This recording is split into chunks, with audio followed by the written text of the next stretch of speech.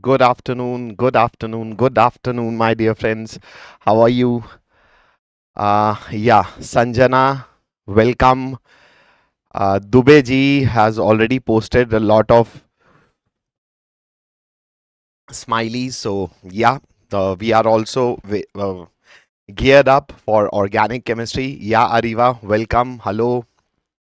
Vicky, hi, sir. I'm from Tamil Nadu. A warm welcome, Vicky Abhishek. I hope we will serve and we will work for your best results. Shyam, hello. Sanjana, hello. Anirudh, good afternoon. गुरु जी के दर्शन हो गए, दिल खुश हो गया.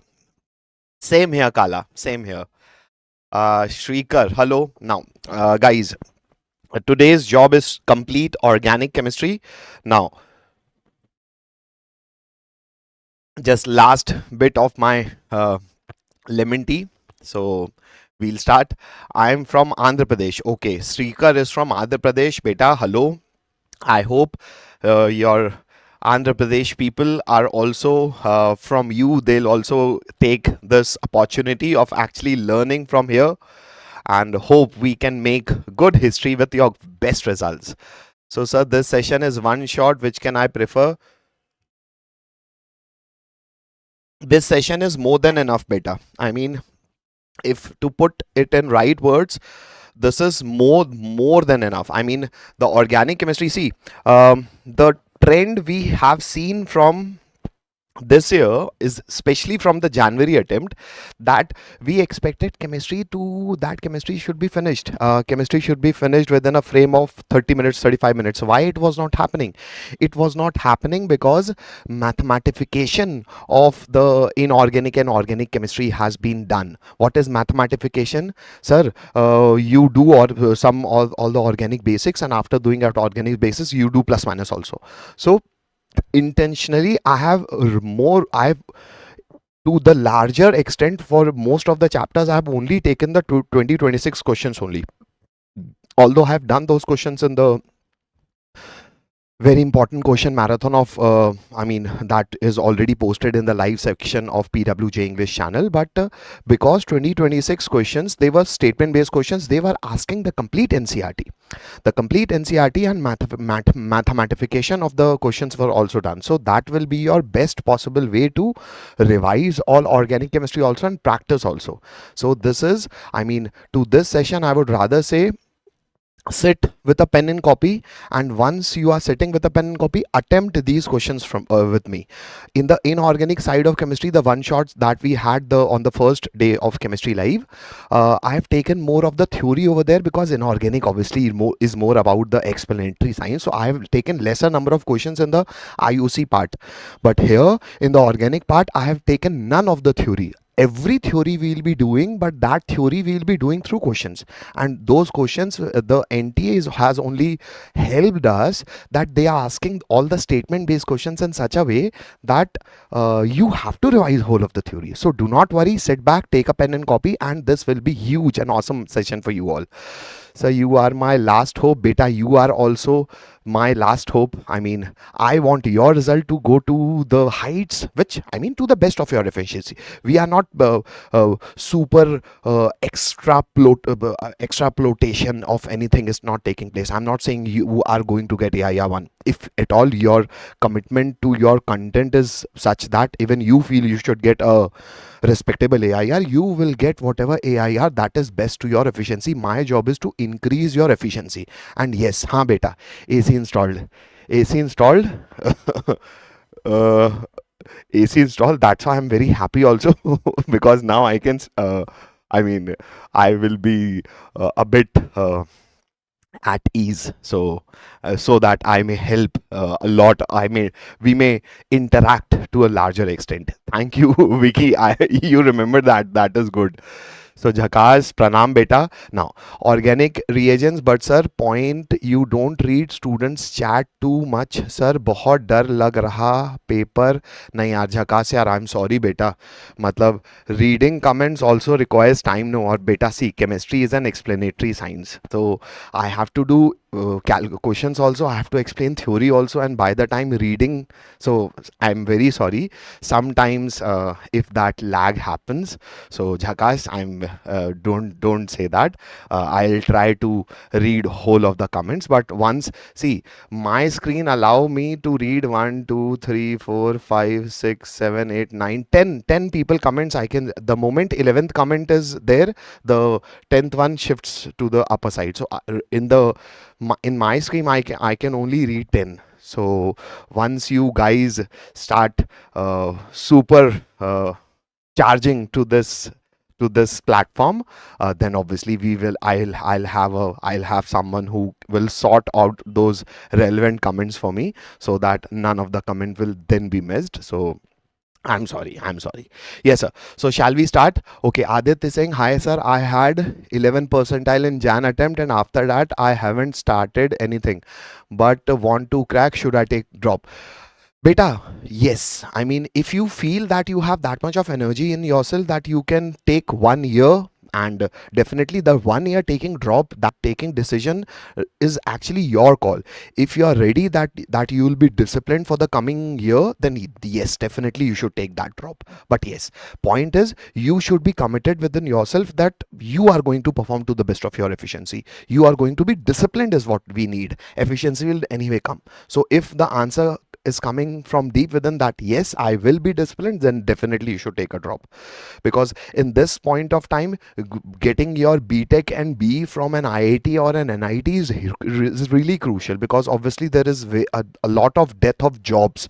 Or maybe if not going to go for a job also for higher studies also, a degree from MHRD, not actually degree but the peers, the people around you are going to make a better person, not the faculties. Actually, once you're into a college, you are going to start to be a superior version of yourself because of the surrounding which you will be entitled. And the surrounding can only be better when all the cream come to, I mean, all the like-minded people of the all the efficient people of the country are assembled, and they are obviously assembled in an NIT or an IIT. Sir, what we have to learn in organic chemistry? Complete organic beta. So the topic that we'll be discussing over here is the complete organic. We'll be doing, first we'll be starting with general organic chemistry. Post that we'll be doing hydrocarbons. The 11th part will be done. After that we'll be taking some 10-15 minute breaks, and then we'll be starting with the organic part of the 12th organic part, that is alkyl and aryl halides, alcohol, phenol, ether, aldehyde, ketone, carboxylic acid, and finally amines. After finishing amines, we'll again try to take a roti break, and after the roti break we'll be coming to biomolecules and practical organic chemistry. Practical organic chemistry, basically all the reactions of the complete class 12, class 11 organic which are used as detection test. So actually this practical organic chemistry is a database which obviously JEE or NTA also loves, although they are not, I'm not talking of class 11th. I mean, yes, those questions we have already done. We have already we'll be discussing in the we have already done the PC basics, the Duma, the Jail Dal. I mean, this POC will be covering all the organic reactions which are basically used as identification test. So it will be the tolerance test, filling solution test, the can test, the reactions of phenol. So all those reactions which can be taken as a physical identification test generally constitutes a POC, very much loved by JEE. So this is all our target, and yes, definitely we'll be by 11, or maybe we'll try to finish before 12. So let us begin. I want you to sit with a pen and copy and gear up, and in between we'll be taking breaks. You also keep on sipping water. I'll also keep on sipping water, and all of you, Sonali is saying, sir, 88 to 99 in 15 days, everything is possible. Just 88 will be improved should be your point. To what extent it can go, even you do not know, even I do not know. What we are sure in this day today is 88 can be improved. How much it will be improved will be decided on what number of questions, what number of practice sessions you are supplying and devoting yourself into. So everything is dependent on you. Let us start the work. Good evening Vishwas. So with that note, with general organic chemistry, what is general organic chemistry constituted of? First, you should know what is how to do IUPAC names. Post that, you should know what are the possible isomerism shown. Isomerism is basically of two types, the structural isomerism and the stereoisomerism. What are structural isomerism? The basic 5 types of structural isomers. If 2 or more compounds are having different main chain, then they are chain isomers. If rather main chain and side chain size is same, the only position is different, position of functional group, multiple bond or branches, then that becomes a positional isomer.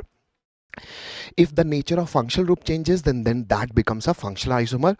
And if you have a polyvalent functional group and alkyl group nature is changing around that polyvalent functional group, then that becomes a metamers. And last becomes is your tautoisomerism. Tautoisomerism is what changes a keto into a phenol, although there are many other types of tautoisomerisms, but for your JEE Mains type of question, you should only know keto-enol isomerism. Post that, stereoisomerism, you have 2 types, the geometrical isomers shown by alkene and a cycloalkane, which have restricted rotation, and the optical isomers. Optical isomerism is supposed to be shown by various other stereocenters. What are those stereocenters? Which are asymmetrical. But the most famous asymmetrical stereocenter for us is a chiral carbon. What is a chiral carbon? An sp3 hybridized carbon which has 4 differently substituted bonds. I hope we are clear with all of that.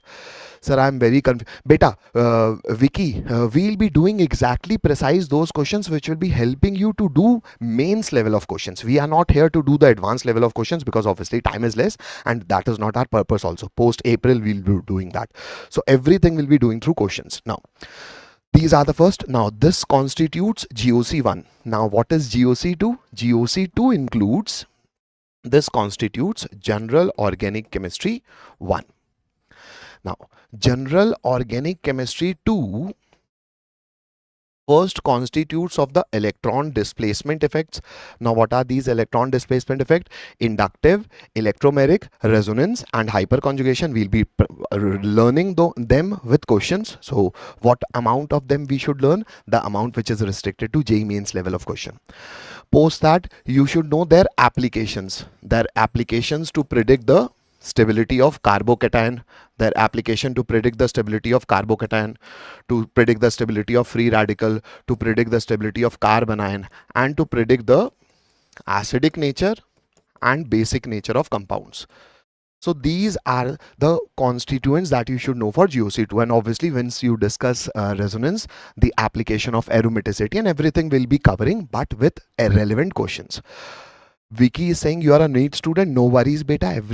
The foundation of every JEE or a NEET paper is your pure NCERT, and definitely what we are talking of is all the logics that is related and through NCERT. So going inside GOC with the proper questions, the first question, again I'm telling you, I have specifically taken 2026 questions because they were the game changer. They were the game changer of letting students believe that you should not ratify chemistry. You should learn chemistry with logic. So we are doing that with logic, and let us practice that thing over here. So I need answer. Sir, I was shocked that these good channel is not getting reached. Don't worry, Vicky. We have just launched our channel on the month of December. So we just want to serve as many as students who are actually serious about studies. See, in the comment section also you can definitely find that we are not supported by any spammers, so that is even good also. Okay, Sonali is giving answer A, perfect. Let us check whether Sonali is right or not. Sonali, I guess you are right. The question is, sir, this is what we'll be learning theory with questions. Now, this is a super famous example of an ester. The example says, naming says, let's say I have an ester, then what is the general formula of an ester? So this is how an ester looks like generally.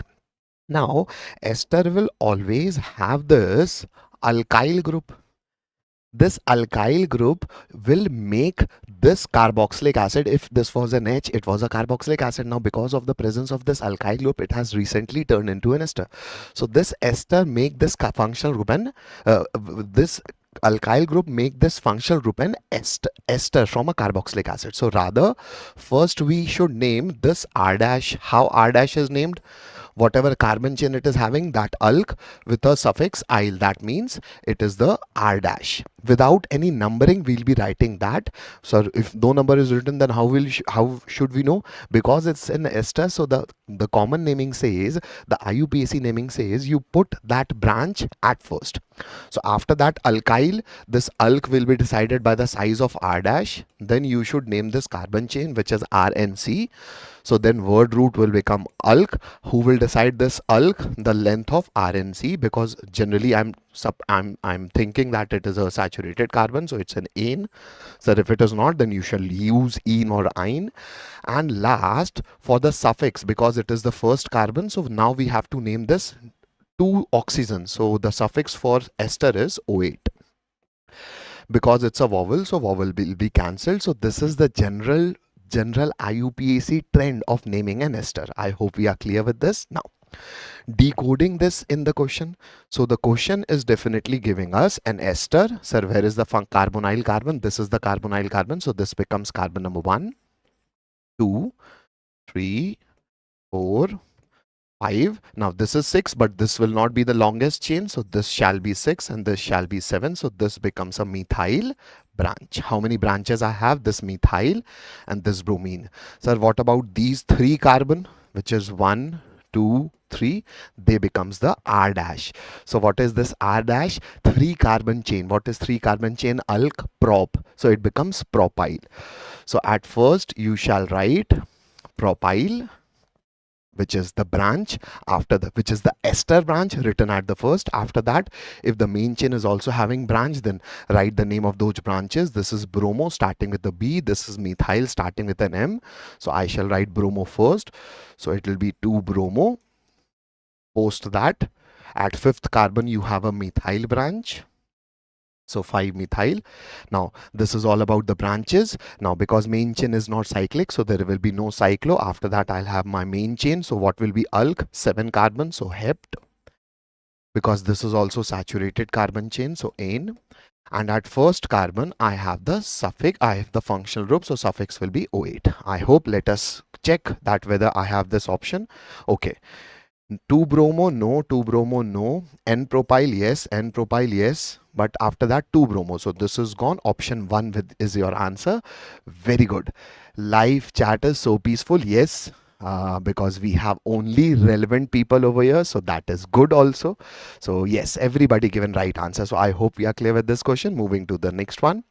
Now, the next question says, in this compound, there are how many sp3, how many sp2, and how many sp3 hybridized carbon? Because chemical bonding should also be a part of GOC. So let us try and attempt this one.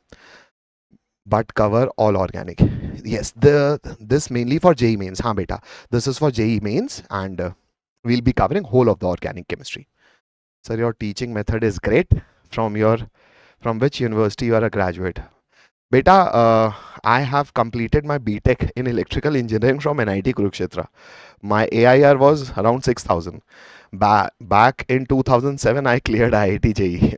After that, I did, for 2 hours, I worked for ABB. The last profile which I have held for ABB was, I was an R&D engineer for generator circuit breakers. And I have resigned from ABB Sweden and came back to my native town, Satna. That's a different story. Because of some reasons, I had to leave my corporate job, and post that, since 2012, I've been in this teaching profession.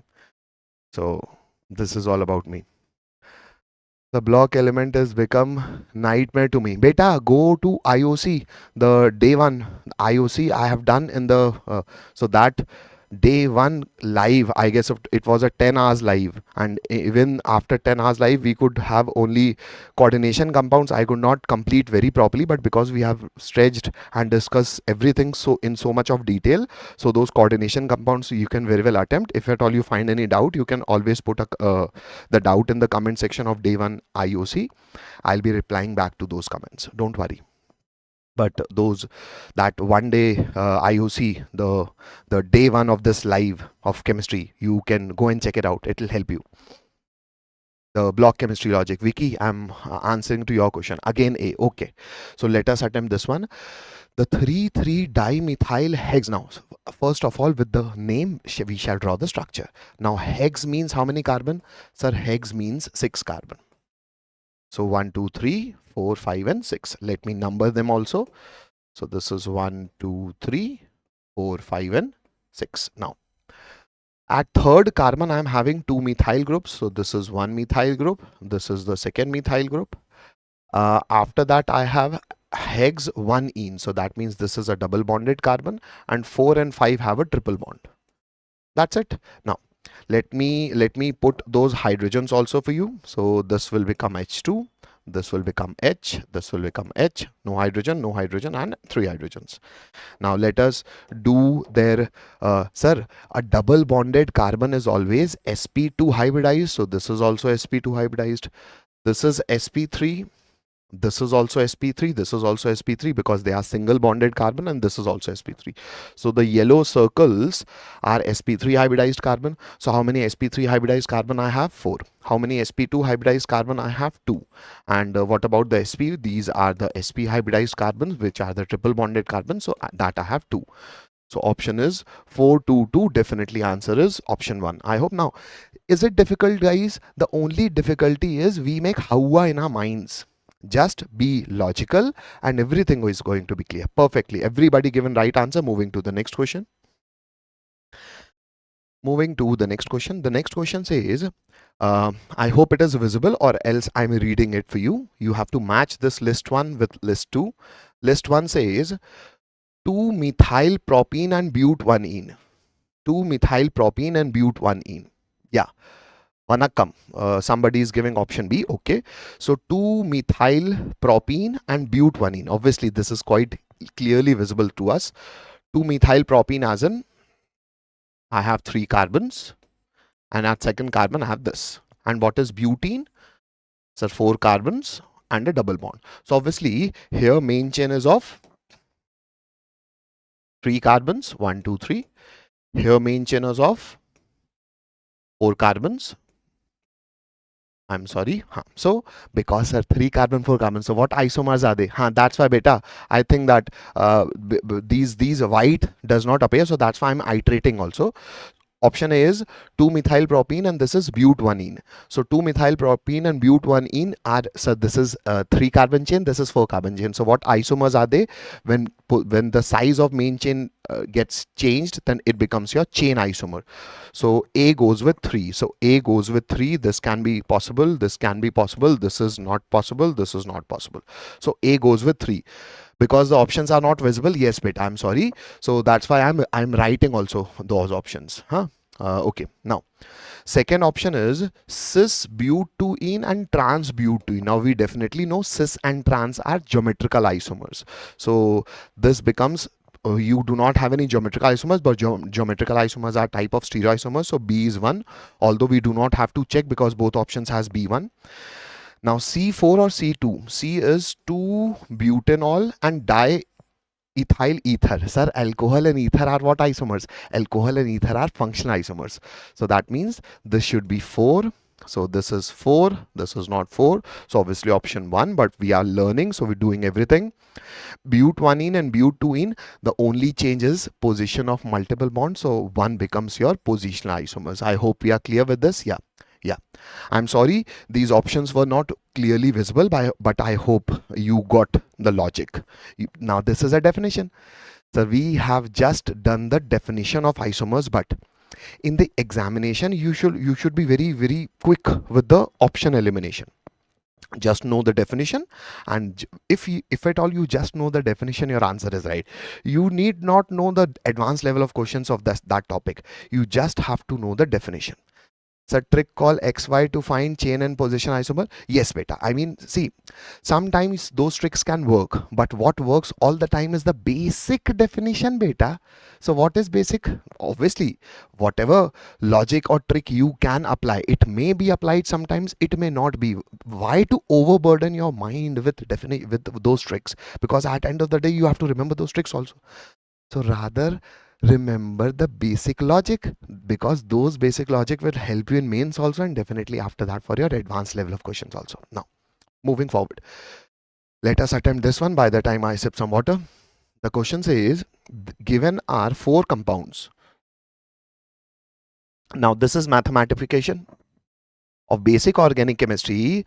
What they are deliberately doing is asking you to do mathematics also. So one should have a clear-cut mind frame that you should be clear with your basics, and after that you should be very much comfortable with the calculations also.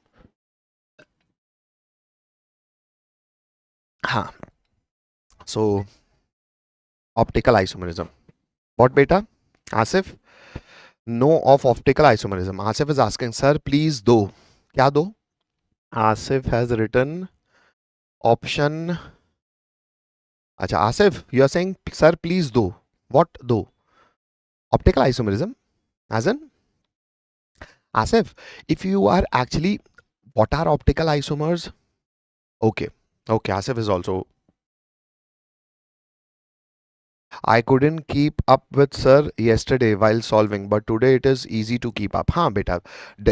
Deliberately I have done this because in the IOC side of chemistry, we had taken 10 hours and I have taken I've started to complete whole of the theory also. So because of the discussion of the theory, we could do less questions. So here we'll be doing more questions, and we'll be learning theory with the questions, so that will also allow us to have this communication also. So please do number of optical based questions. Asif, beta, all those questions we have already completely, and the good level of questions which I've already done in a complete one shot of GOC. Here I'm specifically trying to make you learn only every topic to that level which is asked in JEE Mains. And definitely therefore I have taken specifically the paper which has been considered most difficult of chemistry. So you will be finding only and only to 2026 January attempt questions only, because they were very much reliable of understanding that what NT is going to ask and how it is going to ask. We are not going to ratify the answers, but yes, we are going to ratify all the relevant theory, including these topics also. So if at all you need something extra, then please kindly go to the complete one shot. So you will definitely get all the optical isomerism calculation questions over there. But here we have some time constraint because we have big tasks to do. There is biology exam in 10th day, sir. Okay, best of luck with that, Abhishek. How to solve the questions? Okay, now let us do this one, sir. Below are 4 compounds. N-propyl chloride. What does, now this is general naming. What is general naming? N as a normal group. Now what is a normal group?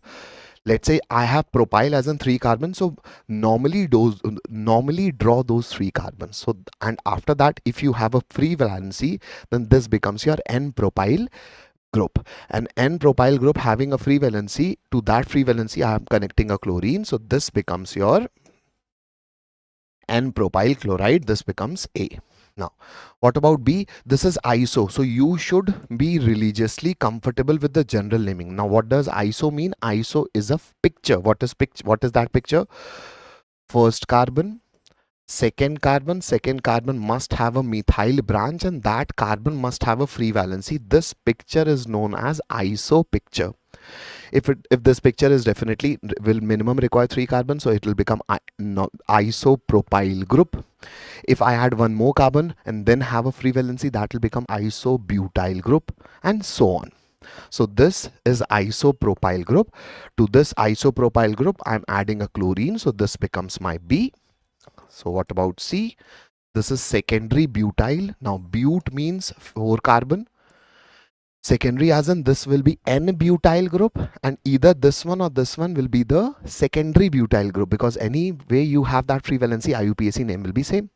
So this becomes my secondary butyl group, and to that group I'm adding a chlorine. So let me add hydrogens elsewhere.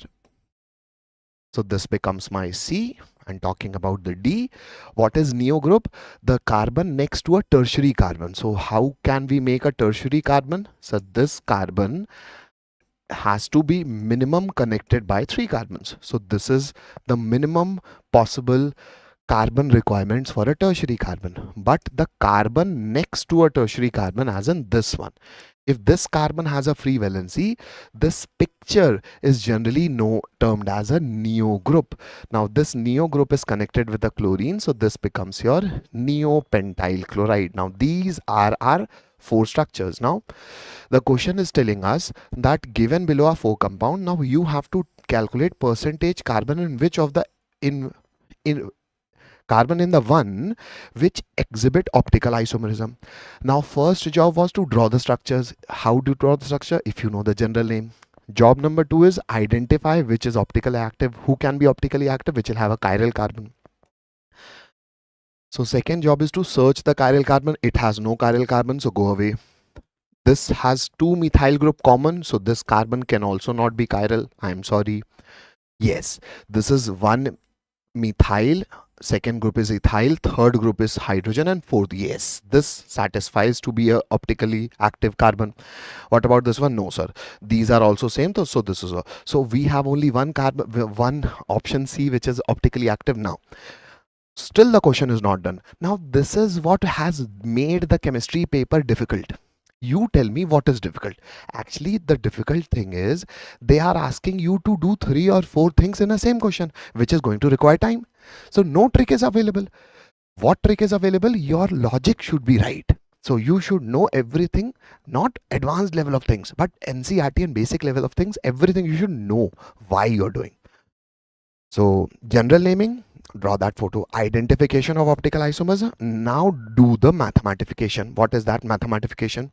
That percentage of carbon we have to calculate. So it is having how many carbon? So 1, 2, 3, 4. So 12 into 4 upon.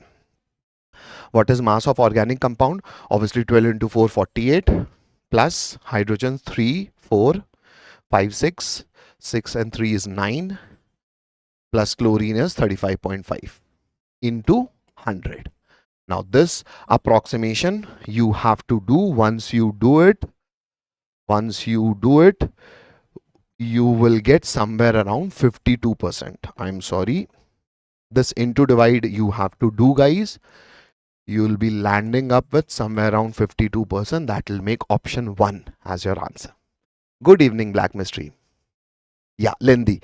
Ariva, in mains you are finding number of questions on this basis, and because of this only we are recommending that you should be very much alert with the picking and selecting of the questions. And if you have selected those questions, then be ready with your practice that you have to do into divide also in the questions. So question seems tough when we do it in exam hall, but with that pressure and after studying everything, it becomes easy. Yeah, perfect, Asif. That is what I'm saying. And Asif, initially abhi you were saying na, sir, tell me how to calculate optical isomerism, the total number of, because you must be thinking about those formula 2 raised to the power n minus 1 plus whatever. Leave those formulas. Learn the basics. Those formula must have been used for an advanced 2019 2009 question, but now they are irrelevant. Why? Logic, if you ask 3 or 4 times, this becomes. Why maths is difficult? Because in maths you have to apply first, put that thing, get the answer, now put the answer in some other thing. So you have to apply the input output scenario 3 or 4 times, so it becomes a lengthy question. Who does the lengthy question to a best of their efficiency? Who are having greater number of practice. So that is what we are trying to achieve from this. I hope we are clear. Okay, Sonali is saying, sir, please reply it. It will be, it will help me is to 2023 to 20 PYQ enough for JEE Mains. Beta, I have already given this advice many times. Sonali, attempting PYQ is the holy grail for qualifying your JEE examination. And the way you should attempt is, first attempt 2026. That's why I've taken 2026 questions. So this will always make your organic questions. Now go to 2025, then go to 2024, then go to 2023. So attempt PYQs, but in a backward order. The 2025, then 2024, and then whatever maximum you can do is more than sufficient. Sir, which concept in solving questions like solubility, boiling, melting point? Sir, beta, see, basically if you talk for an organic compound, then for those topic you should use the dipole moment. And for melting point, you should rather go to the symmetry. But generally, dipole, the molecule has a higher dipole moment, will have higher solubility, will have more boiling point. But melting point generally depends upon the packing, because who melts a solid, who is a better solid which has effective packing. We'll be doing, the question is also famous for the geometrical isomers, so we'll be doing that. Okay, moving to the next question. I hope we have done with this. Now, the next question is, now see, number of statements. So you have to be an active reader also. So read yourself. Now, the question says, identify the correct. First, mark these things that what is asking may be correct. Sometimes you attempt everything and the question must have asked incorrect options. So it is asking the correct options. So the correct is, you will be having these questions on the screen, so you can't circle it. So write in your copy, correct, incorrect, we have to tell, correct, we have to tell, or else these things create humongous amount of because students land up taking -1. After doing everything correct, they'll end up taking -1. Why? Because they are not practicing right. Practicing as in open your eyes, be vigilant and attempt. That's it. So stick to your basics, be a human and be over there. Why we are called human being? Because we know how to be. What is being? Just be in the situation. That's it. C is correct. Okay. The question says, propanol and propanone are functional isomers. Yes, definitely, because propanol is an aldehyde and propanone is a ketone, the smallest ketone. So aldehyde and ketone are obviously functional isomers, so this is definitely correct. If A is correct, then that means I have 2 or 3 as my answer. Now, ethoxyethane and methoxypropane are metamers. So yes, because ether is a functional group which is bivalent. So I have ethoxyethane as in 2 carbons over here, then oxygen and 2 carbons over here, and methoxypropane, that means 3 carbon chain having an O and methoxy group. Yes, definitely they are metamers, so this is also correct. Now, butene show optical isomerism. What is butene? 4 carbons having multiple bond. No sir, because it will have an element of symmetry. If the pi bond it is having, if you cut this molecule with the plane, so obviously it is not having a chiral carbon. That means it is definitely not having optical stereocenter, so it can't be optically active. Butanene and butene are functional isomers. Functional isomers. So butanene and butene are positional isomers because they have no functional group. Almost, I mean, both are alkenes, so obviously this is also wrong. So C is wrong, so this can't be answered. D is wrong, so this can't be answered. C is wrong, so this can't be answered. So obviously we have got our answer, but still because we are practicing. Pentane and 2,2-dimethyl propane are chain isomers. Yes, definitely, because they have different size of main chain. So this is also correct. A very doable question for learning the structural isomers and the definition of all the type of isomers. I hope we are done. Sir, what will happen? Okay. Moving to the next question. Attempt this one. Yeah, perfect, guys. So what is metamer? Sir, can you just tell me definition? Yes, beta. Metamer, if you have a functional isomer and nature of alkyl group changes. What functional isomer I have to be? I should have minimum divalent or maybe trivalent, and the nature of alkyl group same should be different. For example, I'm an ether. What is an ether? An oxygen having alkyl group on both the sides. So if nature of alkyl group as in length of alkyl group changes, so obviously my name will change. But in that case, I'll not be named as chain or position isomers. I shall be named as a metamers, like the ether example we have taken. I hope we are done. Sir, what will happen if we heat ketone with PCl? Beta, ketones and aldehydes capture. See, PCl5 reaction is what? Sir, PCl5 is a reaction of those extra chlorine. What extra chlorine? Those extra chlorine which are axial. So those chlorine will be removed in form of what? Cl minus. It will be going where? In the carbonyl carbon. Carbonyl carbon is why attracting those Cl minus, because Cl minus, that carbonyl carbon is having positive charge. Why? Because of the electronegativity of oxygen. So it will be just a nucleophilic addition, but by 2 chlorine atoms. Now, sir, please side. Okay, side. Now attempt this one, guys. Ariva, I hope you are clear with metamerism. Yeah, perfect. Now the question says there are several conformers for N-butane. Out of those conformers, the first, the X, the least stable, the most conformer is this. Okay, so it is saying that is least stable. Now we definitely know butane, whatever conformational isomers it has, if the groups are superimposing themselves, then this becomes an eclipsed form. And what eclipsed form it is? Sir, it is fully eclipsed, because completely methyl will be covering methyl. That means the bond pair electrons are also repelling, because dihedral angle is 0. The dihedral angle theta is 0. That means the bond pair electrons, these electrons will also be experiencing repulsion. That repulsion is known as torsional strain. And these bulky groups will also be repelling each other. So that will give them a van der Waals strain. Now I'm trying to revise each and every theory of the relevant topic. We are not just doing the question, we are doing the theory also regarding the question.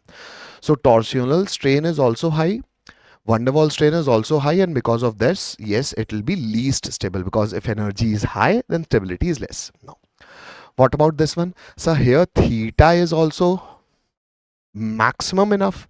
So theta is also 60 degree. That makes it a staggered form. That makes it a staggered form.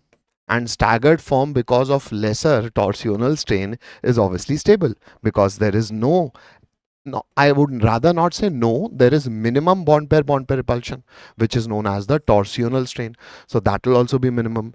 Moreover, these groups are exactly opposite to each other. So the van der Waals strain, will also be very less, and it is the best possible orientation of having the least van der Waals strain. So this is also known as anti-staggered. So yes, this shall be the most stable. Which is the relatively more energized staggered form? The Gaussian staggered. What is that Gaussian staggered? That Gaussian staggered will be when this methyl group will be next to this methyl group. Here they will have more of van der Waals strain. Torsional strain will be same. So obviously statement 1 is correct. Statement 2, as the dihedral angle, now dihedral angle is that theta. As dihedral angle increases, torsional strain decreases. As you increase the dihedral angle, torsional strain will definitely going to decrease. Yes, this is also correct. So that means both are correct. So what shall be your answer? Statement 1 and 2 both are correct. That means your answer should be option 4. Perfectly. Now these theory based questions, you should keep an open eye while reading the questions. I hope we are clear with this. Yeah, Ariva is given the perfect answer. Sir, means alone PYQ from 2023 to 20 is enough. Yes, beta. Yes, beta. But attempting them not by learning the answers, attempting them by learning all the logic and theory behind the question, so that you are actually comfortable in getting the answer, that why it is coming and to which topic it belongs, and you are very much thorough with complete topic. Now, total black mystery, beta, see, topics, everything which is relevant for JEE Mains, we will be covering them through questions. Because remember, black mystery in the IOC session, I have deliberately taken the theory only. And because I have taken the theory, once you start taking the theory, you should take all the theory. So tautomerism, we'll be getting questions, lot of questions which will be requiring logic of tautomerism. So we'll be discussing that over there. Right? Tomorrow maths. Yeah, Vicky. Tomorrow you'll have your math session.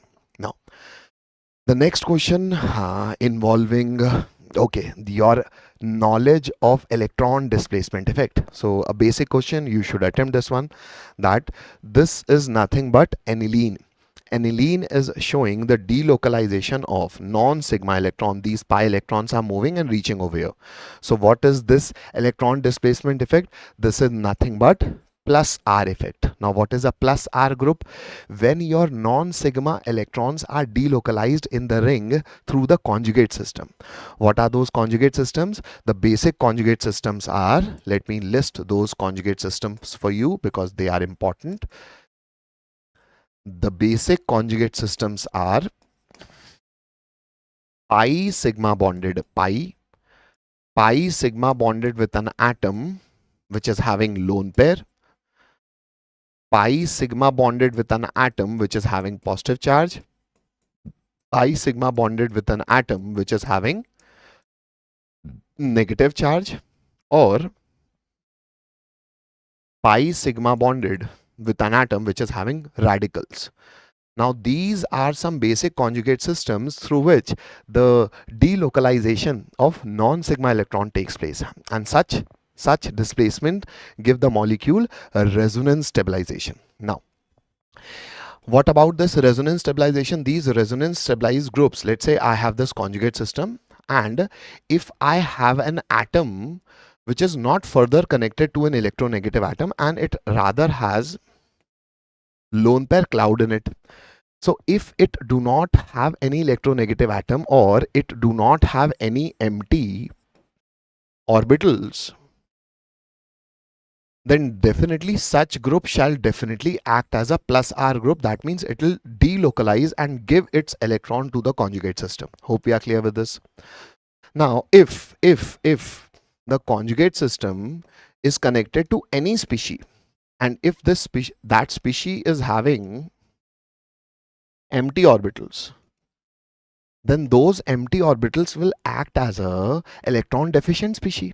So that electron deficient species will rather try to extract electron. Now this X is not an halogen. This is all those elements which have empty orbitals. Like for example, if I have a carbon over here, if this carbon is connected with double bonded oxygen, and this free valency can be anything.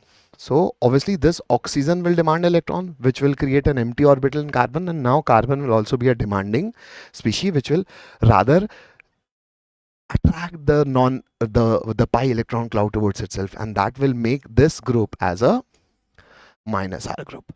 So coming back to the logic, because here this NH2 is giving electrons, so it is plus R. That means A becomes your fourth, A becomes fourth. Just by doing this, although your answer is done, but I am giving you theory also. So and if this electronegative atom is further connected with oxygen, so oxygen will withdraw electron from nitrogen, creating an empty orbital in nitrogen, thereby making it a minus R group. So this becomes your minus R group. That means D is 2. D is 2. Now the basic point you should know is, what is, sir, electromeric effect? Sir, when H plus attack, or you should rather say when you have let me do this also for you, because students sometimes miss the theory of electromeric effect. Once you have, first of all, you should have a multiple bonded system. If that multiple bonded system is subjected to an electron deficient species, any electron deficient species will love electron. That means it will be termed as a electrophile. Then once it will attack, the position where it will attack will, I mean, let's say it is connected to this carbon, so who will get the positive charge? That carbon. So this is termed as electromeric effect.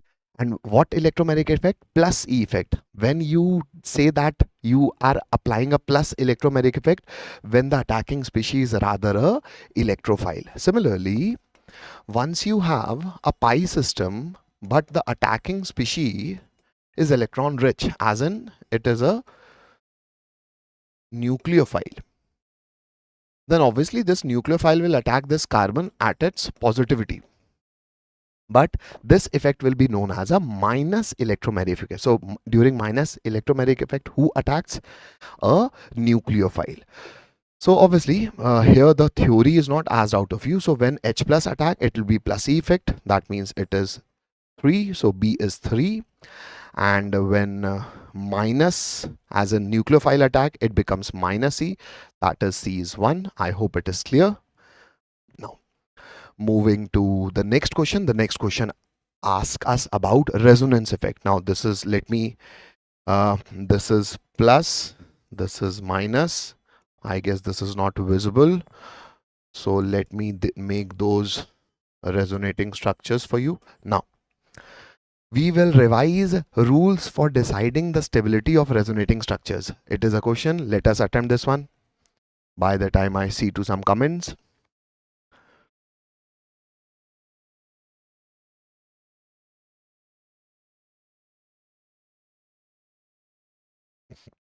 Ekaf, the reason I have done that class 12, I mean, yes, it is a class 11 topic, but it is showing class 12. Yes, that's a mistake, obviously, but in that periodicity topic, I have deliberately taken more of the logic. So that is a periodicity not for JEE Mains level of question. I have discussed in periodicity in stretch all the logic, which will definitely be helping you for your better understanding of an advanced level question also. So that's why with periodic table I have given the name periodicity, because with that you can obviously be more comfortable with the block chemistry logics also. So that's why the periodicity thing has been the periodic table has been named in the one shot as periodicity. There are so many students watch. So thank you. Once we work properly, we'll be having more lives to touch, we'll be having more lives to help, and that is what the purpose of universe is also. So moving to the next question, here we'll be discussing Ekaf 3. Black mystery is saying 3 is correct. Okay, now rules for deciding resonating structures. I'm giving you a basic sequence rule. You should always check for determining the relative stability of resonating structures. So for resonating structures stability, you should definitely apply this thing in a sequential order. First, check that all the neutral molecules should be more stable. Neutral molecules will definitely have more number of covalent bonds also, so that theory will also come over here. If you are neutral, you will definitely have more number of covalent bonds, so no need to learn more number of theory. After that, if neutral you have checked, now everybody is charged, then check that octet must be complete. So if octet is complete, then choose that structure to be stably for the especially for the second period elements, and post that go to that negative charge should be on electronegative atom and positive charge should be on electropositive atom, and post that you should go for charge position. What is this charge position? Plus minus charge should be close enough, because plus will attract minus, so they'll be happy. Similar charges should be far from each other, because obviously similar charges will not want to be getting any nearer to each other, and opposite charges will be feeling very much comfortable. So this is all the one page rule that you write is this funda. First neutral, then after that go for the structure which is having complete octet of this of all the constituent atoms. Then electronegative atom should have negative charge, electropositive should have positive charge, and at last go to, if everything is getting tight, go to charge separation. I hope we are clear. Charge separation, beta, I'll be showing the Ariva, I'll be showing you that with example. Like for example, over here we'll be doing that thing. Whatever rules I have given, let us apply those rules. Now, sir, structure 1 is neutral. This is charged, charged, charged, charged. Obviously, one wins the race. So once wins the race, once wins the race, you're wrong, you're wrong. Now, after this, you should do is after this you should do is the charge separation, because sorry. After neutral, octet. Okay. So here octet, this is carbon minus, this is carbon minus, this is carbon minus, this is carbon minus. Everybody's, I mean, all have same octet. Nitrogen having 5 electrons, 1 gone. So there is a positive plus charge. So everybody has same octet. So second can also be, I mean, this is also same. Now, electronegative should have minus, electropositive should have plus. So, here actually nitrogen should have minus, but in all the 4 structures you have plus. So, all the 4 structures have same abnormality. Yes. Why I'm saying abnormality? Because actually electronegative is nitrogen. So, it should rather have negative charge, but because what you are going to compare, sir, we are going to compare the 4, and in those 4 every nitrogen is having positive charge, so that is also a tiebreaker. This rule is also tied in all the 5, in all the 4. So after that, go to this one. Now this is opposite charge should be close and similar charges should be far from each other. So plus minus, yeah, here plus minus is close enough. Here also plus minus is 4. So that means 3 and 4 are symmetrical. Yes, that means 3 and 4 are same. And they are more stable. Not from first, but more stable with respect to these. Second and fifth. See, 1, 2, 3. If you just go to conjugate system, pi sigma minus. So sir, they are also symmetrical structures. 2 and 4, 5 are also symmetrical structures, and similar charges are relatively far from each other. That means they will be less stable with respect to not all, with respect to where the charge is close enough, as in with respect to them. I hope we are good. Yeah. So your answer will be after 1, you should have 3 and 5. That means this. And last should be 2 and 5. That means this. So option 3. Yeah, perfect. Sir, is your periodicity of element one shot enough to complete? Yes, but actually my periodicity is more than enough. Actually, it will be helping you for your advanced level of questions also. Because initially when we were pushing one shots, I was trying to give as much as I can, and that's why the length of those one shots are also increased to a bit. So not sufficient, more than sufficient.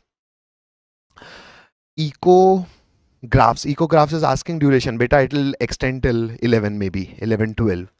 So moving to the next question. Attempt this one, guys.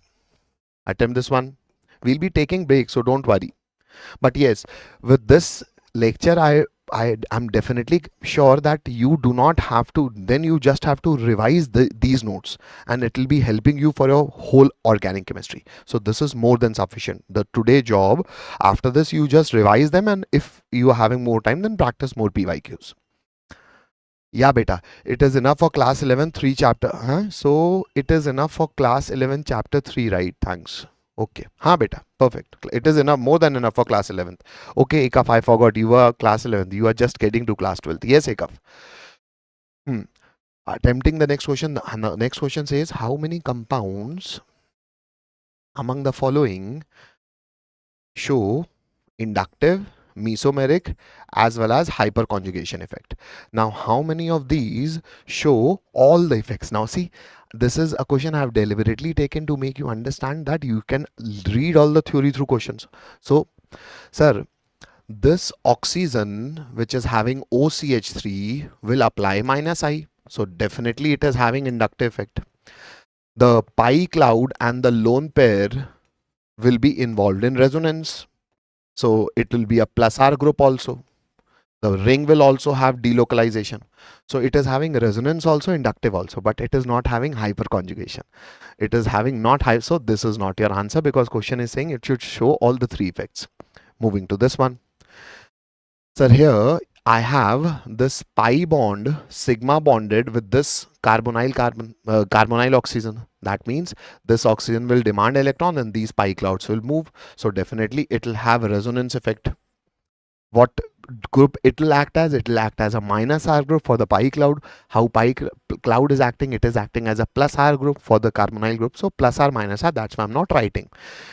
When we are very comfortable in writing plus R minus R, when we are talking with respect to benzene ring. Otherwise, if I'm giving to you, I'm plus R for you. You are taking from me, so you are minus R for me. So everybody is plus and minus R with respect to each other. I hope we are clear with this now. After this, sir, because I have this carbon which is connected with this CH3, this CH3. So you tell me what this CH3 will apply, sir. This CH3 will definitely apply plus I. I mean, they will definitely apply inductive effect. So if that is applying inductive effect, so plus I is also possible. Now, what about hyperconjugation? Sir, if you see this carbon, these carbons are sp2 hybridized carbon. Now just check this carbon. Why? Because the carbon next to an sp2 carbon, which is an electronegative carbon, I'm having this sp3 hybridized carbon and its hydrogen, the sigma bond can be delocalized to this benzene ring. So this becomes our hyperconjugating hydrogen. Although how many hyperconjugating hydrogens it is having? Just one. So yes, this is showing hyperconjugation also, but hyperconjugating hydrogens is just one. But ultimately it is showing inductive also, resonance also, hyperconjugation also. So yes, this will be my one. I hope we are good. Now, what about this one? Obviously this is only showing resonance. So no. What about this one? It is having no resonance.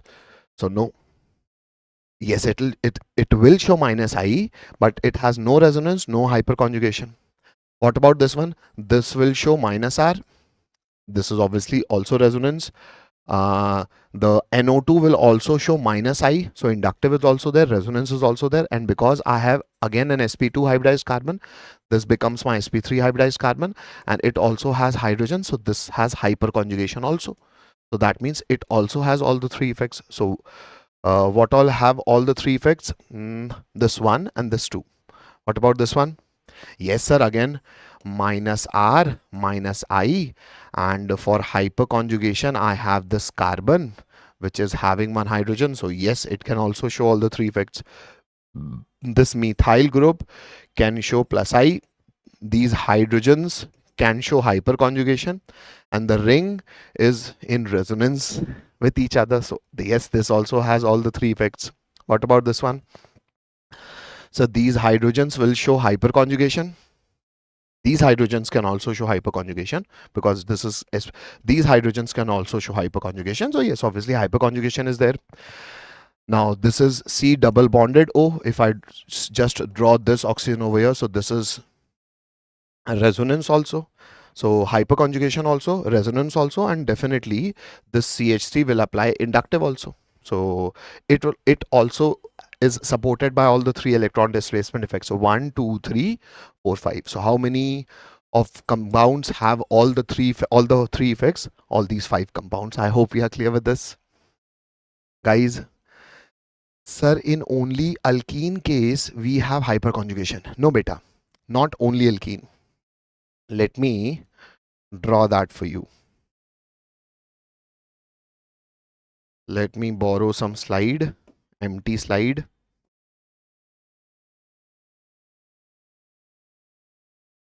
What hyperconjugation you should always remember? Alkene, this sp2 hybridized carbon, the carbon next to an sp2 hybridized carbon must be an sp3 hybridized carbon, and whatever hydrogen it has, these hydrogens can act as hyperconjugating. Condition 1. So whenever you are having an electron deficient species as an sp2 hybridized system, like for example, I have this carbon, which is not an alkene, but rather it is a carbocation.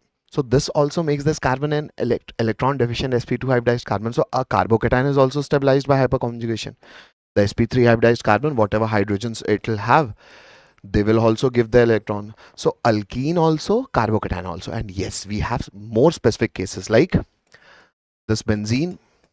Although this is also an alkene, but this is what you should know as per your mains level of question. So these hydrogens are also satisfying the same definition. This is an sp2 hybridized carbon, this is a next carbon which is sp3 hybridized, so its hydrogens can also be gone. So that's why hyperconjugation can also act as a resonance effect. But yes, this is sigma bonded carbon, so delocalization of sigma is weaker. That's why we say hyperconjugation is a lesser stabilizing effect than resonance. But yes, those can also show hyperconjugation. I hope we are clear with this also. Sir, I'm not good at class 12 organic chemistry. I tried my best to learn them, but doesn't make sense for me. But I'll be able to follow after class 11 topics. Don't worry, Ariva. At least pay attention to this class. After this class is done, then you ask yourself that what is your standing. I definitely know it will be much improved from what level it is right now. Whatever you have feeling right now, the feeling will be much modified by the end of this lecture. So just hold on for this lecture and then you decide for yourself. And yes, if at all you are listening to these things for the very first time, maybe you're not comfortable, then yes, tomorrow with a 2x speed or maybe with a 1.5x speed, again see the session. The lecture notes you can obviously get through the PWJ English WhatsApp channel, and then make a revision, and then ask yourself the next day. Your position will be definitely improved. I hope we are clear. So sp2 hybridized carbon case only. Yes. I mean, we have more alkynes can also be stabilized by hyperconjugation, but those are not very common topics. So yes, for your mains level of question, your sp2 hybridized carbon. Perfect, Vicky. Now the next question is from again the hyperconjugation which you were following. Sir will follow this lecture till then. Okay, perfect, Ariva. Now let us attempt this question. It will help us to recollect the concept of hyperconjugation again. So the question says the cyclic cation having same number of hyperconjugation. You have to identify the number of hyperconjugating hydrogens. So let us do that. This carbon, this is having 3 hydrogens, this is having 2 hydrogens, this is having 1 hydrogen. So how many hyperconjugation? 3 to 5 hyperconjugating hydrogens are 6. What about this one? So this is a sp2 hybridized carbon, so this is hyperconjugating, this is hyperconjugating, this is hyperconjugating. So here how many hyperconjugating hydrogens I have? 7. What about this one? So 2 and 2. So here also I have 6. What about this one? So 2 and 1. 4 plus 1, that means I have 5 over here. Question says the cyclic cations having same hyperconjugated hydrogens. Okay, so I guess 6 is same, 7 and 5 are different. So A and C. Option 1 is your answer. Now the C. That's why I say if you at least ask yourself what paper you are going to give. Sir, mains. So first clear mains with the flying colors, no? Then go for those advanced topic. I mean, then go for whatever topic. Like somebody was asking, sir, ketone में PCl5 का reaction कराएंगे तो क्या होगा? अरे यार, you pick any reference. Such reactions, not one, but you get thousands of such reactions. Will it help you? First, know NCERT logics. Recollect those NCERT logics. Apply those NCERT logics. And once you do that, practice applying them more and more, so that once you are there in your mains level of paper, you are scoring maybe 100 out of 100 in chemistry. After that, or maybe 90 out of 100, then you will have, if you would have worked from the beginning, you must have completed your mains level of thing by January. Now you will not be focusing on mains at this point of time. You will be doing all those good old advanced questions. So what we do is, once we try to learn, we try to become AIR1. Becoming AIR1 requires practicing the basic things 100 times. After doing that, then you should move forward. So this is what makes the difference between a student. because everybody can read, and once I read today, I will because this is human nature, I will want to do everything on the same day. So this is a gradual science. This is a life is a gradual ladder, my friends. You can't reach at the top in a day. You have to climb all the steps once a while, one step at a time. Once, if you want to go far, try taking those steps again and again. Don't jump so that the risk of falling increase. I hope you are clear. I went tried IQ weight chemistry. I couldn't get confidence in OC. Don't worry, beta. Ariva, I've given you the logic. To finish today's class, revise this, then ask whatever state you are in, whether it has increased or not. Now, before making the effort, don't try to get the output. The next question is this one. Attempt this one, guys. By the time I fill my... Now the AC is getting more colder.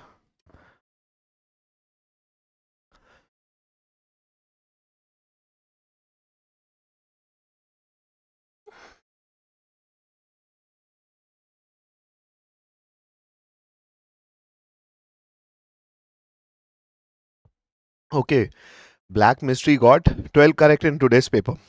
Rank booster. Okay, we'll be discussing those questions tomorrow. Black mystery.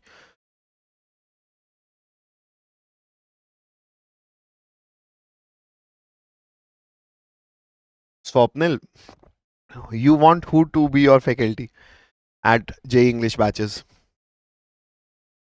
Swapnil? So whatever you are thinking, you will be getting those faculties, because obviously you are our guiding principal, and the official faculty reveal will be soon. So stay put. First, invest time in your examination, and after that, yes, definitely, post we are done helping students, we'll be doing that live also, where we'll be having the faculty reveal, official faculty reveal. Now, the next question says the least stable structure. Now again, a question of resonance. Now for black mystery, perfect. Now you do not have to move your pen, because we have given those rules of resonating structure. Sir, similar charges should be far from each other. Look at any option. Is any option having similar charge? No, that means option 3 is your answer. So that's why theory helps. So invest time in theory. I hope you are clear. Sir, I am Swapnika. Okay, by the time do this question, next one, I hope everybody is clear with the previous question. Now, this one. Sir, I am Swapnika. I don't know. I am newcomer to PW. Sir, can you tell who will be my faculty? Beta, that's what I said. The best possible faculties you will get, and whatever faculties you are seeing at PW JEE English channel, you will be getting those faculties only. So because you are new, I'm telling you, you go through PW JEE English channel lectures. The one shots are already there. The lives are for loads of lectures are there for physics, chemistry, maths, and whatever faculties you are having in YouTube, those faculties you will be getting in your batches also.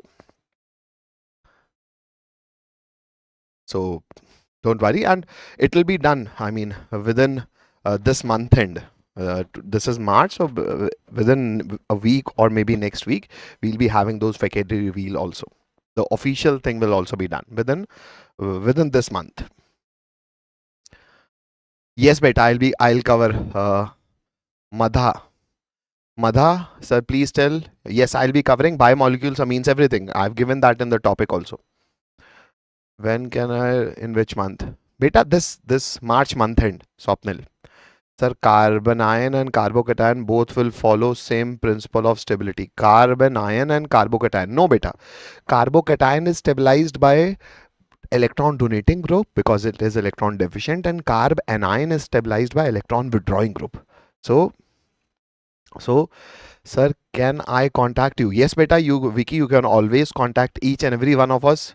You have doubt with whatever and whichever faculty, whatever lectures you are reading, just go to the comment section, and whatever doubts you have, you can always put in the comment section. and we'll definitely be coming back to you. Try to do that in the video which has been recently posted, because obviously our job is to first go to the recent videos and then we browse through those comments. Sometimes if you're commenting in a very old video, then it might take a few more hours for us to get back to you. So if you have any doubt, any query, anything, any sort of discussion, you can always put in the comment section and we'll be coming back to you. Now, so coming to the question says I have to arrange carbanions in decreasing order of stability. Now carbanion is electron rich.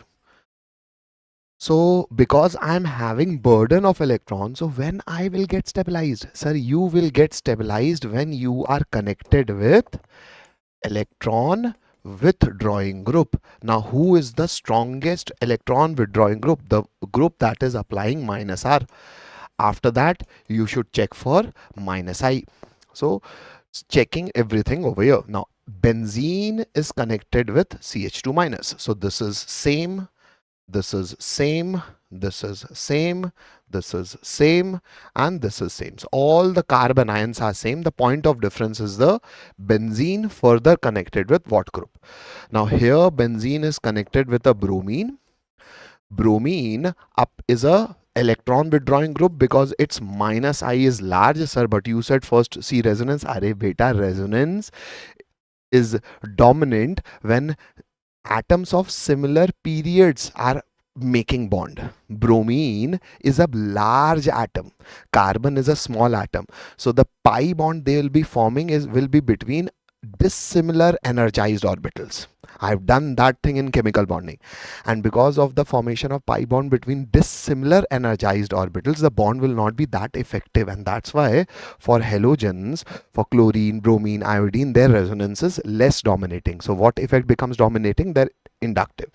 So its minus I is more than plus R, so overall it is electron withdrawing because ultimately it is minus I. Yes, it gives electron also, I'm sorry, it gives electron also through plus R, but it is more or less a minus I group. The effect, the impact with which it does the plus R is very marginal. So whenever an electrophile is produced, the directive influences is in accordance with plus R, but ultimately if bromine is attached to a benzene ring, it withdraws electron with the ring. And because it withdraws electron with the benzene ring, therefore it is termed as an electron withdrawing group. Okay. Now, here I have nothing. That means this is the reference hydrogen. Here at para position, resonance is always operational at ortho and para with respect to the group attached. So with this CH2 minus, this methoxy group is attached at para position, so it will rather act as a plus R group. Sir, carbanion is stabilized by electron withdrawing group. This is forcing more electrons, so carbanion will be very unhappy. Carbanion will be very sad, because if carbanion is stabilized by electron withdrawing group, that means it will be destabilized by electron donating group. I hope we are clear with this. Now, what about this one? So this is a carbonyl group, so this is strong minus R. So yes, carbanion will be very much comfortable. What about this one? Oh, this will also apply plus hyperconjugation. Now plus hyperconjugation is electron donating, but this is more electron donating, plus hyperconjugation will be less. So here it will be more sad, here it will be less sad. Here it is more sad. Now, so which is best possible case? Sir, the carbanion, if where you have the electron, strongest electron withdrawing group is minus R. So fourth become most stable. So fourth becomes most stable. No. No. After that, after fourth, ultimately it is bromine is acting as minus I. So at least some electron withdrawing nature will be provided to this carbanion. So after that I'll have one. So obviously I have got my answer. Post that I'll have this benzene, because it is having no plus R, but it is having no minus R, but I'll also not having any plus R also. So this is better, neutral. Now what about this one and this one, as in third and fifth? Sir, this is very much electron donating, so that will be very much unstable. So third will be least stable and fifth will be relatively better than third. So obviously fifth will be relatively better than third, so obviously three will be your right answer. I hope we are clear. I hope we are clear. So this is option 3. Yeah, I hope we are clear, guys. Perfect. Black mystery. Perfect. Razik. Moving to the next question. I attempt this one, beta. Halogens show minus I. Halogens have more inductive effect than resonance. Yes, Ariva. Perfect. Halogens show minus I. Their minus I is more dominating than their plus R. Sir, but we have to always follow the order. M is in mesomeric hyperconjugation. Please explain back bonding strength, sir. Beta, back bonding, Vicky, I guess this is the first time you're coming to, I mean, it's good, but back bonding we have separately discussed in chemical bonding. So kindly go to chemical bonding, no? Hai, because I require time, na beta. So chemical bonding, you see the back bonding logic, just the previous live which we have done. After this class, you can go and check, write it at some place so that you remember to go to the previous video. I mean, just in the chemical bonding side, you'll be having those back bonding applications in the previous live. And what about this one? In general, resonance is more dominating. Why? Because in resonance the complete electron transfer takes place, but complete electron transfer takes place by a formation of what? Pi bond. Pi bond should be formed between similar energized orbital, and because you have dissimilar energized orbital, so the formation of pi bond is not effective. That means resonance becomes less effective and therefore inductive wins. But it happens when atoms of dissimilar energized orbital are bonded. What are the famous dissimilar energized atom bonded with a carbon? Sir, halogens, chlorine, bromine, iodine. That's it. So that is only the case for halogens. I hope we are clear. Sir, will you be quota batch for PWJ English? Will there be quota batch for PWJ English channel? Beta, those details as of now is not there. But yes, you will be getting loads and loads of other benefits, which will be revealed later. So whatever benefits we have for PWJ English WhatsApp channel is already live, and rest obviously because this is the policy of the company that you will be getting more and more possible features which will be helping students, because that is the objective, I guess. So you will be served to the best of the possible efficiency. So do not worry. Sir, show full board to answer, sir. Full board is not shown, beta. Full board is shown. Sir, show full board to answer, sir. Full board is shown, beta. Am I standing over here or what? So I need some space to stand, Black Mystery. Please allow me at least some space. Please allow me at least some space. Okay, now let us attempt this one. The question says, as compared with chlorocyclohexane, which of the following statement correctly apply to chlorobenzene? So chlorocyclohexane is an allyl or alkyl chloride, which is an alkyl halide which is connected with an sp3 hybridized carbon, while chlorobenzene, this chlorobenzene is obviously an aryl halide. We definitely know this logic, but let us do this. May be a alkyl halide question also, but rather I will say this is a GOC logic. So let us do and read the question. Now this is the difficulty of the chemistry which has recently been introduced by JEE. So that's why I have deliberately taken those questions. See, the number of statements you have to read. So that was the trick. And why they were playing with this trick? Because people do not have an habit of reading. They want, master, you come and you read question for us. I only listen. So you miss an habit of actually reading. So maintain that try to achieve that habit, and it can only be achieved, the habit can only become an habitat once you practice more and more. That's why I've taken these questions only. Now The magnitude of negative charge is more on chlorine atom. Apply to chlorobenzene. So we have to think of chlorobenzene. So in chlorobenzene, it is saying the magnitude of negative charge is more on chlorine. That means here chlorine is withdrawing electron and putting positivity at carbon, because this carbon was sp3 hybridized. Now as this carbon has turned electronegative, so will it do more, will it give more electron to chlorine? No sir, because now this carbon is, although it is not electronegative than chlorine, but this sp3 hybridized carbon was largely electropositive with respect to sp2. So if I was easy going, so you can withdraw, you can take money from me, but now even I am lalchi, even I am capable of not giving up easily, so I will not give you electron density to such higher extent. So here delta minus will be less. So it is saying the magnitude of negative charge is more. This is definitely incorrect. Because this is incorrect, so this is gone, this is gone. So your answer can be either 2 and 4. Just check.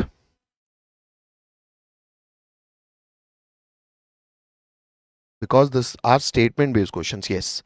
So your answer can be, so these statement based questions always tricks us. So be very confident and be very comfortable with the way you are reading the theory. So yes, definitely this is wrong. Now the carbon chlorine bond has partial double bond character. What about the carbon chlorine bond? Yes, over here, because we have already discussing this, that these lone pair cloud will be delocalizing. So yes, they will have a partial double bond character.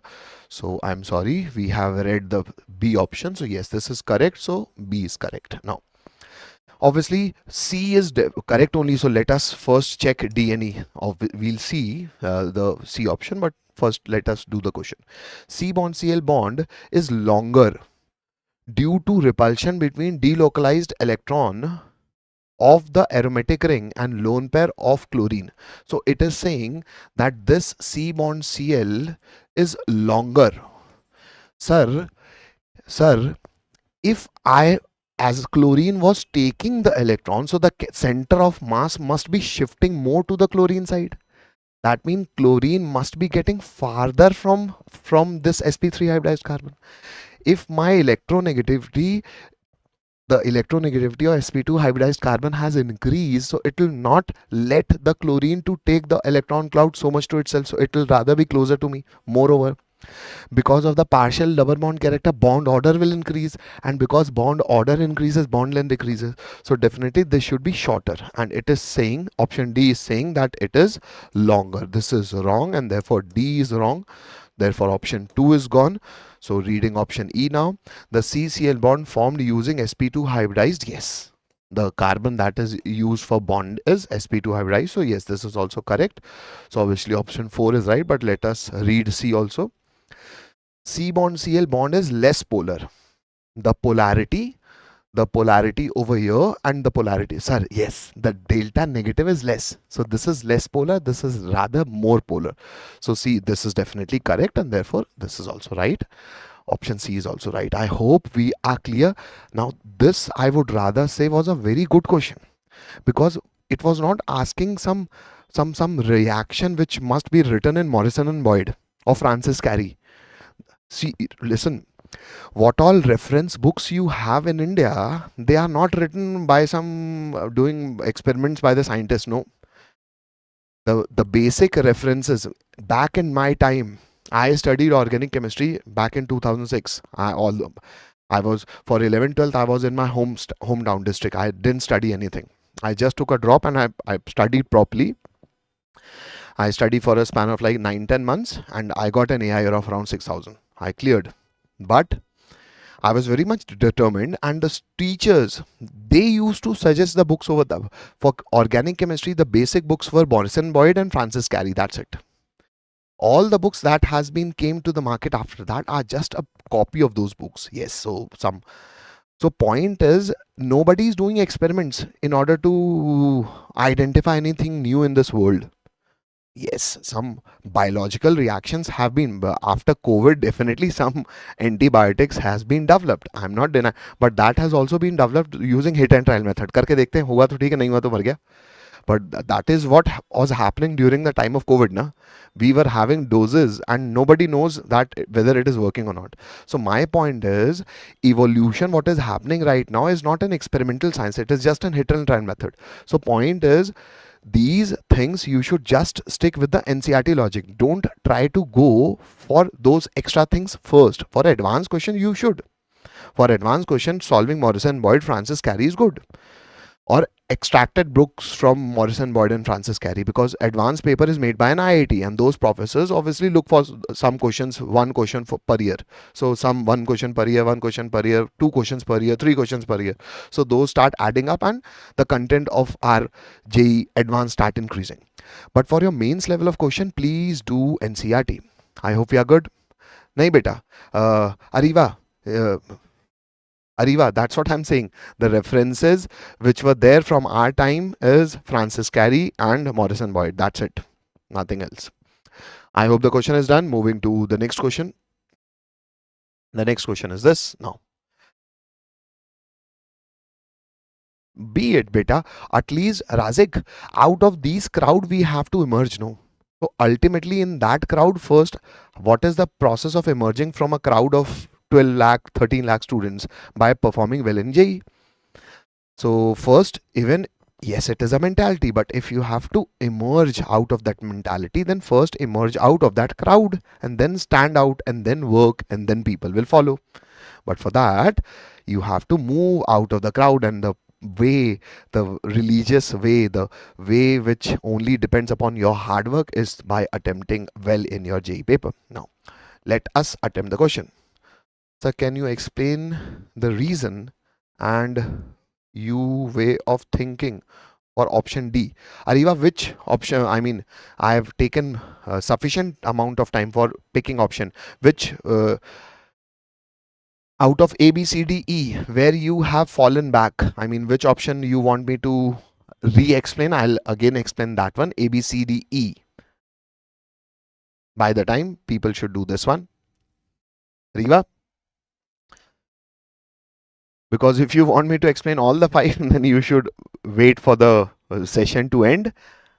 Ariva, yes, previous question I'm saying. Out of A, B, C, D, E, which option you want me to speak again?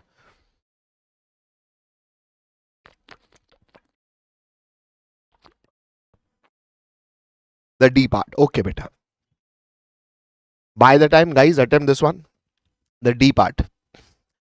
The CCl bond is longer due to repulsion between delocalized electron of aromatic ring and lone pair of chlorine. D option is saying that this C bond Cl, let me draw that C bond Cl again for you, that this C bond Cl, now this C bond Cl is actually between a sp2 hybridized carbon or chlorine. Now, if you compare it with an sp3 hybridized carbon and chlorine, we have already done this, that this carbon is sp3 hybridized, so rather this is electropositive with respect to this. So this carbon will allow the chlorine to take away the electron because it is electronegative and it is relatively less electronegative. So it will allow the chlorine to take away the electron. If this takes away the electron, the minus also becomes more, the plus also becomes more, and the center of mass is shifted toward chlorine. That means this bond length will be quite large with respect to this one. Because here, this carbon is saying, leja, take away my electrons. That chlorine is taking away the electrons, so the distance between the subspecies will increase. But here, this carbon is relatively more electronegative, not with respect to chlorine, but ultimately, how much this carbon is submitting to this electronegative chlorine, this will not submit to that extent. So here, chlorine will try to snatch away the electron, but to a lesser extent. So it will relatively come closer. So this bond length will be relatively shorter. Point number 1. Point number 2, we already know that in case of aryl halide, the lone pair of electron on chlorine are delocalized. So while drawing those resonating structures, you will have partial double bond character. As bond order increases, bond length decreases. So through that also you can say that this bond length of C bond Cl will be shorter. It is saying, the D option is saying C is longer. That because it is saying longer, therefore D is wrong. I hope Ariva it is clear. Now, yeah, yeah. Now, moving to this question, I hope some of you must have got the answer. So let us decode this question again. Arrange the following alkene in order of the stability. So, which is the most stable alkene? Alkene is stabilized by hyperconjugation. How many hyperconjugation hydrogens it is having? Sir, 9. I hope we are clear. How many hyperconjugating this guy is having? Sir, 3 and 3, 6. How much this is having? The 3, 6. Okay, I'm sorry. 3 4 are 12. Why you are writing 9? Now, what about this guy? Sir, this is also having 6. Okay. So, which is most stable? Sir, first is more stable, first is more stable, first is more stable. After that, third, these options are gone. After that, both are same, but yes, somebody was asking the cis trans version. So, after that, this is trans. Here, groups, bulky groups are opposite to each other. So, van der Waals strain will be less. So, this will be more stable because it will be more stable. So, 2 will be more stable. And post that, you will be having this. That means answer. This will be having more van der Waals strain. I hope you are clear. Yeah, perfect. Perfect, guys. Moving to the next question. Thank you. Okay. Okay, Riva. Perfect. Answer is more stable. Perfect. Now, getting to the next question. The next question says correct order of stability for the following. Now, this is a carbanion. This minus, this minus, and this minus. So somebody was taking and talking about the hybridization and S character. So definitely this is the actual application of that hybridization and S character, because I know that this carbanion belongs to an sp hybridized carbon, this belongs to an sp2 hybridized carbon, this belongs to an sp3 hybridized carbon. The S character is 50% over here, is 33.33% over here, it is 25% over here. As you have more of the S character in the hybridized orbital, you will be having more electronegativity. Why? Because S character, S orbital is more closer to the nucleus. So more nucleus closure will allow the electron to be attracted to a larger extent. So more electronegativity. So which carbanion is easy to hold that extra electron, which is more bhukha, which is more lalchi, which is more electronegative? Who is more electronegative? sp hybridized. That means it is saying it is obviously this one, after this one and this one. That means option 3. I mean, clearly doable question. Acha, option D is saying this option again. This is JEE question, no? Okay, obviously these are wrong. This is your answer. Must be some printing error, but yes, obviously alkyne, alkene, and alkane. A basic logic. I hope we understand this. Moving to the next question. See, that's why I have deliberately used 2026 paper, because it is helping us to make and believe that question is not difficult. Reading the question and iterating and coming back to a proper theory is difficult. I hope I am making sense with this. Let us attempt this one now.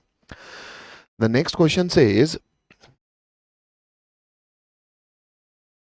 find out the state. Oh, again, I am sure many would be getting -1 from here, because now it is saying not correct.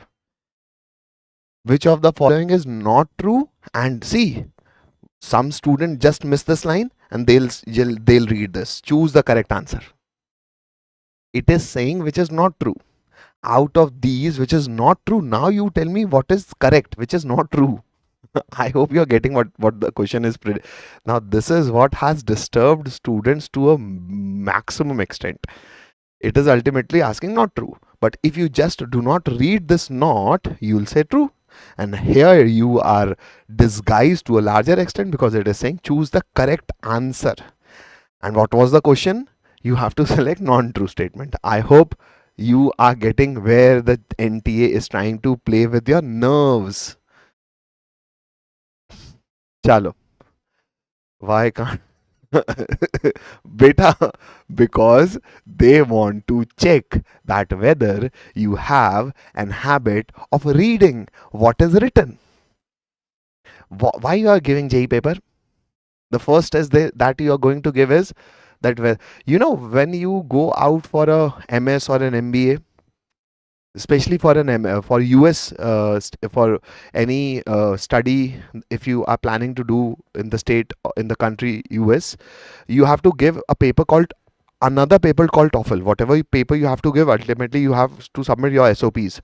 But one paper more they ask you is TOEFL. What is TOEFL? They check that whether you know how to read, what read English, write, and listen. Because we pretend that if somebody is speaking, we only pretend that we are listening. Listening is not just hearing. Listening is processing what the other person is speaking to you in a go. And at the same point of time, you can listen also, reciprocate also. Not some scientific things. Listen to basic conversation. It is very difficult to just listen. Listen as in understand what the other person is saying. This is actually a problem.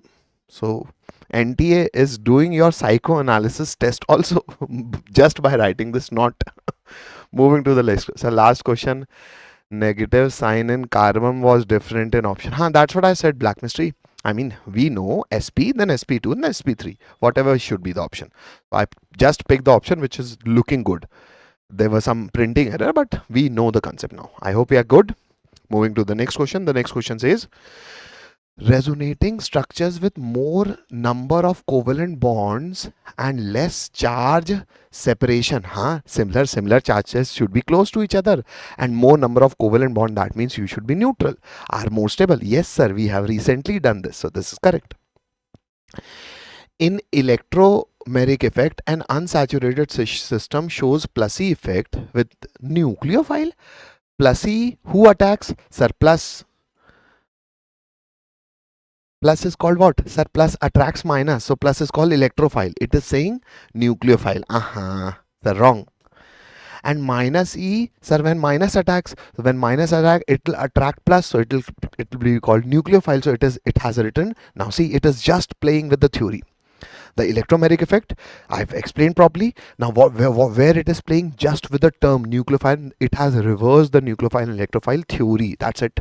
So obviously this is incorrect. So A is correct, B is incorrect, but I'm just correcting and incorrecting. Then we'll select option on the basis of the what question is saying, that we have to select non-true. But here I'm doing correct, incorrect only. Now, inductive effect is responsible for high melting, boiling point, dipole moment, and polarity of compounds. Yes. Why? Sir, the cis trans version that we are having, let's say this is cis. Somebody was asking, no, about the melting boiling point. This is trans. So why we say, let me write chlorine over here. It will be very much comfortable for us. Why we say this is plus, this is minus. So dipole moment vector will be like this. This is plus, this is minus. So dipole moment will be like this. This is net vector, net vector. So here vector addition will be getting cancelled. So here mu net will be 0. So overall molecule will not be polar. Here you will have an effective addition. The X component will be cancelled, but Y will be getting added. So here you will have some effective dipole moment. So more dipole moment is more polarity. So one molecule will be attracting another molecule with dipole-dipole attraction, which is stronger. That means boiling point will be more. Its boiling point will be less. Because it is polar, so it will be more soluble in water. And yes, the melting point depends on the packing, because trans is more symmetrical. How can we say trans is more symmetrical than cis? Have you seen the stack of chairs very often, or stack of tubs? Tub though I haven't seen, but whenever I go to any marriage or something like that, any public event, there is a huge stack of chair always lying. So that always gives us a basic logic, even if we do not know the solid state, because solid state is an advanced topic. But I mean, still with common sense we can say, yes sir, we have seen stack of chairs a lot. That means packing of a chair shaped structure is more convenient, more easy, more practical. Therefore melting point of trans is more. But how come we are saying all this? We are saying all this just because of the fact that we know that this is inductive. So minus I and therefore dipole vector will be like this. So that means inductive effect is responsible for these things. Yes, definitely. So this is correct. Now, the greater number of alkyl group attached to doubly bonded carbon atoms have okay, if you have more number of alkyl groups attached to a double bonded carbon, so it will be more stable alkene. You will have higher heat of hydrogenation. Now again it is playing with the basic theory. If we definitely know this, that if I have an alkene, let me make some space for me.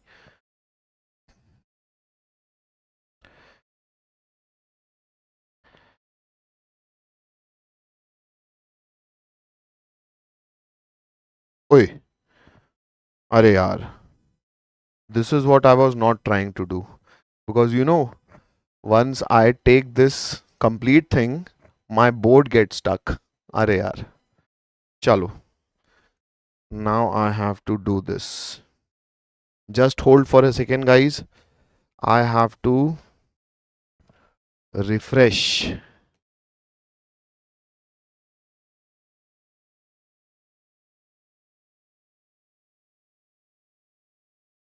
I hope my notes are not gone, because whenever I pick the complete thing, I hope my notes are not gone. I just hope my notes are not gone. Arey yaar. Chalo guys, I hope you must have been writing everything properly. Okay, rather I have a way of recovering them. I have one way of recovering them.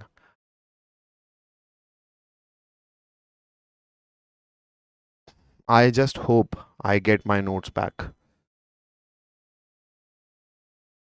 Ah, victory! We have got our notes back, guys. Victory, victory, victory, victory, victory, victory, victory, victory. Huh. So I was saying, as I was saying, I have got my notes back. Thank you very much, Mother Nature. Now, as I was saying, that if you just check what this stability, if an alkene is stable, so alkene when reacts with hydrogen, it rather forms alkane. And because alkene is reactive, that means it is having more energy, and alkane is stable, that means it is having less energy. So because alkane is stable with respect to alkene, that means its energy will be lesser, but energy cannot be created nor can be destroyed. So where the energy is going, therefore whenever alkene reacts with hydrogen, energy is always released, and that energy is called enthalpy of hydrogenation, which you should always know that this is always exothermic, and the amount of energy released, the magnitude of packet of energy released, when it will be more, when alkene will be less stable. Because if I am less stable, I will be loving to become an alkane, and I'll be releasing more amount of energy because I'm very less stable. As the stability of alkene increases, alkene will say, no, I'm good. I'm good in myself. I do not wish to become alkane. Although alkane is more stable, but even I'm good. That means I am not dying to become an alkane with respect to an alkene which is less stable. That means the magnitude of energy that a stable alkene will give will be less, because it is relatively more stable. That means its internal energy is less. So enthalpy of hydrogenation and stability of alkene has an inverse relation. I hope we understand this. See, all the good logics, the NTA is trying to ask you okay, let me make the bubble by my hand. I hope we are comfortable with this data. Now, after we are comfortable with this data, now we can very well predict that if alkene is having more alkyl group, it is more stable, and once it becomes more stable, the enthalpy of hydrogenation will be lesser. It is saying higher. So because it is saying higher, so it is wrong. I hope we are clear with this. Perfect. Now Fifth statement says stability of carbanion increases with increase in S character.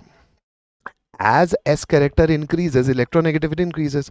So now that particular carbon is very much capable of carrying that extra electron. So yes, as S character of the carbon carrying the negative charge. So as S character increases, I'll become more electronegative and I'll be very much sufficient to carry that extra electron within myself. So yes, this is also correct. Now question is asking us not true. So how many are not true? So B is not true and D is not true. So your answer will be option 1. I hope we are clear with this. Yeah. I hope we are clear with this. Moving to now, see, such questions are requiring every theory, every and each bit of theory out of us. Hence, people said that JEE chemistry was difficult. Now, you tell me, what was they asking? Some reaction from Morrison Boyd? They were asking us NCERT, but complete logic of NCERT. All the students which have ratified NCERT will not be able to do such questions. So try and feel the theory, and in order to feel the theory, such discussions are very important and your revision of those concepts are very important. I hope we are clear. Moving to the next question. The next question says, you are given the two statements. Statement 1 is, I have a 3-degree carbocation. This is more stable. Then this is a 1-degree carbocation. As yes, hyperconjugation is also, every hydrogen has 3, every carbon has 3 hydrogens and we have 3 methyl groups. So yes, it is having 9 hyperconjugating hydrogen because this is tertiary butyl. This is having 3 hyperconjugating hydrogens. Yes, perfect. So as 9 as possible in this guy. Yes, statement 1 is correct. Statement 2, this is methyl is less stable than tertiary butyl as only 3 hyperconjugation are possible. Now, even I'm saying this, many of the students will do this question also wrong. You know why? Because they will fail to read. Here, it is using only methyl carbocation. But here, it is using 1 degree. Although there is only 1 plus, but this you have to predict that there will be 2 hydrogens. So this is actually a 1 degree carbocation in the statement 1 what they have supplied. And here they have supplied only methyl carbocation. Methyl carbocation has no sp3 hybridized carbon attached to it. So it will have how many hyperconjugating hydrogens? 0. But it is saying that this methyl is less stable than this as only 3. Array sir, 3 this guy will have, which is ethyl carbocation. This is methyl carbocation, but people don't see this. They see, array sir, see, there is at least they have not supplied with hydrogen, they have at least supplied with the carbon. That means this is a ethyl carbocation. People just don't read this. Many of my students also have not read this. So actually this is false and that one is true. So 1 is true and 2 is false. Option 1 is right, I hope. Yeah. Ariva, perfect. Only 1, yeah. That instead of reading concept, we can solve PYQ and learn it. Yes. Instead of solving more and more theory, ratifying more and more theory, don't worry, Ariva. This is not bad data. Everybody is making such mistakes. At least you are realizing reading question is more important than solving it. 50% of the question is done once you are reading the question properly. I hope I'm making sense. Moving to the next question. Now, GOC is finally done. Let us move to hydrocarbons. So hydrocarbons, now, actually, if you ask me, the most famous, the most important chapter was GOC only. And I have taken sufficient amount of time, although I have taken lesser number of questions, but I have tried to complete the complete theory by discussing those questions. And what questions I have preferably picked?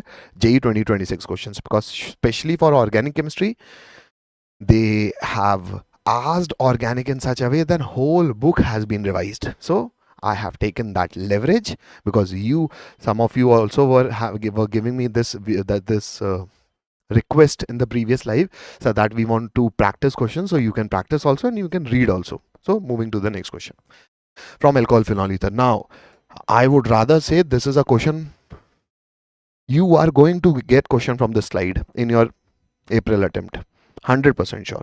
This is a page from NCERT. I mean, this is a question, but it is actually just one page from NCERT. The hydrocarbon page from class 11th NCERT, that alkanes on controlled oxidation, they can produce alcohol also if you heat it with copper.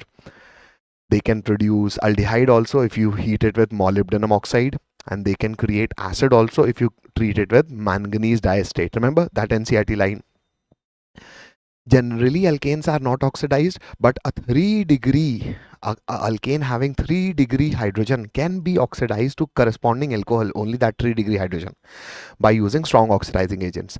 These 4 reactions of NCERT are not important. They are holy grail. They will be finding a question in your paper. I am telling you, go and give your paper and then come back.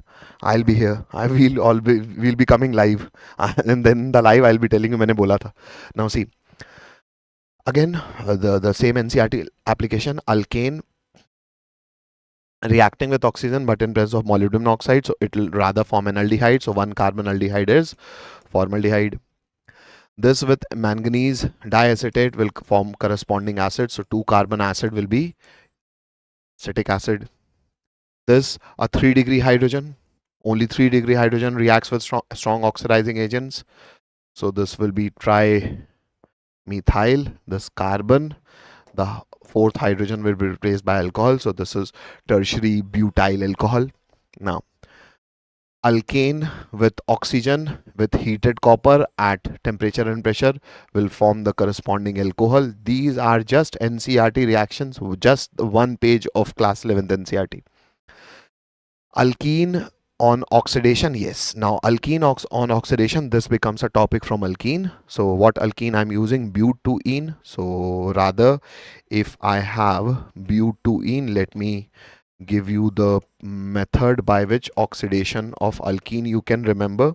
So whenever alkene is subjected to a strong oxidizing agent, what shall you remember? That you see the double bond, you break the double bond, and you convert it into double bond O, because this is also symmetrical alkene, so you'll get 2 moles of such species.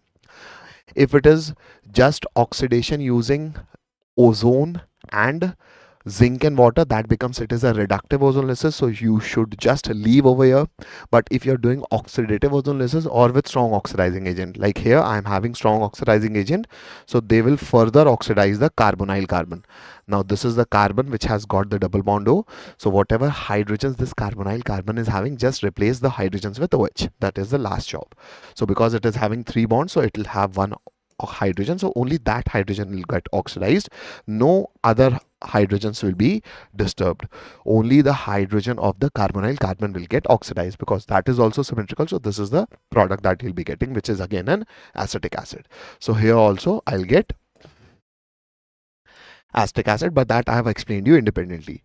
Now choose the correct answer. So question is saying the reaction which produce alcohol. So where I am getting alcohol in option C. I'm getting alcohol in option D. That's it. So C and D as in option 3 is your answer. I hope we are clear. Yeah, 3 is our answer. I hope you are clear with this. Should we remember this, sir? Beta, yes. NCERT line. 4 reaction of NCERT I'm asking you to remember. It will be not a crime. It will be a humongous crime. I mean, not to read the NCERT reactions, that to organic reactions. I hope we are. Sir, use magic pen. Why? Magic pen? What does magic pen? This one. It will not. It will just create this heart and star in that sync. And what this will create? Let me see what you will create. So, we can write. But why bother? Because these notes you will be getting, bhai. So I want these notes to be more and more readable for you. So moving to the next one. Attempt this question, guys. Attempt this one.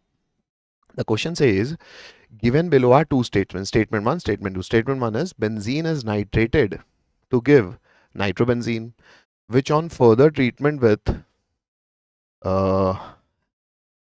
acid chloride in presence of anhydrous. Anhydrous is not written, but whenever you are supplied with AlCl3, it is always used in anhydrous condition, because if you have water, AlCl3 is a Lewis acid, it will react with water. So you will always have this Friedel-Crafts catalyst in anhydrous medium, although it is written or not written. So we know this is Friedel-Crafts acylation. So this is formed. So benzene, nitration of benzene produces what? So this is benzene. Nitration is done using concentrated HNO3 in presence of concentrated H2SO4. What is the electrophile that is produced? NO2 plus. The NO2 plus is substituted in the benzene ring and you rather get your nitrobenzene. Now, this nitrobenzene on treated with Friedel-Crafts acylation. So Friedel-Crafts acylation will do what? Will add CH3, CO, Cl will be gone in form of Cl minus. I'll be getting a plus over here, and this plus will be approached by the electron rich benzene ring. But from which position? Sir, this nitro is electron withdrawing group because this is applying minus R, so it create positivity at ortho and para position. So relatively, where you have more of electron density, you will have more of electron density at relatively more of electron density at meta position. Therefore, we say that electron withdrawing groups are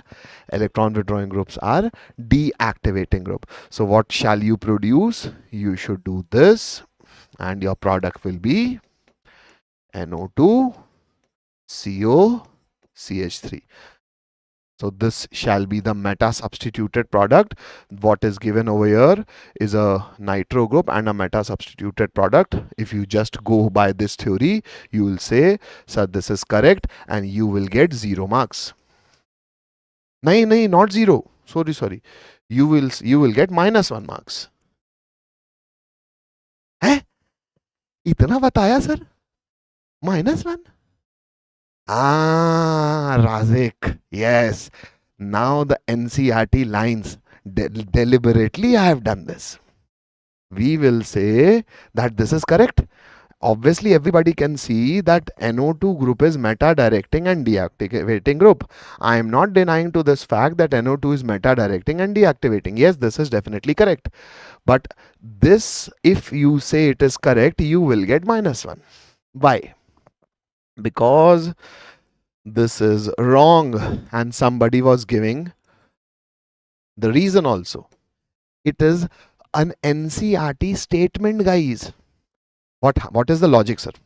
Logic is NO2 is not just electron withdrawing. It is so much electron withdrawing that it withdraws all the electrons from the ring that this minus. Ultimately, when I was drawing this positivity, you must have had a question in your mind, na? Sir, if electron density is removed, why this meta is having the, yes, relatively plus is over here, but electron density, this minus at meta position also is so decreased that it is not capable of reacting to a Friedel-Crafts acylation or Friedel-Crafts alkylation reactions. How do we know this? Now, yes, this is an experimental fact, but NCRT writes it in a line. Sir, then who all does not give these Friedel-Crafts reactions now? For that, I have given you. So, okay, first let me give you the answer. So, this is false and this is true. That means one is incorrect and second is correct. That means option 3. Let me just check the theory. Yeah. This 3. Now, let me give, now I am not asking you to read the complete NCRT line by line. I am giving you NCRT. The conclusion I am giving you because this disturbs students a lot. This disturbs students a lot because they, Arey sir, bhul gaye the. Arey sir, I missed. Arey sir, I do not. Conclusions. Now, the conclusion from NCRT, I do not wish to okay, I'll write something. Hai na? Nitroarene. So if NO2 is connected to a benzene ring, so phenyl connected with NO2, that means you have nitrobenzene. Strong electron withdrawing group NO2. So what they will do, they will, primary reason for lack of reactivity, they will not undergo Friedel-Crafts reaction. I hope we are clear with this. Now, sir, this we have to remember, yes, because ultimately through practical reasons we know that electron has been removed, that meta is although not having plus, but the magnitude of minus is very less, and because it is very less, so it does not undergo Friedel-Crafts alkylation and acylation. I hope we remember. Who else? Benzoic acids. They also don't show, but why they do not show? Because again, COOH is also very withdrawing, so it does not have that much of power in its meta position. Not for all, they just don't do Friedel-Crafts. Other nitration, that reactions they show, they have meta direction, but not with Friedel-Crafts reaction. That you have to understand. I mean, that you have to experimentally know through NCRT statements also. And this is the conclusion of those NCRT statements. Similarly, whenever benzene is connected with any carbonyl group, whatever be this free valency, if it is H, then it is aldehyde. If it is CH3, then it is estophenone. So all those aromatic aldehydes and ketones also, they also don't react with Friedel-Crafts. But why? Because their lone pair of electrons on oxygen make it electron rich. The anhydrous AlCl3 is a Lewis acid, so it reacts with acid, it reacts with base, and they itself react with each other. So the catalyst is not present to make the carbocation or acyl carbocation. The Friedel-Crafts alkylation and acylation requires electrophile, which is created by anhydrous AlCl3. But with carbonyl group, AlCl3 reacts, so it disturbs the use of catalyst, and therefore it does not take place. Now this is also a logic that they also do not give, but they do not give because they are strongly electron withdrawing. Carbonyl group does not give because it reacts with the catalyst. I hope we are good. Now, similarly, benzonitrile, as in if I have C triple bond N, because this is also strong electron withdrawing, just like these two. Benzene sulfonic acid, as in if I have SO3H, so this is also electron withdrawing like the above. And yeah, for phenol and aniline, if I have phenol or I have aniline, then yes. Why they also do not show Friedel-Crafts reaction? Because they also have same story like carbonyl compounds, that they are also electron rich, so acts as a base. Anhydrous AlCl3 acts as an acid, so they also undergo catalytic reaction. So catalyst interaction takes place, and hence catalyst is not available. So the reasons also I have mentioned, and the reactants who does not go Friedel-Crafts reactions are also I have given. Very important. Please remember, beta. Hai na? Moving to the next question. The next question says benzene, butene and hydrogen 1 mole each are separately treated with PD/C. So what does PD/C gives? So this butene, this is Lindlas catalyst. Lindlas catalyst will give what alkene? It gives cis alkene. So they give cis alkene. Sodium in liquid ammonia produces transalkene, which is Birch reduction. Now identify. X and Y are stereoisomers. Yes, they are geometrical isomers, and geometrical isomers are type of stereoisomers. So yes, this is correct. Boiling point of X is higher. Yes, it has more dipole moment, so its boiling point will be more. So yes. X and Y react with ozone. Okay, this is ozone beta. X and Y react with ozone, zinc and water to give different products. If I have recently given you in the previous slide that if you see double bond, just break the double bond, add double bond O, that's it, because this is reductive ozone, this is not strong oxidizing agent. So this will be acetaldehyde, this will be 2-carbon aldehyde, acetaldehyde. This is also acetaldehyde, this is also acetaldehyde. So they all produce acetaldehyde. So it is saying that they produce different product. No, they produce same product, which is acetaldehyde. So this is wrong. That's it. A, where is B? Okay, B. Dipole moment of X is 0. Dipole, no, it has a mu net. So because it has a mu net, that means it is not 0. That means this is incorrect. Now let me see. Okay, I have to identify incorrect only. So I have to identify incorrect. Which are incorrect? Bombay and Delhi. Bombay and Delhi as an option 2. Bombay and Delhi as an option 2. I hope we are clear with this, guys. Yeah. Good evening, Arpan. Yeah, Arpan is here. Should we remember this, that LC catalyst give? हाँ बेटा, LC is Lindlas catalyst. Ariva, LC is Lindlas catalyst. And yes, you should know, if you do hydrogenation with palladium, ultimately alkyne should form an alkene, but you are stopping the reaction. How? By poisoning the catalyst. How you poison the catalyst? Using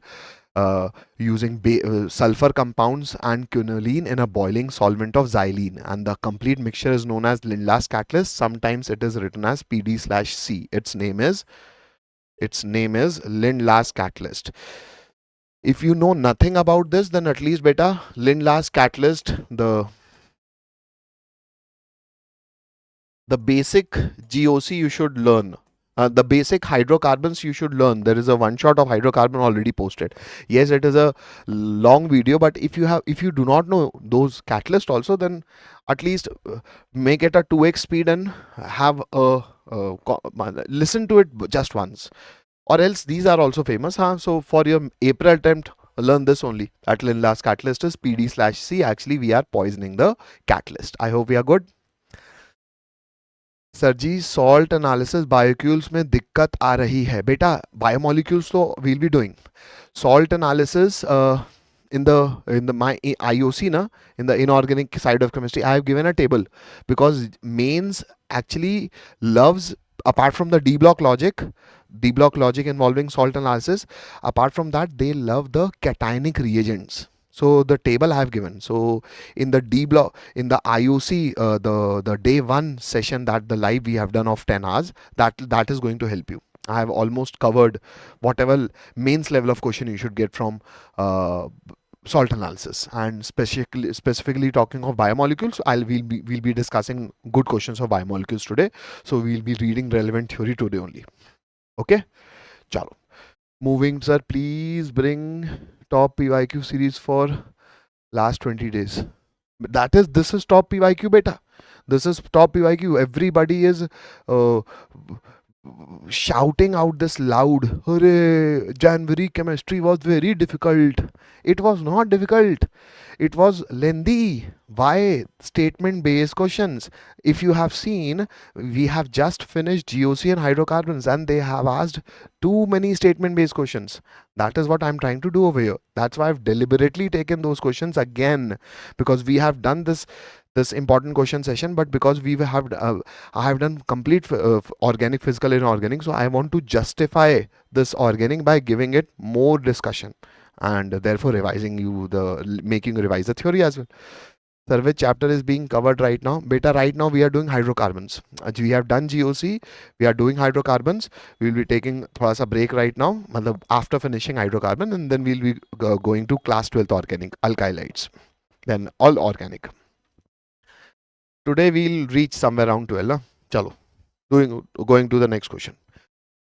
The next question says, again, I have these three compounds.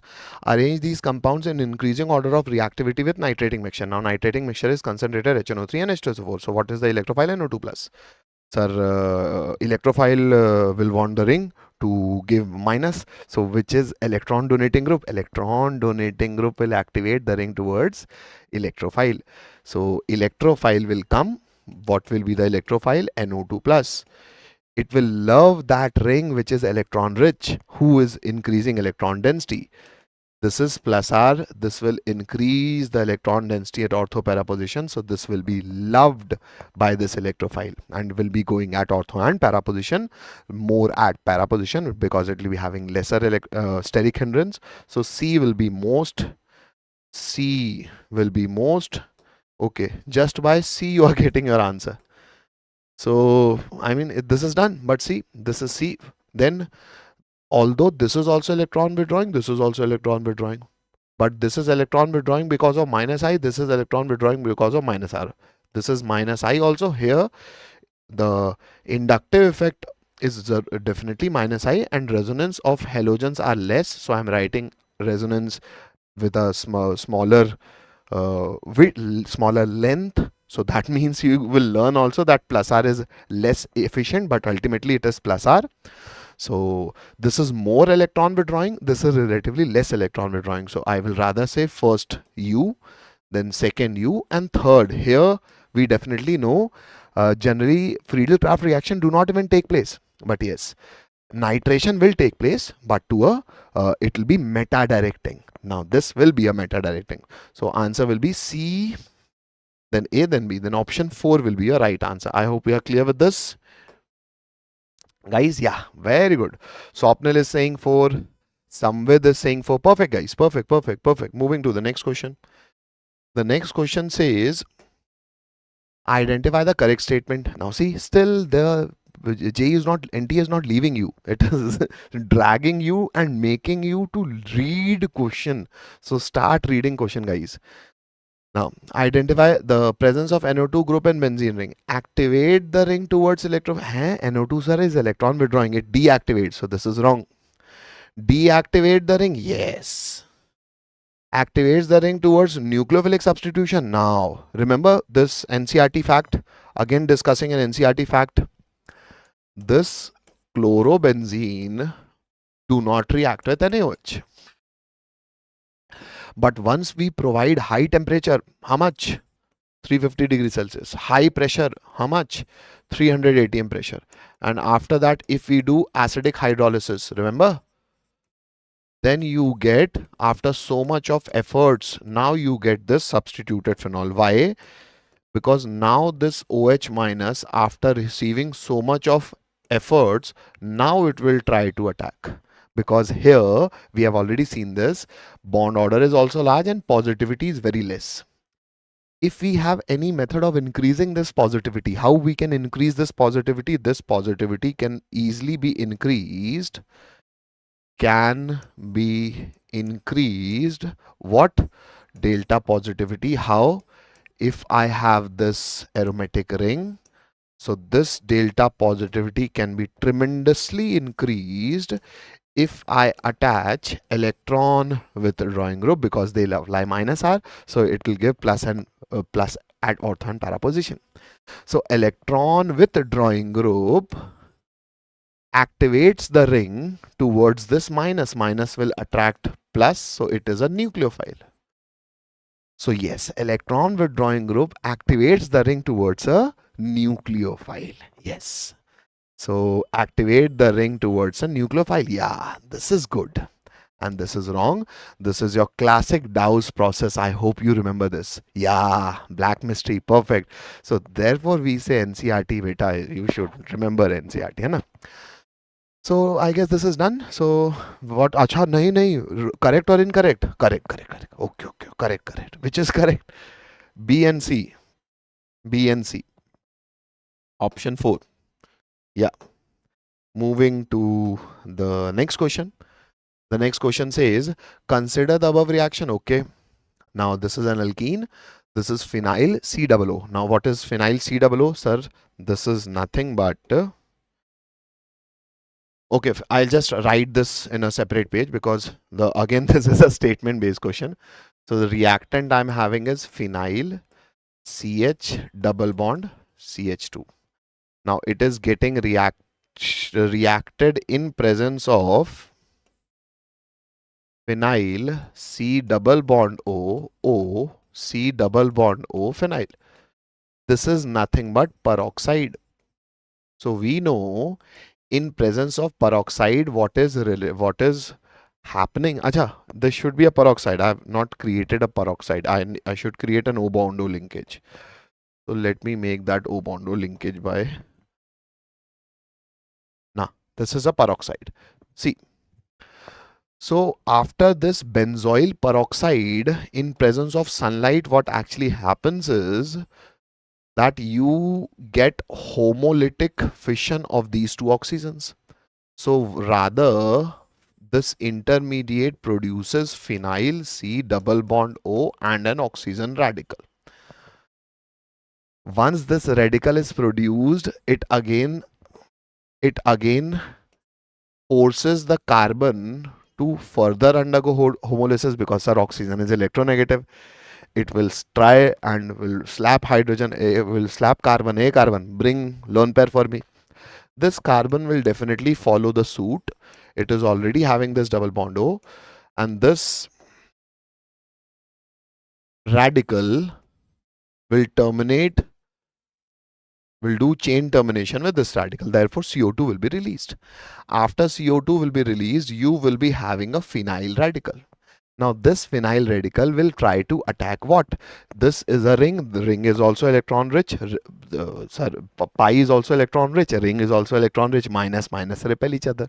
So rather first, this phenyl group will try to attack the next available reactant, which is the next available reactant, that is HBr. So it will try to react with HBr and homolysis of this will take place. As a result, I'll get benzene and bromine radical. Now, ultimately, this bromine radical is going to attack the alkene. Now, why I'm doing attack from here? Because this is electron deficient, that is electron richness. Although we say bromine is the attacking species, but electron cloud delocalization we always show from high concentration towards lower concentration. Now see, this is a JEE mains question and asking you each and every detail of peroxide effect, each and every detail of Kharash effect. So this is reading theory, anti-Markovnikov rule, but you should just not what people do, make opposite. If you just know that much, you will not be able to do this question. I'll show you the statements. So you have to know the complete mechanism in and out. After attacks are stable radical will be formed. So rather we will try that bromine should be attached to this, because this radical will be more stable. It will be 2 degree. And after formation of this radical, this will further react with another molecule of HBr, and then you will be easily getting this product, and bromine will be introduced here. Again, it will be, okay, not bromine, I'm sorry, the smaller species hydrogen. So rather it will be comfortable with hydrogen, and again bromine radical will be produced for the chain propagation. I hope we are clear with this. Now this, why sir you have written the complete mechanism? We know the rectification. Sir, Marconi says negative part goes to that double bonded carbon which is having less hydrogen. I will put bromine in the opposite hydrogen. This is anti-Markovnikov. Why you are writing this much of mechanism? Let read the theory. The product where it is asking, I guess practically by writing the product nowhere. Now read the theory, what it is asking. So reading theory is the holy grail. Now A states the reaction proceeds through a more stable radical intermediate. Sir, this is a more stable radical, and because more stable radical is formed, therefore reaction is happening through this only. Okay, this is correct, sir. Now B, the role of peroxide is to generate hydrogen radical. Okay, let us see. Peroxide has created what radical? So peroxide, where are you? You are here. You are creating what radical? Array, you are creating phenyl radical. Okay, but phenyl is not attacking. So let me go. Acha, you are creating bromine radical. So who is attacking alkene? Bromine radical, sir. I do not find H radical over here. That means this is confusing you. This is wrong. How do you know this is wrong? By knowing the mechanism in and out. This is not a one-liner question, guys. This is not a difficult question. This is not a difficult also. But this is difficult for those rectification students. It is impossible for them. Rat liya. Sir, negative part goes to that carbon having more hydrogen. Not asked. Making product not asked. Go to your home. So I hope I'm making sense with this now. During this reaction, benzene is formed as byproduct. Okay, byproduct also they are not leaving. See, byproduct. Oh, very good, sir. This is also. That means they are asking you to learn mechanism. Now see, mechanism do not comes in mains. See, sir, but now we'll see Morrison-Boyd mechanism also. NCRT. Learn the NCRT, then go do MSc in chemistry. Although you'll not get anything, ultimately in order to reach IIT, you have to read NCRT based Morrison-Boyd, even for advance, not just start reading Morrison-Boyd from one side till JD Luthali. Okay, inorganic I will learn. Read NCRT enhancements topics, that's it. Moving to the next question. Not next question, statement still left.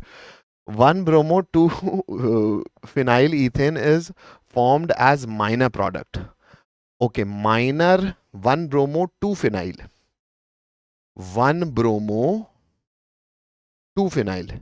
Okay, if I name this product, obviously now, okay, it is now trying to do the IUPAC.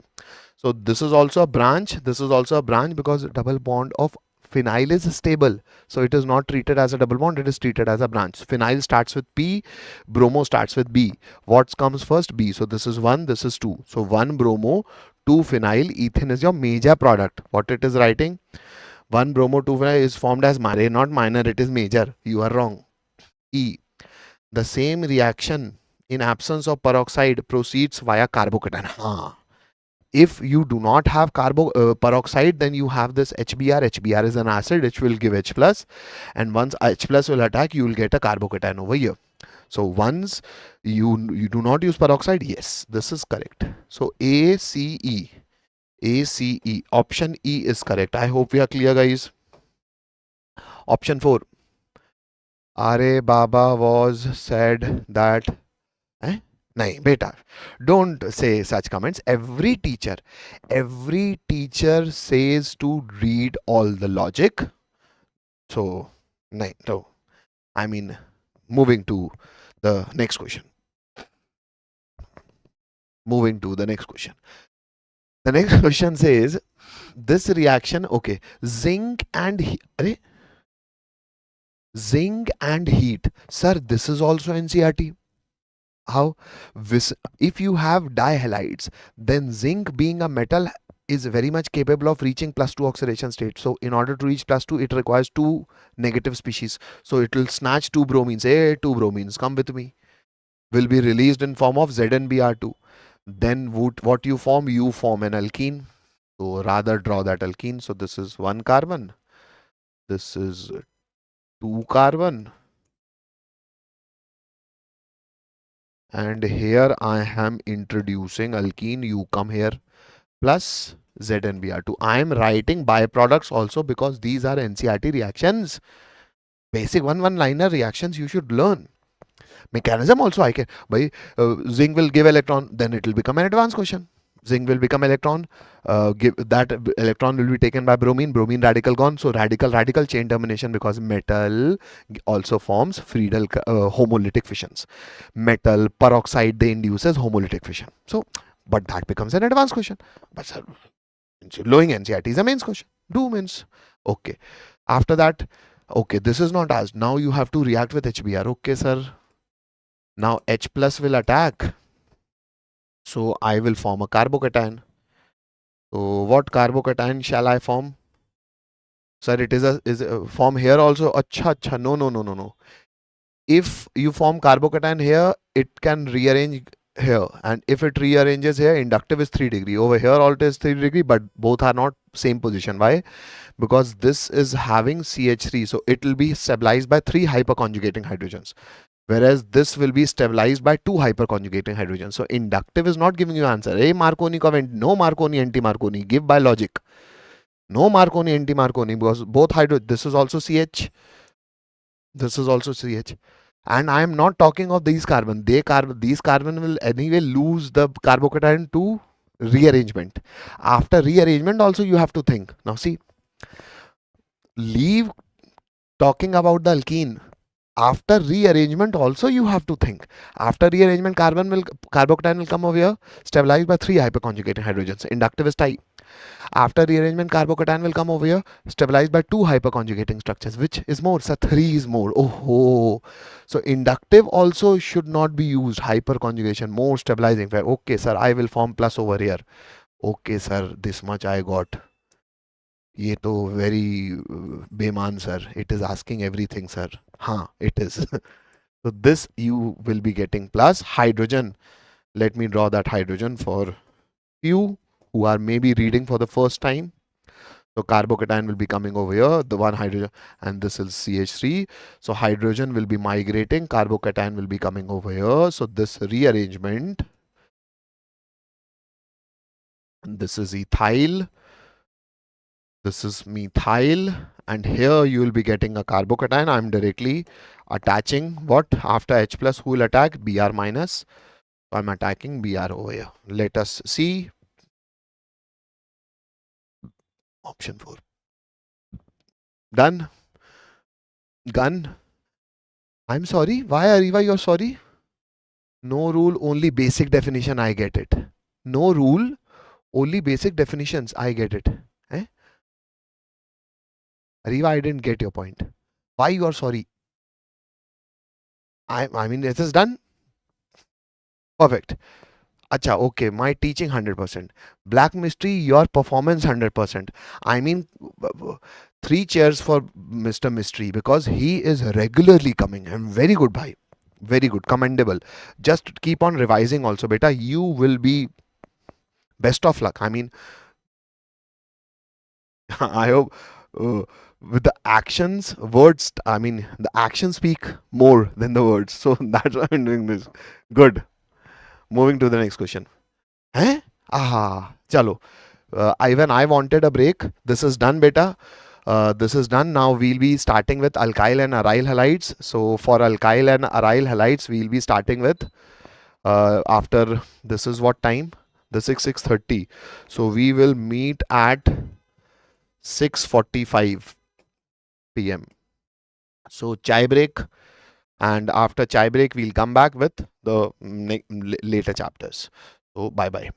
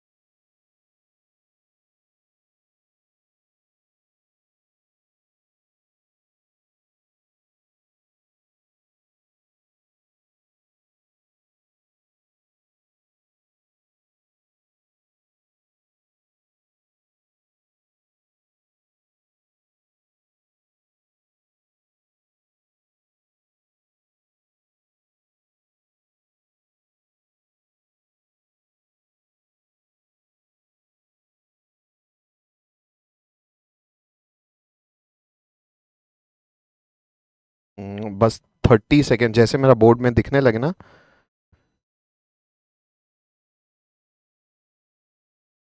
रुकिए रुकिए, फिर 1 minute रुकिए। आप ही start करोगे ना? एक ए, कौन सा आई? हाँ रुक जाओ, फिर मैं ही कर दे रहा हूँ। हाँ ठीक, मैं ही कर दूंगा, ओके।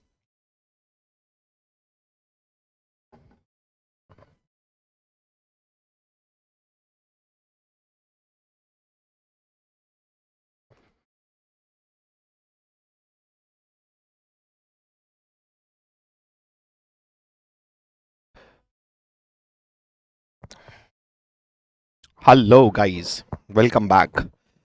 वेल है, it's my lunch break sadly. Okay, Dubey ji is finally here. Dubey ji, where have you been बेटा? You have not. Okay, so finally, so we are starting. I mean, we are continuing with the next chapters, which is alcohol, phenol. After hydrocarbons, we are starting with class 12th organic, which is alkyl and aryl halides. So Dubey ji is here. Yeah, black mystery is here. So moving to the question. The question says. The question says. Now I have list one, list two. Now, very NCRT logic, but yes, a theory which everybody should know also, that what is a vinylic halide? Sir, once you have a double bonded carbon and a carbon directly connected to a halogen directly connected to a double bonded carbon is known as a vinylic group. So out of these, which represents a vinylic group? Third. So A is 3. So A is 3. A is 3. That means 1 or 4, 2 or 3 can be your answer. Now, what is benzylic group? Sir, the free valency of a carbon next to benzene, that becomes your benzylic carbon. If that is connected to a halogen, that becomes your benzylic group. So do we find any benzylic group? Yes. And the given benzylic group is, in fact, its degree is 2 degree, because it is further connected. This carbon is connected to two different carbon chains, so that becomes a 2 degree benzylic, but yes, it is a benzylic carbon. Now, what about a simple allylic group? Alkyl halide. Alkyl is an sp3 hybridized carbon. So 2 is an sp3 hybridized carbon. So that means B is D, B is 4. So obviously I have B is 4, B is 4. Okay, it is a tie. C is 2.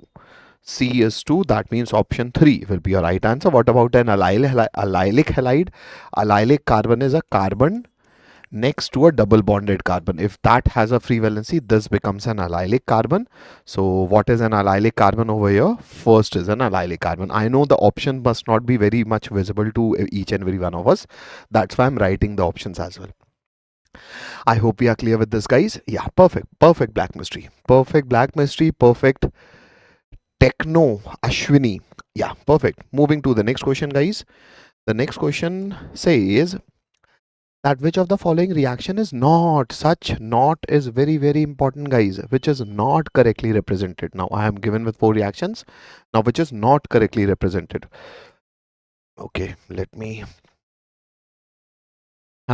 Which is not correctly represented. So this is Br2 in presence of sunlight. Sir, Br2 in presence of sunlight will also do homolytic fission. So it will rather create a radical, and so which radical will be more stable? Sir, because it is Br2 in sunlight, so this radical, I mean, if this is getting reacted, then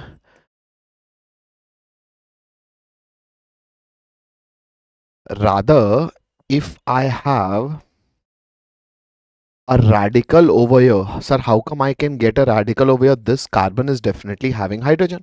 So this homolysis will bring free radical in this carbon. And once this free radical is substituted by another bromine, then it becomes this. So that means in presence of sunlight, alkene undergoes free radical substitution. And if at all, let's say because we are revising, let's say if I have this simple alkene and only Br2 is written, maybe the solvent is CCl4, if at all it is even not written, then this gives an addition reaction. So generally a halogen with alkene forms vicinal dihalide, agreed. But in presence of sunlight, homolytic fission takes place and addition reaction is not shown, rather allylic substitution. And why allylic substitution? Because this free radical is resonance stabilized, and resonance stabilized intermediate is definitely formed. So in NCERT logic, a good logic, and definitely that means which of the following is not correctly, this is not at all correctly matched, because it should be formed over here and rather it is forming next to that carbon. So this is wrong and definitely will be an answer for us. So coming to the next question, this is now classic, that this is diazonium salt. Diazonium salt when subjected to cuprous halide will form the corresponding aryl halide because bromine is used, so bromobenzene. So this is definitely correct. Again, Br2 in presence of sunlight, and we have recently seen that you get the allylic group. So the carbon next to a double bonded carbon is this carbon, so it is getting a substitution. So this is also correct. Now because I have toluene, toluene is a reactor with Br2 in presence of Fe. What is this? Fe in presence of Br2, that means we are going to produce an electrophile Br2 plus. So Br2 plus as an electrophile will go where? So this is ortho and para directing because this is plus hyperconjugation. So just like resonance at ortho and para, but para will have lesser amount of steric repulsion, so para will be major product. Yes, ortho will be minor product, and ortho, it is saying ortho and para bromotoluenes are produced, which is definitely correct. Obviously mixture is mentioned, which is major product. Ortho is para is major product, but it is I mean it is not incorrect because both of them will be produced here, where this will be major and this will be minor. So this is also correct. So this is also correct. So which one is not correctly mentioned? So obviously option, although you should not have checked all the options, but because we are learning, therefore I'm seeing, or else we would have done this question beforehand only. But because my job is to revise all the topics also, and obviously attempt the questions as well, practice questions as well. Moving to the next question. The next question says the correct order of rate of reaction. Now you have to tell what is the correct order for rate of reaction with respect to nucleophile. So sir, I mean these are the nucleophile options that are given in the question. Sir, we definitely know one thing.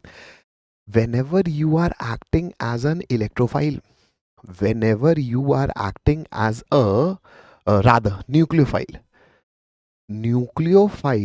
okay, actually this should be minus beta, this should be minus, and this should be minus.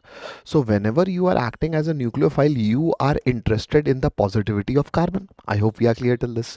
And because I am interested in the positivity of carbon, so ultimately it is a topic from from people make huge number of notes, case 1, case 2, case 3. I'm not giving any note. You tell me, what is a nucleophile? Nucleophile gives electron to carbon. What is a base? Sir, base electrons gives electron to hydrogen. Ultimately both are electron rich species and they give electrons. Now which nucleophile is actually going to behave as a base? Most of the time nucleophilicity and basicity are same, but still people make you learn that case 1, case 2, case 3. I am giving you common sense. Nucleophile also give electron but to carbon, base also give electron but to hydrogen. Yeah, hi Ariva. So everybody give electrons, nucleophile to carbon, base to hydrogen. What actually matters is, don't worry, what actually matters is the ability of you holding an electron. Like for example, if you want to compare F minus and I minus, you tell me who can give electron easily? I minus, because F minus will have much of the charge density, because charge upon size charge of each halogen minus is same, but density size of fluorine is less, so it can hold that minus strongly. So if it hold it strongly, why will it give it easily? So my point is, you just think of a nucleophile as a species who can give electron easily, and generally nucleophilicity and basicity are parallel. So if nucleophilicity and basicity are parallel, then the one which is having the physical chemistry logic will be applied. Like for example, if acid is strong,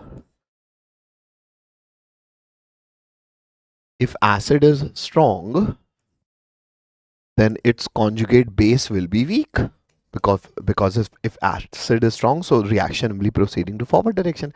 If it is proceeding to forward direction, that means it will not proceed to backward direction.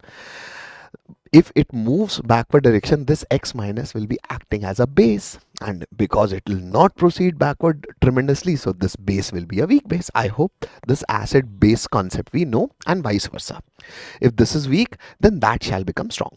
So ultimately, if we have to compare the nucleophilicity, then we shall rather call their acids. So who are the acids we are having? Sir, HClO4. HClO4, sir, it is a mineral acid, very strong acid. After that, obviously, I can visually see, but you can also easily learn this, that after that carboxylic acid will come, because although it is a weak acid because it's an organic acid, but among organic acids, carboxylic acid is a relatively strong acid. After that, I have phenol and water. Phenol, because of resonating structures, because of stabilization of resonance of this phenoxide ion, which will be a stronger acid than whom? Then your neutral water. Water is termed as a neutral species if you compare with mineral acids. If you compare with organic acids, water can also act as an acid, and among the given species, water is the weakest acid. So this becomes your acidic nature order. And because we know this is the strongest acid, this is the weakest acid, so order of basic nature will be, sir, inverse, because you are strong, so your equilibrium will be forward. That means your conjugate base will be a weak base because it can't move backward. So ClO4 minus is weakest base. CH3 minus is stronger. Phenoxide ion is much stronger, and OH minus will be the most strongest base, where O can give electron. Now you can see all the donor atom are oxygen only. So people make other students learn that if donor atom is same, then nucleophilicity and basicity are parallel. If they belong to same period, then also it is parallel. If they belong to same group, then it becomes anti-parallel. Why learn all these concepts anyway? Everything gets eroded. So the common sense is, if you are acting as a nucleophile or a base, you should, for a nucleophile, you should actually do not hold the electron. You can, if you're losing the electron easily, you are a better nucleophile. And if you are a better base, then you will definitely have a probability of becoming a better nucleophile also. I hope we are clear now. So where is our answer, beta? OH minus first. So OH minus ion, this is saying phenoxide first, this is saying ClO4 first. Okay, option 4. I hope we are clear with this, guys. Moving to the next question. The next question says the correct reactivity. Again the similar question, again a similar question and a good logic. So let us revise the logic. It is now again here, this is F minus, I minus. So rather, what shall we do first? First call their acids. So acid of HF, F minus is HF, of I minus is HI, of C2H5O minus is ethanol, of C6H5O minus is phenol. Now we know that HI is the strongest acid because mineral acid also, bond length is also high. HF is weakest, I mean among HF and HI, but these are still mineral acids, these are organic. So among them, phenol, because of phenoxide ion stability, will be good acid, then least will be ethanol. So this will be order of acidic nature. What about basic nature? Sir, I'm not writing nucleophilicity. In the previous case, here basicity was same as nucleophilicity, because we are not we are not revising that and case 1, case 2, case 3. We are just doing this with common sense that generally nucleophilicity and basicity are parallel, are same.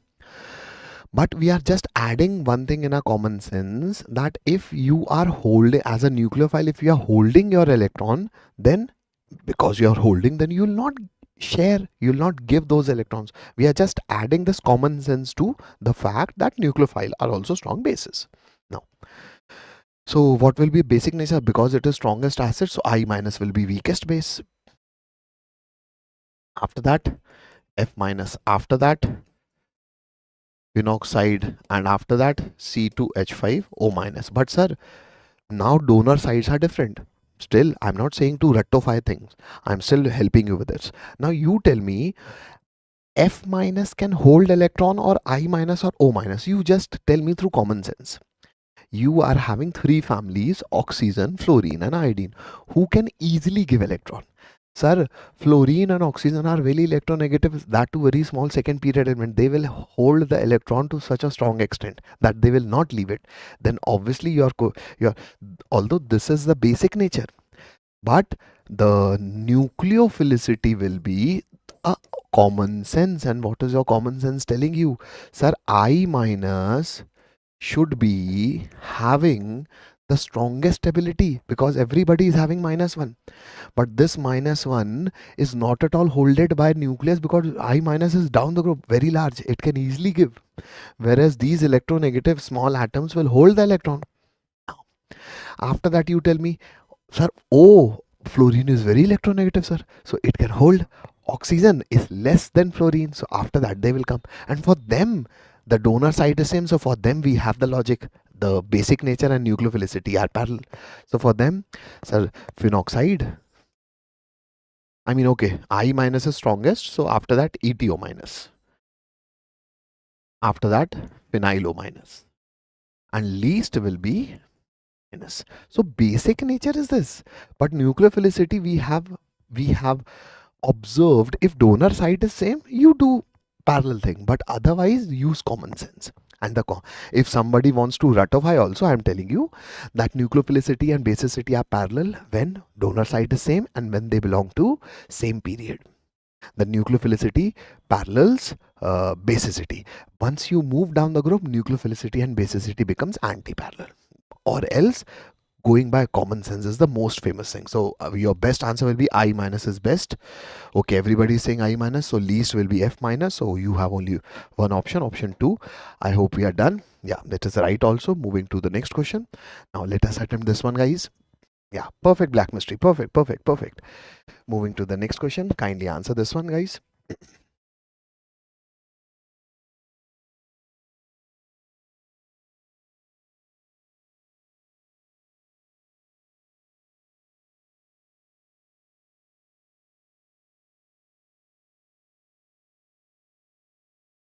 भाई answer आने से पहले जवाब दो. नहीं, don't worry बेटा. Techno Ashwini,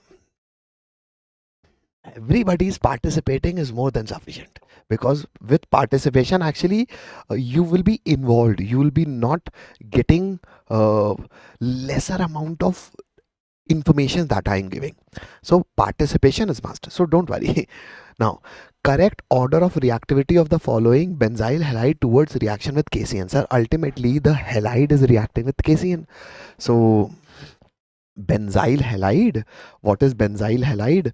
Benzylic carbon is this having halogen. Now it is reacting with KCN, so KCN will definitely give us CN minus, and this CN minus is definitely going to act as a plus loving species and it will be attracted by the delta positivity of carbon. So which benzylic carbon will be attracting the CN minus to best of the efficiency, sir, which is having more positivity. So this positivity can be increased by what, sir? By using electron withdrawing group. These electron withdrawing group will rather remove electron and will increase the positivity. So let us go to the options. So ultimately, this is electron donating plus R. This is electron donating plus R. Yeah, this is electron withdrawing group because strong minus R also, minus I also. What about this one? Here at meta position you cannot apply, because with respect to benzylic carbon you are at meta positions, but at least you can apply minus I. At least this can apply minus I. So electron withdrawing only. And what about this guy? Oh, sir, this is plus hyperconjugation. This CH3 is plus hyperconjugation. Okay.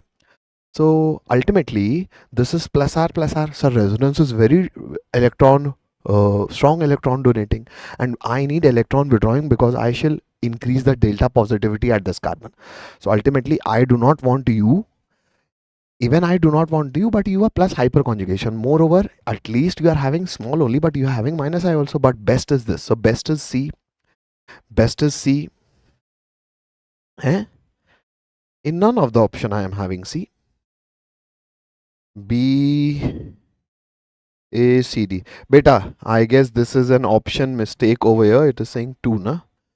Best is the correct order of reactive following by the halide towards reaction with KCN. Haan, beta. I'm just creating an option over here. Your best possible will be C. I'm sorry, because there is some printing. I mean, these options must be misprinted. This is C. Why?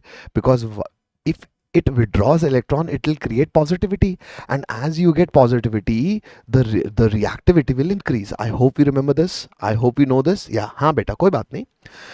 So best will be C. After that, ultimately, sir, this is doing some electron withdrawing nature through meta. So after that, you will be having D. Now, what about A and B, sir? Sir, this is also plus R, this is also plus R. But ultimately, if they give electron, positivity comes at oxygen. Here positivity comes at, after giving the electron, positivity comes at oxygen or nitrogen.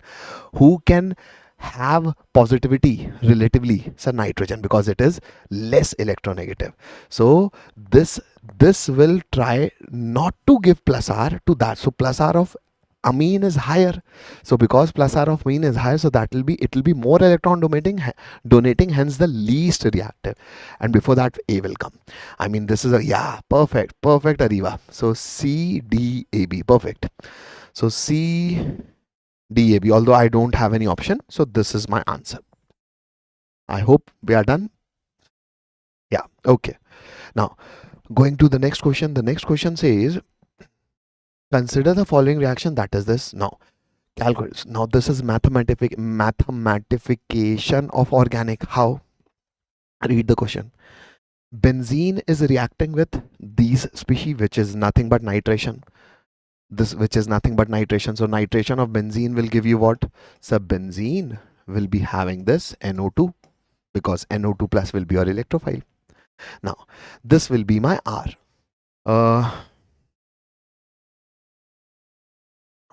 Acha, this is my P. This is my P beta. And that nitrobenzene is reacting with SnCl2 HCl at pH neutralized, as in neutral solvent. So sir, this is also SnCl2 and HCl is nothing but reducing agent, metal plus acid. If you have nitro group gets reduced to form corresponding amine. So it will be definitely amine. After that, this will be aniline. That means Q is aniline. Post that, you are reacting with CH3CO whole twice. I guess this should be one oxygen is missing over here, because this should be acid anhydride, because you know this is acetylation of amine, because amine we rather know. If you do not, although this can be a question of amines also, but yes, this is an alkyl and halide question also, that this nitrogen is highly activating. So if you want to limit the activating nature of this nitrogen, then we do acylation as an acetylation. CH3CO O CO CH3. In presence of anhydrous AlCl3, this will move, creating a plus over here. Now, how this will move, sir? Lone pair of nitrogen is available.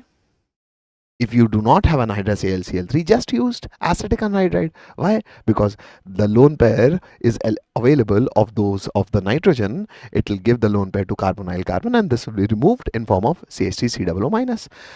nitrogen will snatch one electron of hydrogen. So what will be byproduct? So CH3, COOH will be gone, and rather you will be left with benzene. Sir, this NH2, which has just become NH, and it will be acetylated with this carbonyl group, which is CO CH3. Now this nitrogen can have cross conjugation. That means it can go here also, it can go here also. So to the benzene ring, its reactivity has been reduced, and that's why if you do some electrophilic substitutions of aniline, heavily electrophilic substitutions takes place. But if you want to limit the electrophilic substitution, therefore acetylation of aniline is done, which limits the plus R nature of the nitrogen lone pair present in it. So now limited electrophilic substitution will be happening. I guess that the question will be doing only. Now it is reacting it with, again it is undergoing nitration. So if again it undergoes nitration, so what will attack? Sir, NO2 plus. So once NO2 plus attack, now we know this is electron donating, but less. So where it will go? Ortho and para. But where, what will be the major product? Para. Why? Because you have to limit the electrophilic substitution, and para will be having steric hindrance also. So you get a para substituted product. Let me make that product in the next slide. So what product I'm getting? Para substituted product, as in NH, and at para position I'm getting NO2. Now what is this NO2? After NO2 substitution, this is S. After this S, it is reacting with HCl in ethanol and again in neutral medium. So HCl as an acidic medium, ethanol and neutral medium. That means this is nothing but hydrolysis. It is it is making a point of confusing you. Actually, it is just mentioning hydrolysis by making medium slightly acidic. So what does acidic hydrolysis do? Sir, whenever you have acid derivatives react to form corresponding carboxylic acid. That means this will form corresponding carboxylic acid. So what is left behind? Sir, this will get OH of water. So this will get H. That means you will be getting your corresponding amine. So why we have acetylated this amine? We have acetylated this amine because of the fact that we wanted to have mono substitution, sir. So this becomes your product, and this product is okay. I have moved to the next slide, I guess. Yeah, this product is T. So this is my product T. I hope we are clear with this. Now, you tell me how many steps we have to do. Agreed. This is the way NTA is testing us, and still question is not done, my friend. Still you are asked that once this T is produced, now in this T you tell me the percentage of nitrogen in the formed product. Oh, still it is not done with us. So percentage of nitrogen will be, I have 2 nitrogens, so 2 into 14 upon molar mass will be 2 into 14, that is of nitrogen, plus how many carbons I have? Obviously carbon is 6, so 12 into 6, plus how many hydrogens I have? 2, 3, 4, 5, 6. 6 hydrogens I have. What else? I have oxygen also, so 16 into 2 is 32. Now this plus minus into 100. Now this plus minus, guys, you have to do. Any quick solver is present with us. So if not, then obviously I have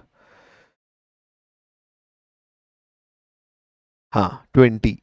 So beta, if you solve this, you will get something around. So what integer you shall report? 20. After solving, you can easily get it's 20%. I hope we are clear with this. Now people say, sir, this much.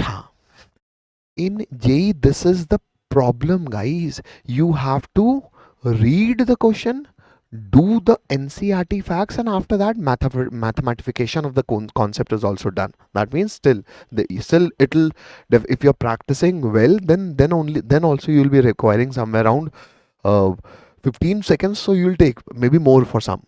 Yeah, perfect. Well, perfect. Now 20. Okay, Now Arpan, yeah, perfect guys. So actually paper is not difficult. The way NT has designed the paper is difficult, and that's why I have specially taken those questions which will help you to understand the way NT is asking question. So obviously if you practice these, it will be helpful for your April attempt. Next question says, consider the following action. This is my reaction. Now again, sir, SnCl2 and HCl at neutral solvent. So this NO2 will be reduced to NH2. Rest is same. Now this is CH3. This is not ethyl. This is methyl group. So this has become NH2. Now again, it is doing that only CH3CO. So this is acetic anhydride. So this shall become acetylated, and after that you do bromination. So it will become ortho and para directing, but para is blocked, so it will have only one ortho substituted. Why? Because acetylation has killed the electron donating nature of aniline. So but yes, mono will take place, so you'll get ortho substituted bromine. That means your product will be this is CH3 already toluene. This NO2 has turned NH2. NH2 after reaction has acetylated, and after that we had just introduced it with bromine, and bromine can be coming over here. Why? Because this is still plus R. Okay, that is also plus hyperconjugation, so it can go there also, no?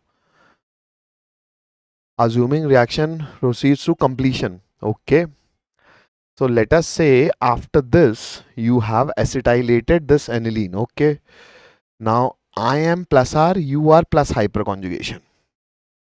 So but resonance is more dominating, so we shall rather pick the product which is formed in accordance with resonance only. And because it is sterically hindered, so I've just introduced one. Although for the sake of simplicity, I'm telling you, if at all you bring mono substitution by that side, ultimately what is going to be created? One bromine. So anyway round it is same. But yes, if you ask me, I will rather say plus R should be given more preference than hyperconjugation. You will say, sir, but initially it was very much very much electron donating. Now it has been cross conjugation, but still it is plus R, and resonance is always dominating in hyperconjugation. So I'm picking this option. Now we are not just asked this question, we are now have to apply the mole concept also. Where how? Assuming the reaction proceeds to completion, that everything is getting completed, 137 gram of 4-nitrotoluene as in this guy. So 137, I guess if you just solve its moles will also, its molar mass will also come out to be 137. Just check. I guess the molar mass will also come out to be 137. That means how many moles I'm having? Okay, milligram as in 10 raised to power minus 3. So how many moles I'm having? 10 raised to power minus 3 moles. So this is my N value. So if 1 produces 1, so N will produce N. So how much moles of this product is produced? Sir, N will produce N moles of this, whose value I already know. But what is asked in the question? I am asked then how many will be produced? Okay, milligram of B, and this B is this. So how much milligrams? Sir, N moles. What is the mole? Sir, mole is 10 raised to power minus 3 moles into molar mass. So ultimately my job is to calculate molar mass. And what answer I have to report? I have to report answer also in milligram. So this 10 raised to power minus 3 anyway going to be considered in the milligram version. So ultimately your answer will be molar mass of that guy. So what shall be molar mass of that guy? I guess you can easily calculate. So okay, now calculation is your job, guys. Do it. So CH3 is 15. Then benzene is C6H8, but one hydrogen gone from here, gone from here, gone from here. So 3 hydrogens gone. That means 78 becomes 75. So benzene is 75. Then I have bromine, which is 80. Then I have nitrogen plus 1. So 14 plus 1 again 15. Then 2 more carbons as in 24. Then 1 oxygen 16. 16 plus 3 is 19. So I have to add these values. And once I add these values, 3 as in I'll get a molar mass of, I'll get a molar mass of 228. Yeah. Venkat is our new attempting guy. Perfect, Venkat. Perfect guy. Perfect. I hope we are clear with this. Now, moving to the next question. The next question says the correct order of acidic strength of the major product formed in the given reaction. Now, alkyl halide questions are very, very good for this JEE Mains attempt. Why? Because they are asking NCERT very beautifully. How? Just go to this question. Some people can even say this is a question from carboxylic acids. Why? Because after getting what the product is formed, it is again asking you now compare acidic nature. So before comparing acidic nature, first know the reactions. And how many reactions? 4 reactions. 1 2 3 4. So let us make the product first. So this is aniline reacting with NaNO2 and HCl. So aniline reacting with NaNO, I'll just draw these reactions because this is a theory for us. So getting product for A. So aniline reacting with NaNO2 or HCl as in HNO2. I'm just writing HNO2 because ultimately this much we know that NaNO2 plus HCl at 0 to 5 degrees Celsius forms benzene diazonium salt. Okay, I've written everything. Diazonium salt as in N triple bond N plus and Cl minus. Now this diazonium salt when treated with CuCN. So this is a classic case of nucleophilic substitution where nitrogen is removed in form of nitrogen gas, and in the ring we get a newly substituted cyanide ion. So this becomes benzonitrile, and this benzonitrile once undergone acidic hydrolysis. So once it gone under acidic hydrolysis, we know that this carbon plus will get all the electronegative electrons, or I mean electron rich electrons of water, and you get corresponding carboxylic acid. I hope we definitely know this, that hydrolysis of nitrile gives corresponding, first it gives amide and then it gives corresponding carboxylic acid. So A is carboxylic acid. What about B, sir? This is aldehyde, and aldehyde on Tollens. Now this is nothing but Tollens reagent. Now see, this is a question asking you everything. Aldehyde reaction with Tollens reagent gives B. The Tollens reagent is an oxidizing agent. It selectively oxidizes only aldehyde, and aldehyde get oxidized to acid. So I'll get a 3 carbon acid. So that means I will get a 3 carbon carboxylic acid. What next? So after that, let us see what is C. Now this is again a classic reaction, the similar reaction which we have seen in hydrocarbons. Alkane on oxidation in presence of MO2O3. So methane on reaction with oxygen, but in presence of molybdenum oxide, I hope you remember, corresponding aldehyde is formed. Okay, I'm sorry. Alcohol is formed with copper at heat, extreme temperature and pressure. So if you have molybdenum oxide, you form corresponding aldehyde.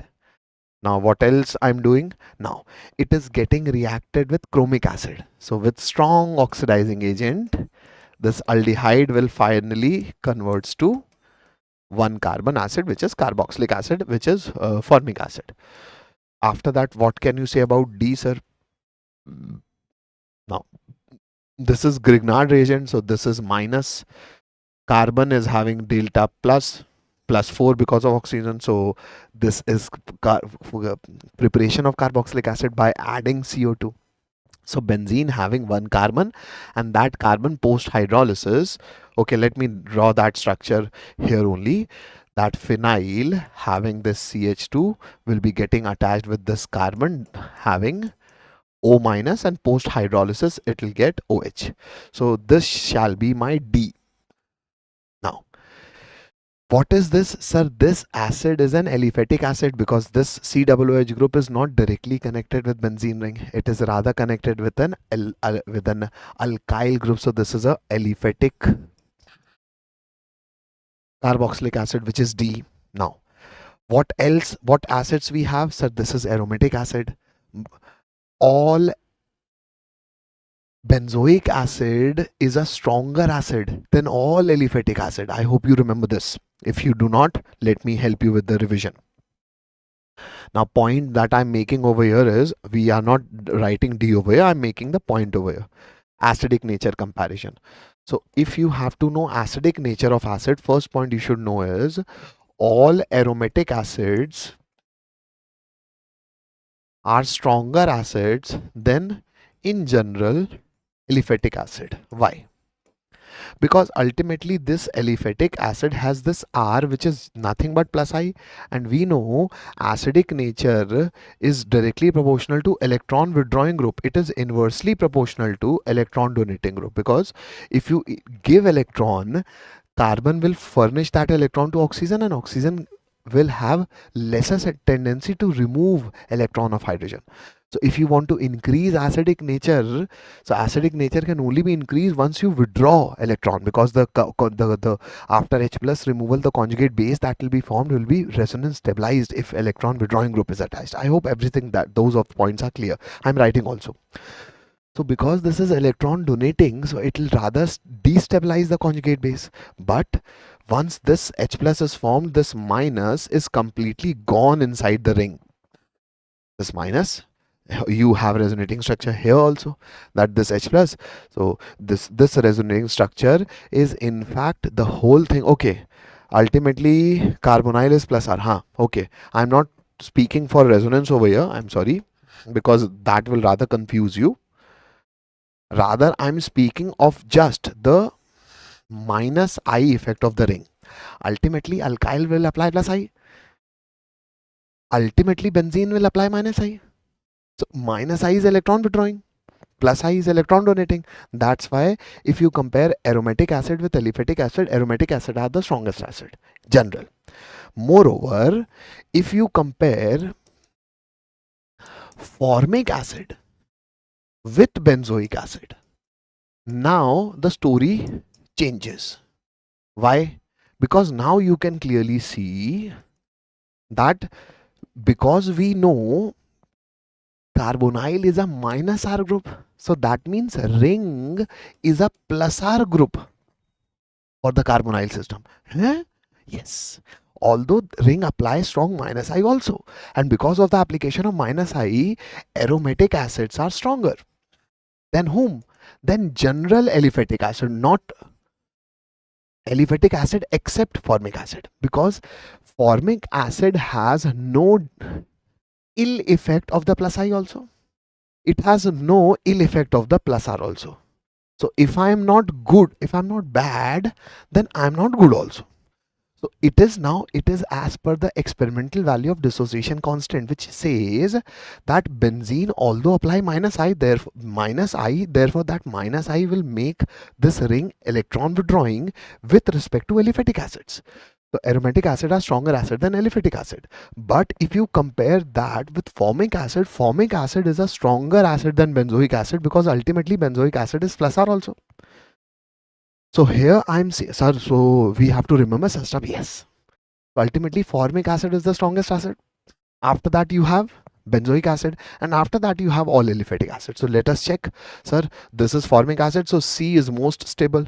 So that means C will be most stable. C will be most acidic. I'm sorry, not stable, acidic.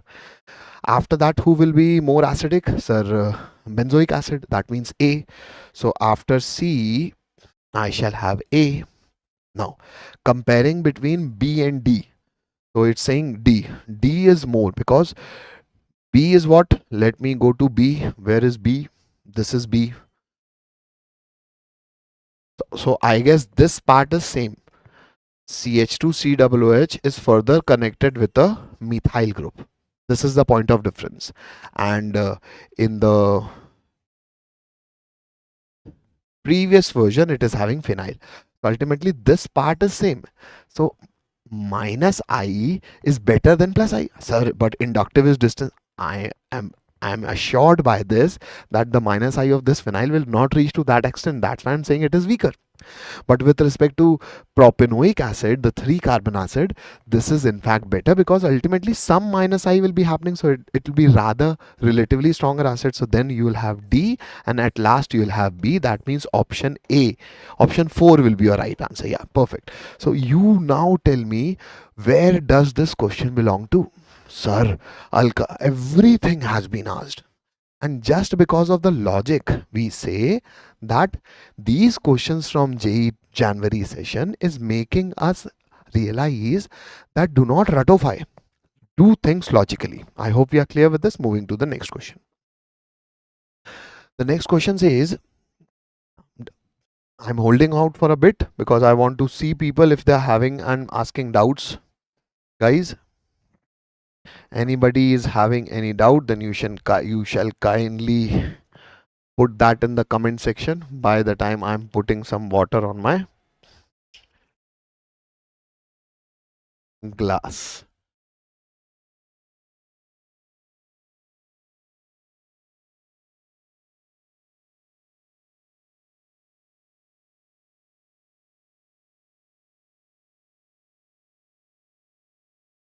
Ariva is saying, I can't follow this.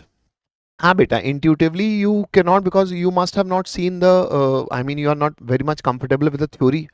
But definitely with the amount of time we are left with, I shall rather say invest time over here only rather than those one shots, because those one shots will be, if you're having time and selectively you are falling back in some of the topic, then you can go and check those topic. But reading the complete one shot with a frame that you are going to attempt paper, the April attempt is definitely, that can be, I mean, it is individualistic call, beta.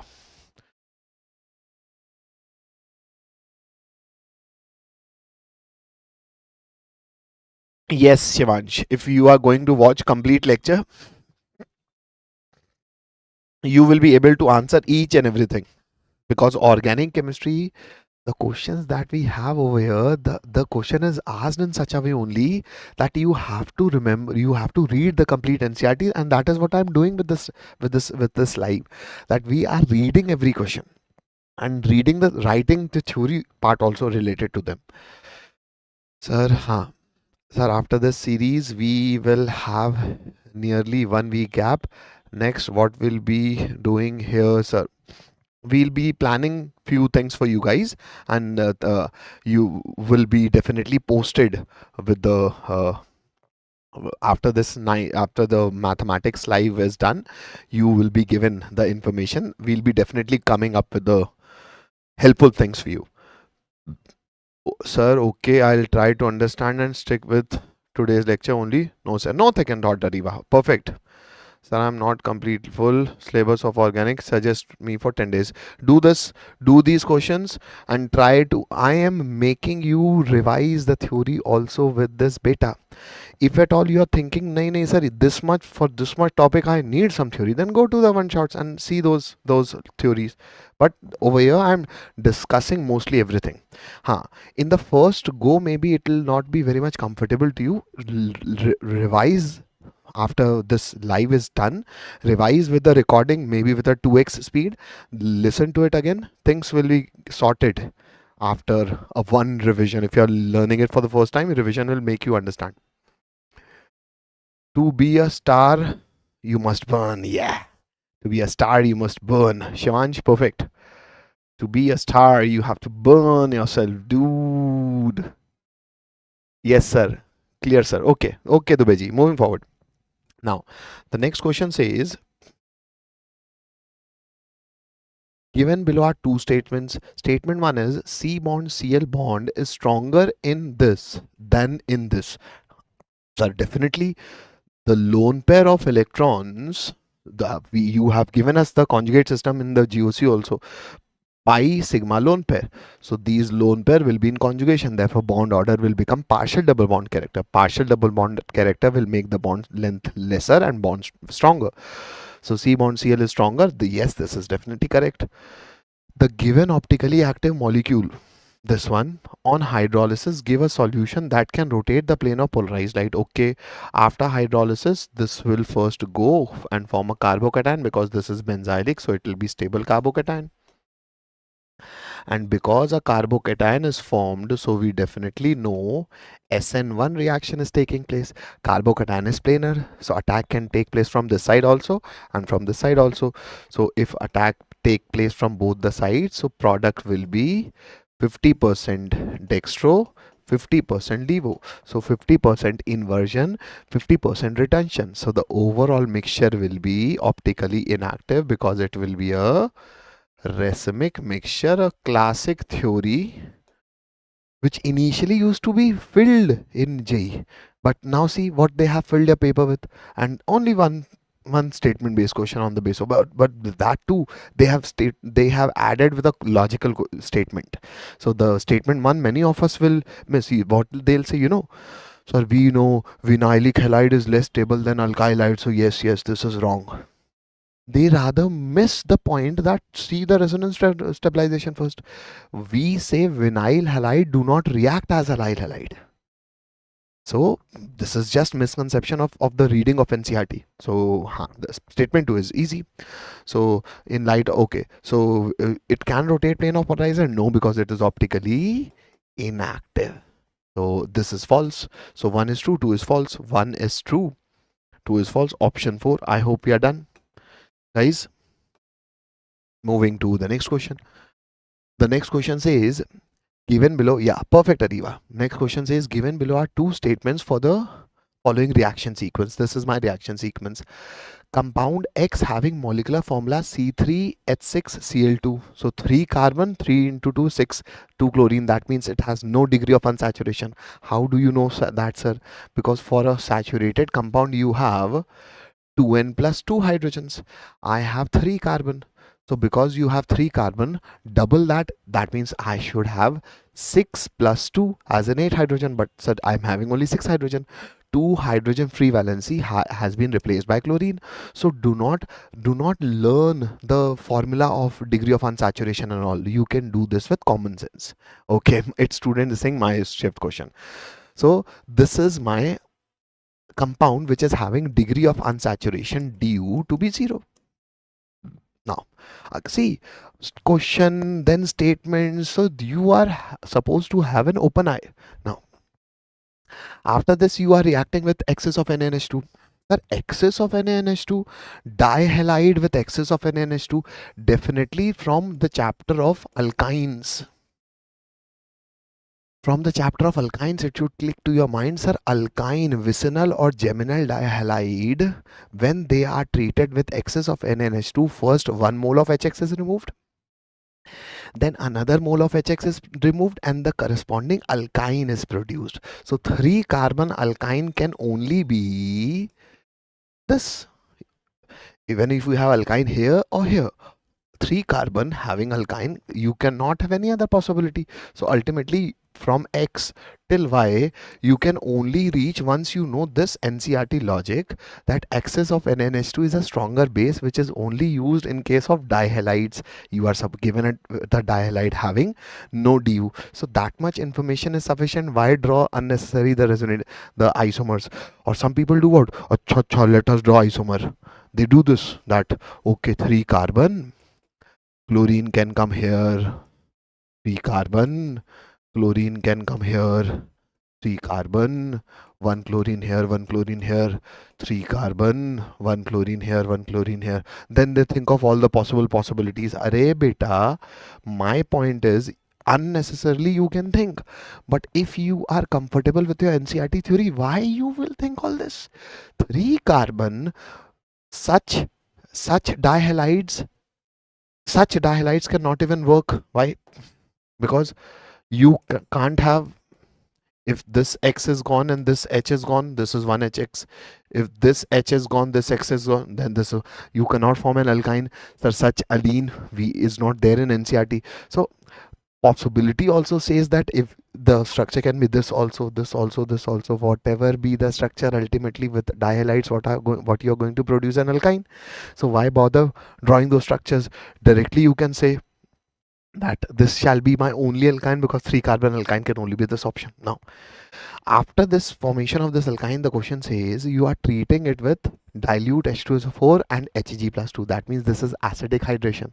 Acidic hydration does what? Sir, first hydrogen will come here, carbocation will come in the middle carbon, and this middle carbon will get OH from water. So ultimately your product will be, sir, these 3 carbons. The double bond has came over here, so this must have got hydrogen and this should get OH. And somebody was asking, sir, keto-enol isomerism? See beta, keto-enol isomerism. So ultimately I'm just writing hydrogens, rest hydrogens also over here. This is an enol form. Why? Because double bonded carbon is having OH. This enol form tautomerizes. How tautomerization takes place, sir? Beta, this hydrogen electron is taken by oxygen and given to the carbon, to the double bonded carbon, because it is electronegative. Now, as soon as this carbon receives electron, the extra electron pi cloud goes to this carbon, which becomes CH2 minus. As the CH2 gains an extra electron and become a carbon, and carbon is not electronegative, so that minus will serve the electron to this hydrogen. So the movement of this hydrogen will take place. It will take place from this oxygen till this carbon. And what product you will be getting? This carbon is as it is. This carbon is as it is. The single bonded oxygen has just now turned double bonded. The double bond has turned single bonded. The CH2 is as it is, and it has just been introduced by the additional hydrogen. So this becomes my keto form. This is nothing but tautomerism. Somebody was asking initially, sir, tautomerism bata do. This is tautomerism. I've told you that in right amount of time, you will be getting those logics also. I hope it is good. Wow, that's my wallpaper. It's always remind me that I here suffer to. Okay, leave that. Ketone NCRT give in 2 line. Looks like not important, but important. Yes, yes, black mystery. Yeah. So I hope everybody is done with keto and enol isomerism, which is tautomerism. So what will be Z? Z will be nothing but acetone. Z will be nothing but acetone. Now, if I have this alkyne, which is propine, and this propine is treated with a red hot iron tube. Now, red hot iron tube, propine treated with red hot iron tube. I am intentionally making the picture like this. Red hot Fe tube as an Fe solid heated till a temperature of around 600 degrees Celsius, till what? It becomes a reddish hot. Sir, what are you trying to do? The cyclic aromatization of 3 moles of such compound, 3 moles of such reactants. Remember, formation of benzene, the classic NCRT reaction. But now, this homolysis will take place. I mean, okay, this homolysis will take place because metal and high temperature will ultimately result in homolysis. So once you have acetylene, what you should form? Sir, we used to form benzene. So now you have this extra group. These double bonded carbon will anyway form the aromatic ring.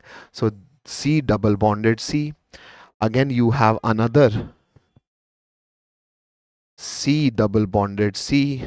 Again you have another C double bonded C, but it was triple bonded, sir. I am intentionally writing double bonded. Why? Let me help you with the common sense. Because it is all the carbons are connected with methyl, and these bulky group will also try to be in distance from each other. So how can it come to a equivalent distance so that the repulsion can be minimized? Sir, why acquiring a symmetrical position 135? This is nothing but mesitylene.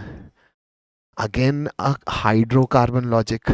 So I hope we are clear with this. So this, what is formed? Mesitylene. Now, what is asked in the question? Still the question is not done with us.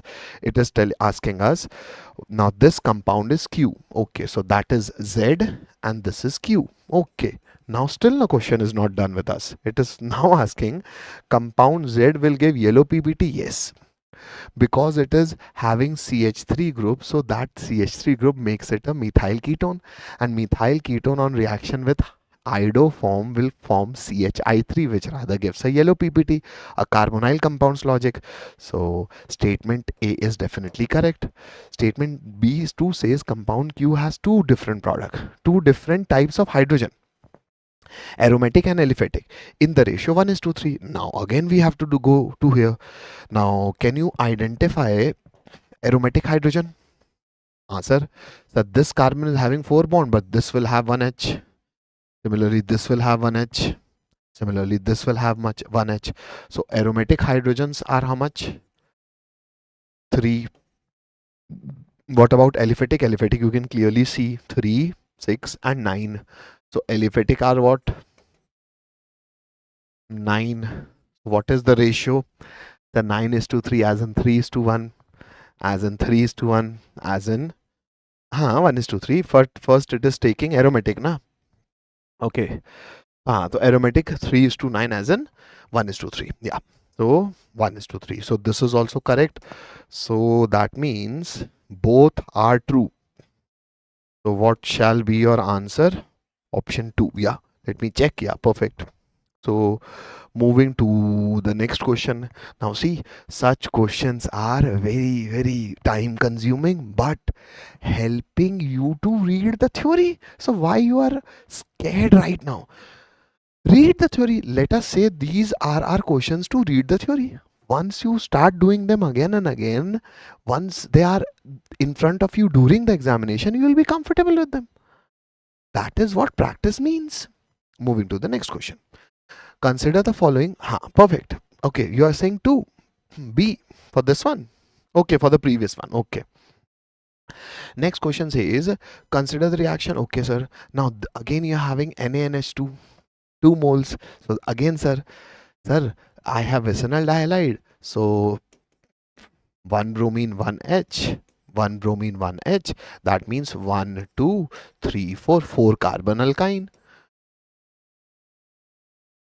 After that, array sir, if this is X, question is saying it is again reacting with a NaNH2, then definitely sir, this is acidic hydrogen.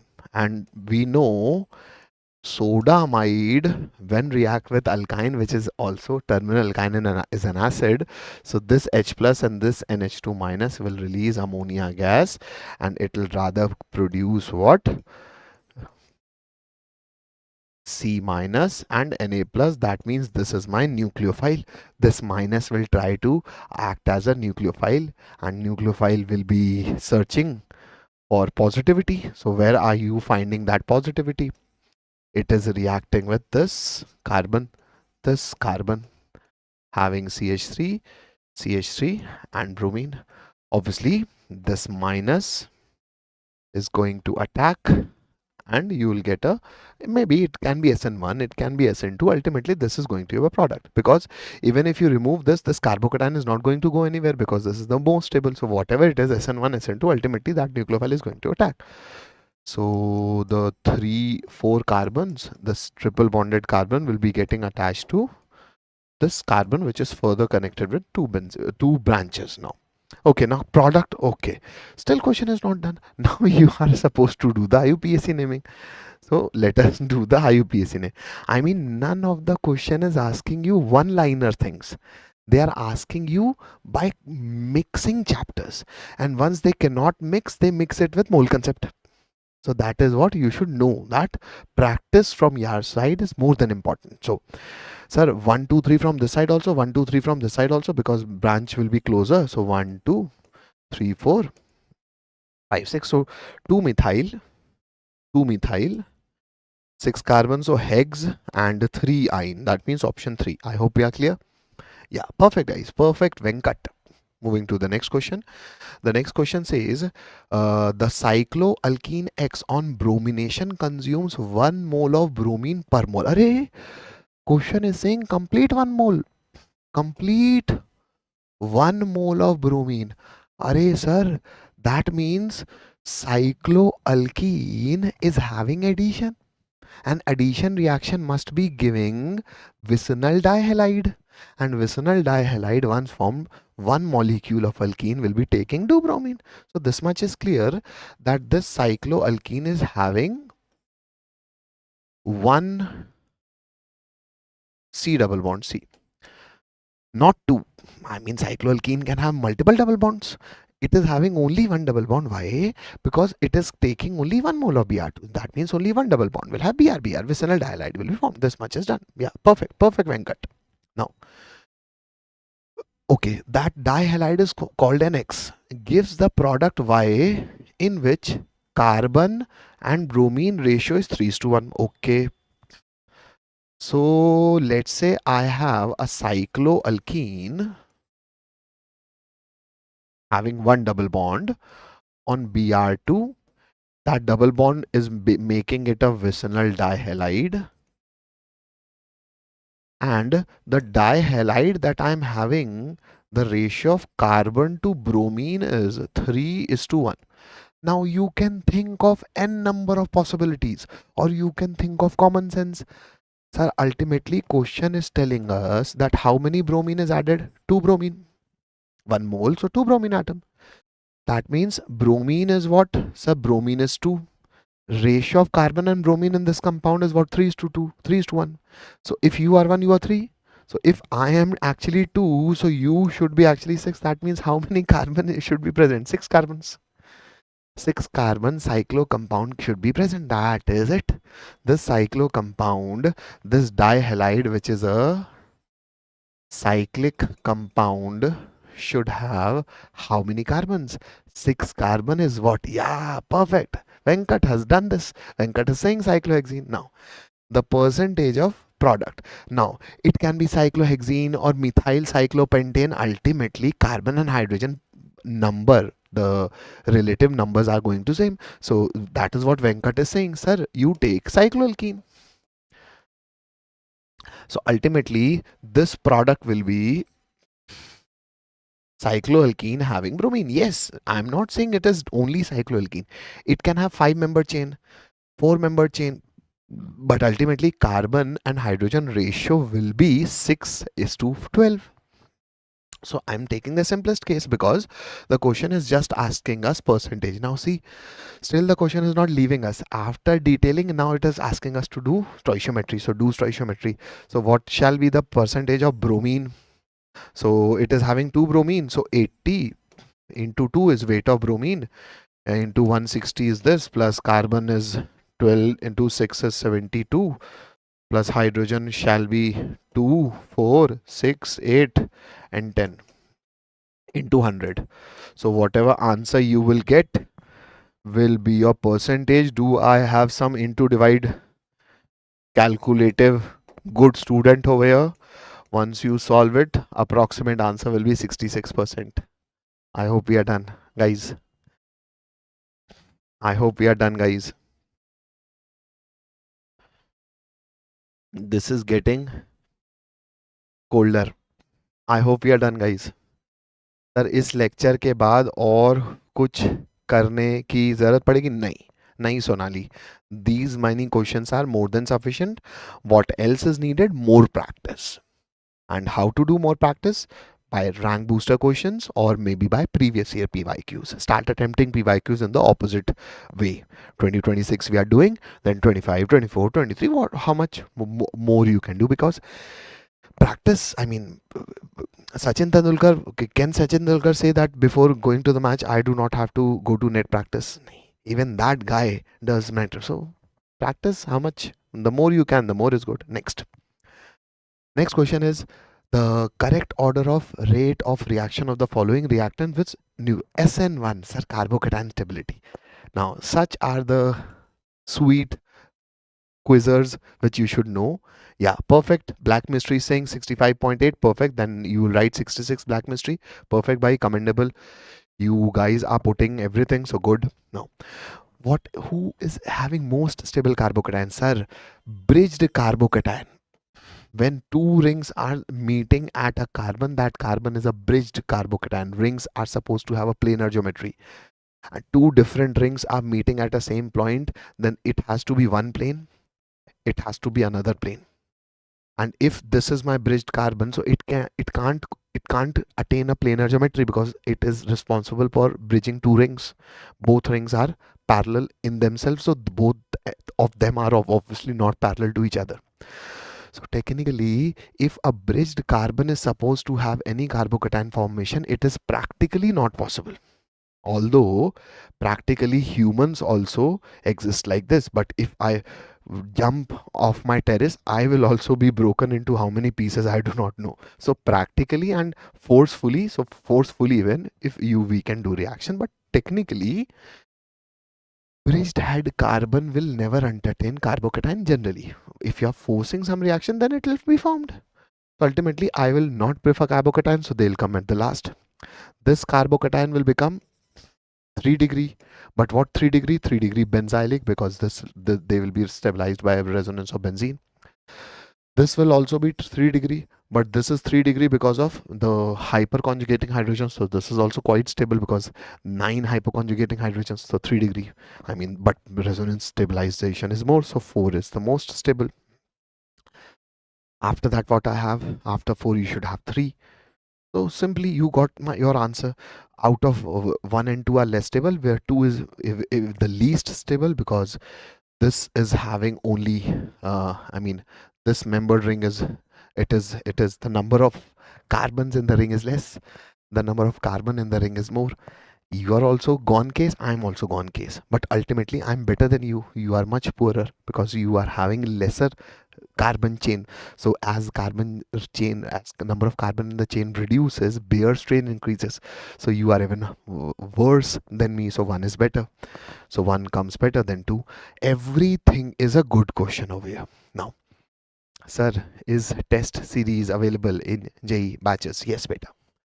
Obviously, test series are definitely available, beta, because without test series, how we are going to judge that how you people are performing? And your test actually makes you realize that what extra hard work you have to put in your regular practice. So obviously you'll be having every relevant things which should be there in a appropriate batch. Moving to the next question. The next question says, consider all structural isomers with molecular formula this C5H11Br are separately treated with KOH, okay, to give respective substitution product, okay, without any rearrangement. Now this question I have I say is a important application of GOC also, alkyl halides also, but ultimately the question is letting you go by saying without any rearrangement, because if you would have considered rearrangement, then you would have formed I don't know how many number of structures. So ultimately the question has blessed us by saying that without any rearrangement you make the number of products. So what shall be the reactant possibilities? So 5 carbons, 5 2 digit 10, 11 and 1 bromine. That means degree of unsaturation is 0.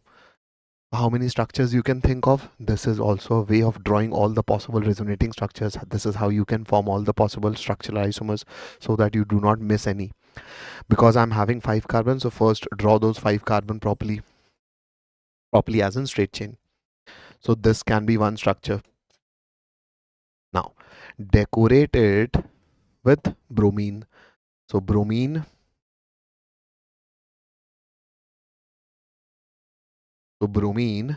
can come here. Bromine can come here. If I'm putting bromine over here, the IUPAC will again be different. So how many structures I'm forming? 3. Name 2 bromo, 1 bromo and 3 bromo pentane. Now, do I have any other alkyl substituted 5 carbon chain? No. So what else we shall do? Sir, think of other structural possibilities. So break 1 carbon from the 5 carbon, I'm left with 4. Do a branch on either carbon, the structure, the chain structure will be same. Now I have to decorate this structure with bromine. 1 2 3 4. So with practice you can also have the possibilities that I can see. I can have 4 possibilities. Why? Because bromine going to any of these carbon, name will be same. This will be my structure number 4. Bromine coming here will give you 2 bromo 2 methyl butane. Bromine coming here will give you 2 bromo 3 methyl butane. Bromine coming here will give you 1 bromo 3 methyl butane. So these are the 7 structures, sir. But still, the main chain can have one more variety. Let us draw a 3 carbon chain. 1 carbon over here, 1 carbon over here. But now we have only one possibility. What is that? Bromine getting and substituting to any carbon will give you this possibility as well. I hope we are done now. So the question is asking us that these are the possibilities. Now you can substitute this bromine with OH. Question is saying you can do reaction with KOH, so bromine will be substituted by OH simply because it is not asking us to think of any rearrangement. So leave bromine, put OH. Why do that? Why? Because it is asking the number of products which can exhibit optical isomerism. So how many of these structures, again I'm saying, how many of these structures can give you optical isomerism? Sir, whoever will have chiral carbon. So let us check which of the given structures have chiral carbon, and let us draw that chiral carbon. Sir, this is having no chiral carbon, so you're gone. No chiral carbon. Sir, how you are checking chiral carbon? Just see that you have any, if any compound is having either CH3 or CH2, it can't have chiral carbon. So this carbon is having 1H, 1Br, but 2 are ethyl group. So therefore, not chiral. This carbon is having 1 methyl, 1 ethyl, 1 this and 1 hydrogen. Yes, this is chiral. So this is one of the structure. This is having 2 methyl. So I'm sorry, you are gone. No, but this, think of this guy. 1 methyl, 1 bulky group. No, but it is having 2 hydrogens. So I'm sorry. This carbon, methyl, bromine, isopropyl and 1 hydrogen. So yes, this is chiral.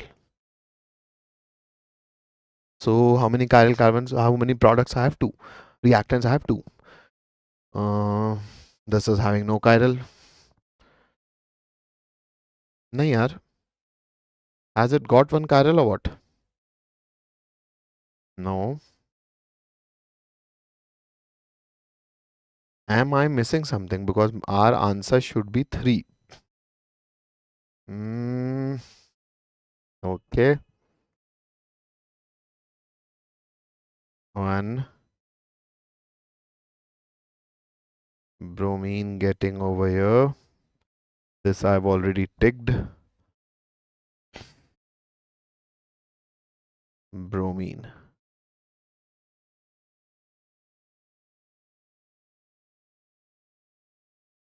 Am I missing something, guys? Sir, 4 is not chiral. 4 is not chiral, Beta, see, it is chiral. Carbon with bromine, ethyl and 1 hydrogen. This is definitely chiral. What about this guy? This carbon is having 1 methyl and 2 hydrogens. This is having 2 methyl and 1 bromine. So no, this is chiral already done. These are not chiral. Now, what about this guy? This is CH2. So this is definitely not chiral. But 1 bromo, 2 bromo, 3 bromo, 4 bromo. Once it has become 4 bromo, this is not chiral. I guess 1 over here will be chiral because it is saying number of products which can exhibit optical isomerism. So as of now, we are having 2. But actually, I know, sir, please take session on all reaction in one shot, like what reagent use. Okay, student. Let us first, let me first again draw the structures possible for you. Because I guess we are missing one of the structures because we have made structures very close to each other. Okay, let me check. So these are my 5 carbon. 1 bromo is having no chiral. 2 bromo. Nobody over here is replying. See, guys, this is having the first structure which I have left is having the chiral carbon. See, this is a carbon. 1 bromine, 1 methyl, 1 ethyl and 1 hydrogen. It will be a chiral carbon. So 1, 2 and 3. So how many reactants I have? 3. Yes, some people have even answered 4. After at least beta, chalo, Venkat was saying, chalo, thank you. That means you people are there. No. So 1, 4 and 6. Now some people may give answers out of these three. They can say, sir, 6 products, because this will have dextrolivo, this will have dextrolivo, this will have dextrolivo.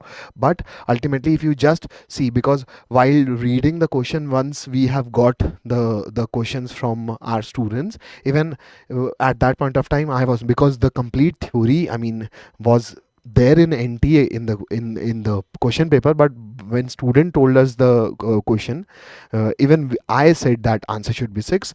But actually, if you just see with the essence of the question, it is just asking the number of products which can exhibit optical isomerism. So if it is talking about the structural isomers, then the product should also be, how many numbers are 3? But yes, JEE has accepted answer 3 also and 6 also. So if at all you are dying, if you're fighting, nahin sir, answer those 6 yoga, so actually JEE has taken both the answers as correct answer. You can answer 3 also and 6 also, both was considered as right answer. We need further mocks or revising the mistakes in BY. Revision is more important than attempting more beta, because once you are done with something, those things can only be with you in the game, in the D-Day. Once you revise those things properly, only then those things are settled here. Until unless they are not settled, then do whatever more number of questions you can. If those baggage of labor is not extracted in form of essence, that essence can go with you on your head, the baggage can't. So revision is very important. Going to the next question now. Coming to alcohol phenol ether, aldehyde ketone, alkyl halide is done. So we are starting with alcohol phenol in ether. So with the first question, let us attempt this question. By the time I sip some water.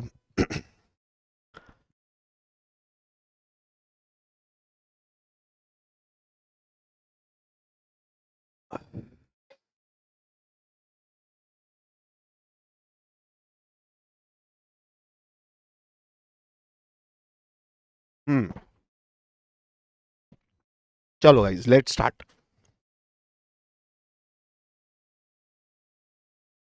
Machar.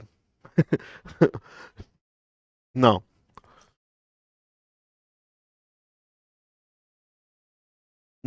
okay. So let us start the next chapter. Next chapter is alcohol phenol ether, and the first question is, a hydroxy compound X, molar mass 122 gram, is acetylated with acetic anhydride, okay, using a large excess of reagent, okay. Completely acetylation of hydroxyl group take place. Acetyl as in, I am having alcohol. If I use any acid derivative which can do acetylation with acetic anhydride, so because the question is saying I'm precisely using acetic anhydride, so rather we shall use that only. So let us revise this also, that this is alcohol give H, carboxylic acid and its derivative gives OH or OH substituted part, and what happens is you produce your corresponding this CH3 COO OR. So esterification, I hope everybody knows, but esterification has alcohol give H, carboxylic acid give OH or OH substituted part. Now, once you get ester, now the question is telling you that hydroxy compound has molar mass 122. So molar mass of this compound is given out to be 122. The product obtained has a molar mass of 290. So this is the product whose molar mass is 290. Number of hydroxyl group present. Now, this is after doing such common sense of organic chemistry. Now, this is your basic mathematics question. How, sir? See, ultimately, this complete ROH thing is over here. Only this hydrogen is not present. What was its mass? 122. Remove one hydrogen, so what will be the mass? 121. Remove 121, so 290 minus 121. So that means 10 minus 1 is 9, and 8 minus 2 is 6, and this is 1. So this is 169 approximately. So if this is 169, The if this is 160, I mean if this is 121, then this part is nothing but 169. This part is nothing but 169. Okay, so how many hydrogen? But we are considering that this alcohol reacts with this acid anhydride and forming that alcohol only when this alcohol has one O bond H. What if this alcohol has many O bond H? Because that we do not know. We are doing this by considering it is having only one OH.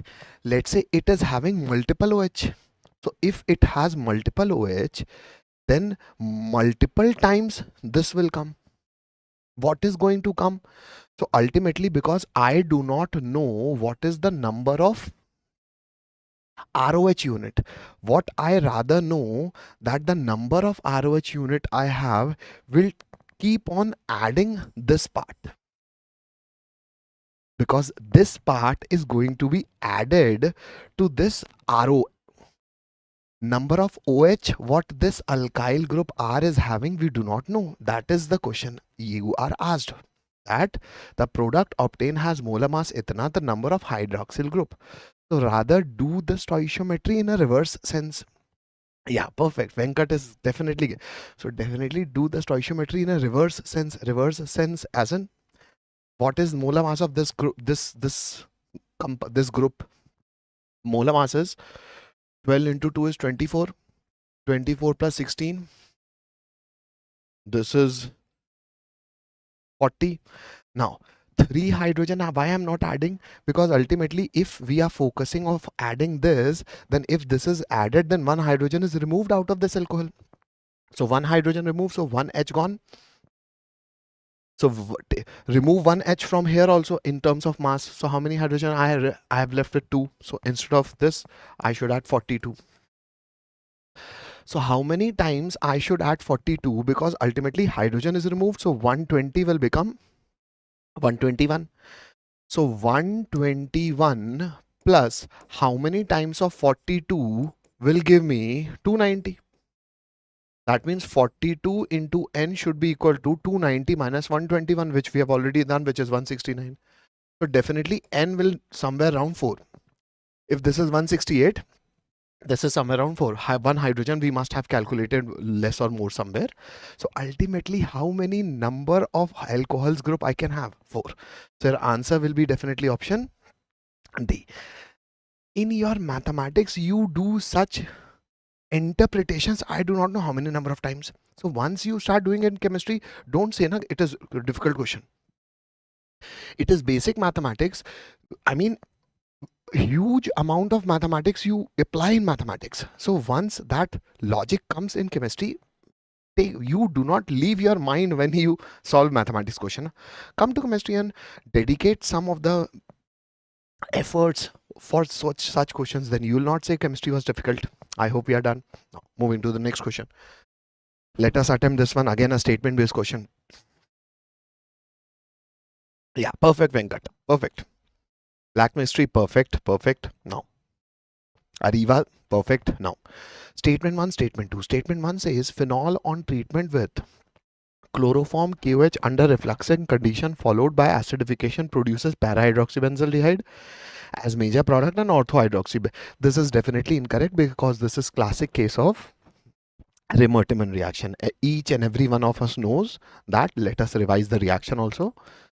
Phenol reacts with chloroform in presence of base followed by acidification, forms ortho and para. And why ortho becomes major product?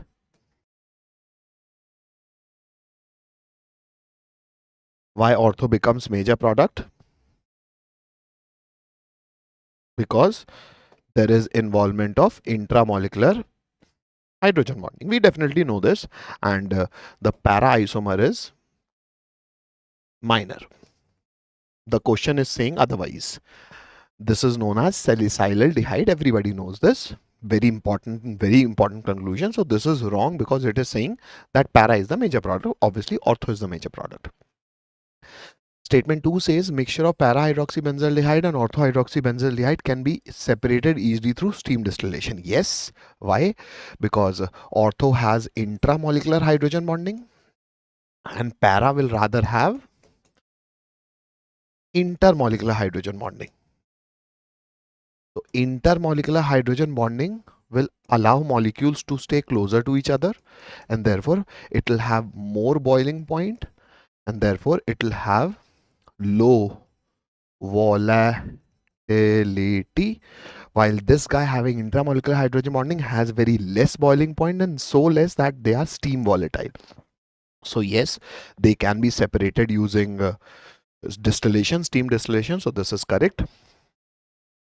So 1 is false, 2 is correct. That means option 4, yeah, definitely correct. Moving to the next question.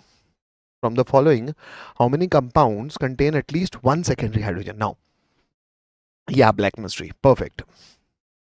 It seems easy when you solve it, but it is difficult when I solve it by myself. Ariva, hard work beta. Once I'm solving, it is easy. See that notes the next day. Once I'm solving, it is easy now. See the same notes next day. Now you are doing what? Revising what was easy to you. Again, see the next day. What you're doing what? Revising what you have felt easy. In third or fourth day, you will be coming with all the notes in sync. So then my theory will be your theory. But for that, yes, number of revisions, number of iterations has to be done without any count. Keep on doing. Sir, Asif is saying not. That hydroxyl question. Hydroxy question. Okay. Asif, ज़्यादा हो गया. Hydroxy question. See, I am iterating. Asif, ultimately, what in that hydroxy question, what you were adding? You were adding CH3CO. CH3CO mass is 42, 43. By removing one hydrogen because one hydrogen of alcohol is going. So 42 was the part which alcohol will get. The number of OH it will have. Let's say it has N OH. I do not know how much OH it has. So that N part will have a mass of 42. So N into 42 plus whatever the mass was there, you add, you get the product mass, which was 290. Now do the math. The math we have done. Approximately N came out to be 4 points. So it is definitely 4 because one hydrogen we must have taken less or more while doing the plus minus, because every hydrogen gone will introduce the CH3CO group. So just add that CH3CO group, equate it with mole mass, you will get your answer. Venkat. Okay, sir, I'll revise. Okay, you're giving answer for this one. Perfect, bhai. Chalo. How many of the carbon, question is saying how many of the carbon is having at least one secondary hydrogen. Now this is an easy question. Secondary hydrogen, secondary alcohol is what? OH connected to a carbon, and that carbon should be connected with two carbons. So where is OH? OH. OH connected to a carbon, that carbon is connected to two carbon? No. OH connected to a carbon, that carbon is connected to two carbon? No. This is carboxylic acid, so not touching, so one gone. OH connected to a carbon, connected to carbon? No. OH connected to a carbon, connected to two carbon? Yes. So this is my 2 degree alcohol. What is my 2 degree alcohol? I'm making it with a different color. This is my 2 degree alcohol. So yes, it is having at least 1 2 degree. So done. This is one option for us. Now, see, 1 2 3. This OH connected with carbon is connected with 1 2 and 3. No, it is 3 degree. What about this one? 1 2 3. No, this is also 3 degree. So it is not having 2 degree, it is all having 3 degree. This is 1 degree. Huh. OH connected to a carbon, it is connected to carbon, carbon. So yes, it is having at least 1 2 degree. So it is an answer. It may have more 2 degree, but I'm just checking for one because question is saying at least one. So I'm just taking one. Now what about this one? Yes, this is 2 degree because 1 carbon, 2 carbon. What about this one? No, it is 1 degree. What about this one? 1 methyl, 1 alkyl, no. What about this one? 1 2 3, no. So this is also not done. So I'm having 1 2 3, 3 as an option 1. Let me check. Yeah, I hope we are done with this. 1. Utkarsh is saying 4. No beta, answer is 3. Black Mystery is giving 3, Venkat is giving 3, perfect. Rest are giving 3, perfect guys. Moving to the next question. Read the question. The question says, a mixed ether P, when reactive with excess of concentrated hydrogen iodide, that means I'm having excess of HI, produces two different alkyl iodides, okay, which when treated with aqueous NaOH give compounds Q and R, okay. Ultimately, it is saying you are reacting with excess of HI. So, sir, excess of HI will do what? No worries, Utkarsh. Excess of HI will do what? Ultimately, for ether, what do we know? Like for this one, ultimately, first H plus will attack and it will protonate itself. So, in fact, all ethers will protonate themselves. This is what the first step will be. This is NCRT reaction, that whenever HX attack, H plus is formed. H plus attack, the ether gets protonated. Now, if it can form a stable carbocation, then it is formed. And in that carbocation, halide comes. So let's say over here, this carbocation is 1 degree, not at all formed. So this will form an alcohol. So 2 carbon alcohol. And here you will get a carbocation. But this carbocation will get X minus. But the question is saying I am reacting with excess of HI. So whoever has formed alcohol will further react with excess of HI and will again convert into alkyl halide. So why bother? Write the alkyl halides of all corresponding structures. So these are 2 carbons having iodine. These are 4 carbons. 1, 2, 3, 4. So 1, 2, 3, 4 having iodine. This is from the first one. From the second one, why bother SN1, SN2? Because it is reacting with excess of HI. So this is the carbon with which OH will come first. I mean, first carbocation it will be formed over here, but it will get I minus. So I minus is given to a carbon which is having 2 methyl groups and 1 ethyl group. Now, what about this one? This will get OH, but then because excess of HI, so OH will move and it will again get an I. So you will get phenyl CH2I plus this 4 carbon is same. So 4 carbon, and in the second carbon you again have an I. Okay. What about this one? These 2 carbon will get an I plus the phenyl,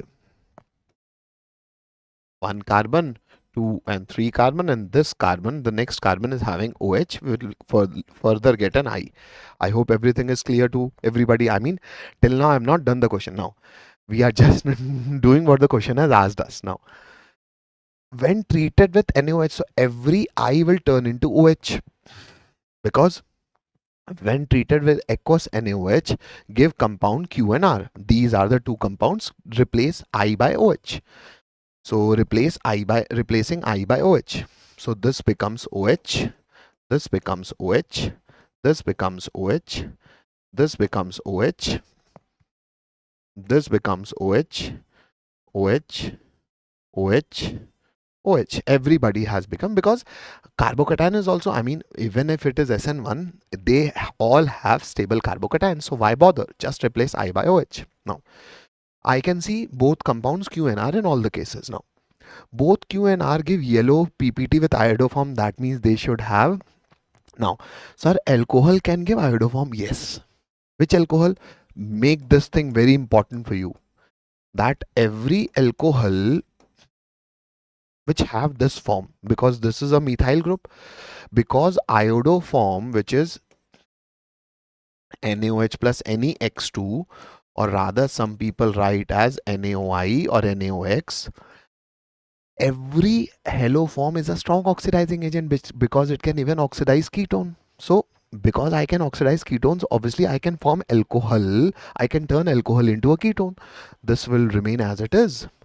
So this carbon rather becomes ketone. So whatever free valency it is, you remove 2 hydrogens and you form the corresponding ketone, and this ketone will further react. This forms CHI3 and this forms the corresponding carboxylate salt. If the medium is and it is NaOH, so it will be O minus Na plus. If you do hydrolysis, you get corresponding carboxylic acid. Now, ultimately, this is the haloform reaction that we know. This is the yellow PPT in case of haloform that we know. So this methyl alcohol group will also act as a group which can give positive haloform test. Now, picturizing this photo in our options. Question is saying both Q and R should give. So let us check. With the red pen. Okay. This is having alcohol. Yes, it is having CH3. Yes, it can give. This is having OH and it is having CH3. Yes, it can also give. What about this guy? OH? No, sir. This is phenyl. This can't give. So 2 is not an answer. Although we have got our answer, but still I'm checking. This methyl can give, but this OH,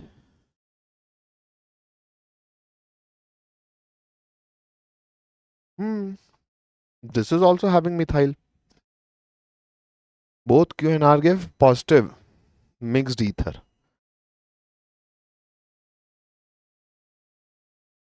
This OH is also having a methyl group high, so it can also give. Coming to this option, this is having methyl, so it can give. This is not having methyl, so option 4 can't give. So actually 1 and 3, if we have done everything appropriately, then both 1 and 3, it is showing us they can give. Okay, it is having both the methyl group. Okay, no. See, I'm sorry. This should have at least one hydrogen, because in order to oxidize into a ketone, I need this and this. Removal of hydrogen is also oxidation. So ultimately, it need the OH that is attached to a carbon, it needs to have at least one hydrogen. And if you just see this carbon is having no hydrogen, so it can't actually get oxidized to a ketone which can show an iodoform test. So it is not satisfying this structure, this H. So because of that, because of this guy, yes, it cannot show, and it is saying both should show. This is also not correct. That means option 1. This was a option 1. This was a time consuming question, but practice, and once you practice, you can have those answers quite easily. C cannot be converted. Yeah, beta. Yeah, Venkat. Perfect. Black mystery 3 has 2 methyl groups, sir. No ketone. Yes, beta. Sometimes master can also get exhausted. Moving to the next question. Although I'm not exhausted, but still. I mean, this is how much? 4 hours, na? I'm not. We will go long. We'll try that today. We'll be finishing. We are in alcohol phenol ether, no? So aldehyde ketone, amines. After amines, biomolecules, and then practical again. Yes, we'll be finishing by 11. We'll be taking one break in between, but we'll be finishing by 11. Moving to the next question. Now, next is, let us attempt this one. Question says, I have this X reacts with what to form this? The correct sequence for reagents for the above conversion. Now, this is my allylic halide. The carbon next to double bonded carbon or a benzene ring is a allylic or benzylic carbon. So benzylic halide, first I'm removing this hydrogen bromine, because this carbon is simple CH2, and then I'm converting this methyl into COOH. So let us see who all can do this. So ultimately, if I want to remove this bromine, but I have to do something so that this carbon can become so NaOH will remove bromine, add OH.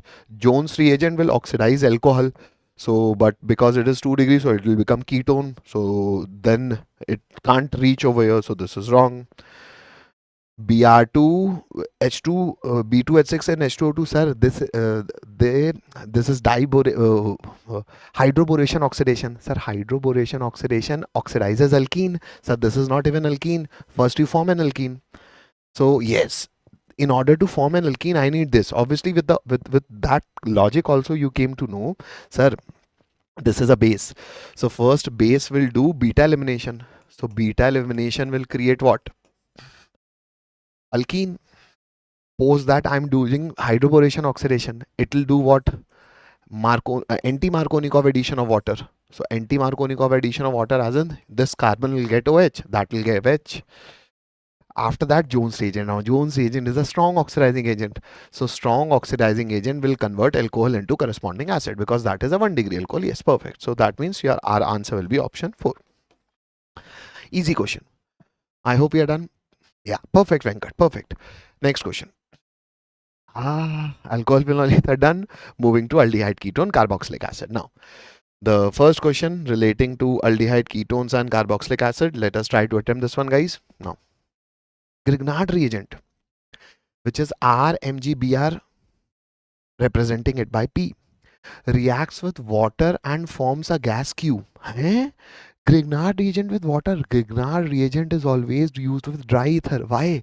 Because once you get a trace of water, if Grignard reagent is subjected to even traces of water or even traces of any species which has capability of giving this much of hydrogen, Grignard reagent will drastically, this R minus will snatch the H plus and will drastically form the corresponding alkane. And yes, magnesium being divalent positive will take OH of water and whatever halogen it has. So ultimately alkane is the gas produced.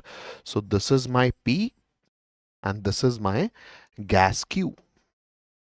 Now it is saying 1 gram of Q occupies this much. 1 decimeter cube is 1 liter. So this much liter at STP. So ultimately moles of this alkane is given. That it is saying that 1 gram. Okay, it is not saying 1 gram is produced. It is saying 1 gram will. Okay, this is giving information about the molar mass then. So what is the information regarding its molar mass? Because 1 gram is occupying this much. So weight upon molar mass is volume occupied by gas upon 22.4. So this is actually giving you a trick to estimate its molar mass. So molar mass of this gas is how much? 22.4 upon 1.4. I guess this is somewhere around 22.4, less than alkane. 1 carbon, okay. Sir, see, 1 carbon, this is an alkane. 1 carbon alkane will have carbon 12. So 4 hydrogen. So this will definitely somewhere around 16. So that means this is nothing but methane. See, common sense also is telling you. So this is nothing but methane. Okay. So because that is methane, so we know this also. This is CH3 minus. Now, P on reaction with dry ice. Okay, what is dry ice? Dry ice is CO2. We have recently seen this reaction. Now we know what is CH3 minus. So this will go and post hydrolysis. This CH3, C double bond O will form the corresponding acid. Forms acid, and this acid is Z. Now, 0.1 mole of Z will weigh. Okay, so what is its molar mass? Acetic acid. So 12 to 24, 16 to 32, and then 4. So 80, this is 60 rupees. So this is molar mass. So 1 mole will weigh 60. So 0.1 will weigh 6. Answer is 6. Easy. Easy. I hope. I mean, easy as in it is for the paper. It is a good question. Why? See, it is not asking you just one thing. I'm post asking one thing. It is including mathematification of the concept also. So practice and you shall be very confident with such questions. I hope you are clear with this. Now, moving to the next question. I hope options must not be visible for such cases. So I'm giving you the details. This is hydrogen in presence of palladium and BaSO4. That means this was Lindlar's catalyst, if you remember. Lindlar's catalyst is used where? The Lindlar's catalyst is used for Rosenmund reduction of acid halide. I'm iterating it. Acid halide with Lindlar's reagent forms corresponding aldehyde. So this is classic Rosenmund reduction. That means A is 2. That means A is 2. That means A is 2. That means A is 2. Now, B, okay, with B only we can get the answer. B is SnCl2 and HCl, which is stiffen reduction. Stiffen reduction of nitrile gives imine, followed by hydrolysis. It gives corresponding aldehyde. So that is stiffen reduction. That means B is 4. So B is 4. B is 4. That means 4 is right. This is wrong. I hope everybody got the answer, but still checking the other stuff also because we are revising. CrO2Cl2 in presence of CS2. This is simple Itard reaction of substituted benzene, methyl benzenes creates the corresponding aldehyde, aromatic aldehydes, and CO and HCl in presence of anhydrous AlCl3 gives you Getterman-Koch synthesis, which introduces carbon with an aldehyde in benzene ring. So benzene can form benzaldehyde using the Getterman-Koch aldehyde synthesis or simply Getterman-Koch synthesis. All NCRT reactions. Option 4 is your right answer. Perfect, Utkarsh. Perfect, bhai. Moving to the next question. The next question says, statement 1, cross aldol condensation between two different aldehydes will always produce 4 different products. Now see, although this is also logically, this is also a good question. Why? See, question is asking you cross aldol condensation.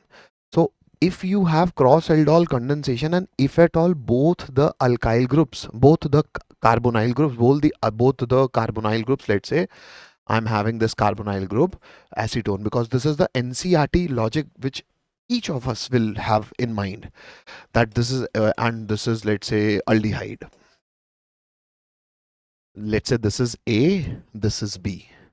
So when A creates a nucleophile and attack itself, it is self-aldol first product. When B creates a nucleophile and attack itself, that is the other product, second product. So these are two self-aldol products. When nucleophile of A attacks B, this is the first cross product.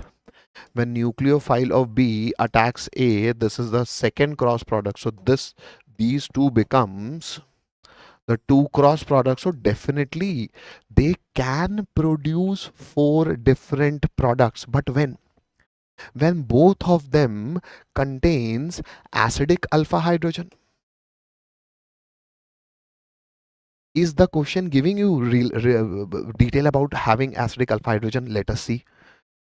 Cross aldol condensation between two different aldehyde. It is only saying two different aldehyde. It is not mentioning if the aldehyde is not having alpha hydrogen, then it is different, na? Let's say, okay, this is ketone. So okay, let me make this as this is ketone, I agree. So let me make this as this. Okay, now this becomes an aldehyde. But still, this can form 4 product. But till when? When these both are different. And different aldehydes can only form 4 products if they have acidic alpha hydrogen. If this is not A, instead of this I take formaldehyde, then this is also a different aldehyde. But this can't produce a nucleophile because this is not having alpha hydrogen. So what product it will create? First, it will react with itself, self-aldol, and then it will have cross-aldol. So how many products? 2 products. That too, cross product is always the major product.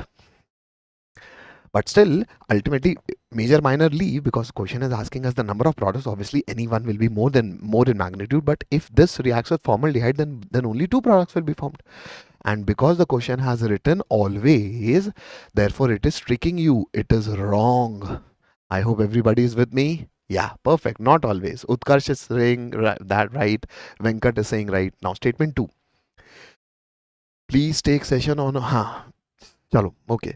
Statement 2 is, when semi-carbazide react with a mixture of benzaldehyde and acetophenone under optimum pH, as an at optimum condition, it forms a condensation product with acetophenone only. Acetophenone, is this a ketone? Benzaldehyde, is this? Both can react with semi-carbazide because both have the carbonyl group. In fact, aldehyde gives nucleophilic addition reaction easily. So it will react with a faster rate than this guy. It is saying that only ketone react. That means this is also wrong. So both statements are false. That means option 1 is your right answer. Definitely correct. I hope we are done. Yeah, perfect. Moving to the next question. Now, next question says some reactant A is reacting with hydrogen and platinum. No limitation or poisoning of the catalyst. This is just hydrogenation. So hydrogenation is giving us this. So there must be some unsaturation over here, which should be there in the reactant. So this can also give, this can also give, this can also give, this can also give. I mean, any can give you this. Done. KMNO4 is a strong oxidizing agent. If you have a strong oxidizing agent, then strong oxidizing agent rather only oxidizes. Okay, so I guess the options are also, I guess this has to be a benzene beta. Third. See, this is just an error. It has to be a benzene over here. And similarly, over here also it has to be a benzene over here also. This was the actual question. This is a misprint. Do not worry. Now, let's say this is the actual question. Now, this is a benzene. So it is not, beside benzene, double bonds are stable. They do not get hydrogenated. So benzene double bond is as it is. The next carbon is having hydrogenated. Now, this carbon is becoming COOH and this is also becoming COOH. What we know for strong oxidizing agent is the benzylic carbon oxidizes itself very easily in presence of strong oxidizing agent like KMNO4, especially in basic medium followed by acidification. The question is not mentioning followed by acidification and all, but ultimately we know benzene should be attached with carbon, then double bonded should be there. So benzene, this is benzylic carbon, and because I'm having double bonded, so this will become COOH. This carbon will become COOH, and you will break the bond here. So this is a carbon, this is a carbon. So these two carbons will be attached and double bonded O will become OH, and whatever hydrogen it has will turn into OH. I have given you that strong oxidizing agent logic initial slides also. So this shall be your product. So your answer will be option 3. A beautiful question. Yeah, 33. Perfect. 3. I mean, okay, you must have written 3 2 times. I hope you are clear with this now. Moving to the next question. The next question says, now 3,3-dimethyl 2-butanol cannot be prepared by. So what you can't prepare from the following. I mean, this cannot be prepared by which of them? So butanol has in 4 carbons. 3,3-dimethyl butane 2-ol.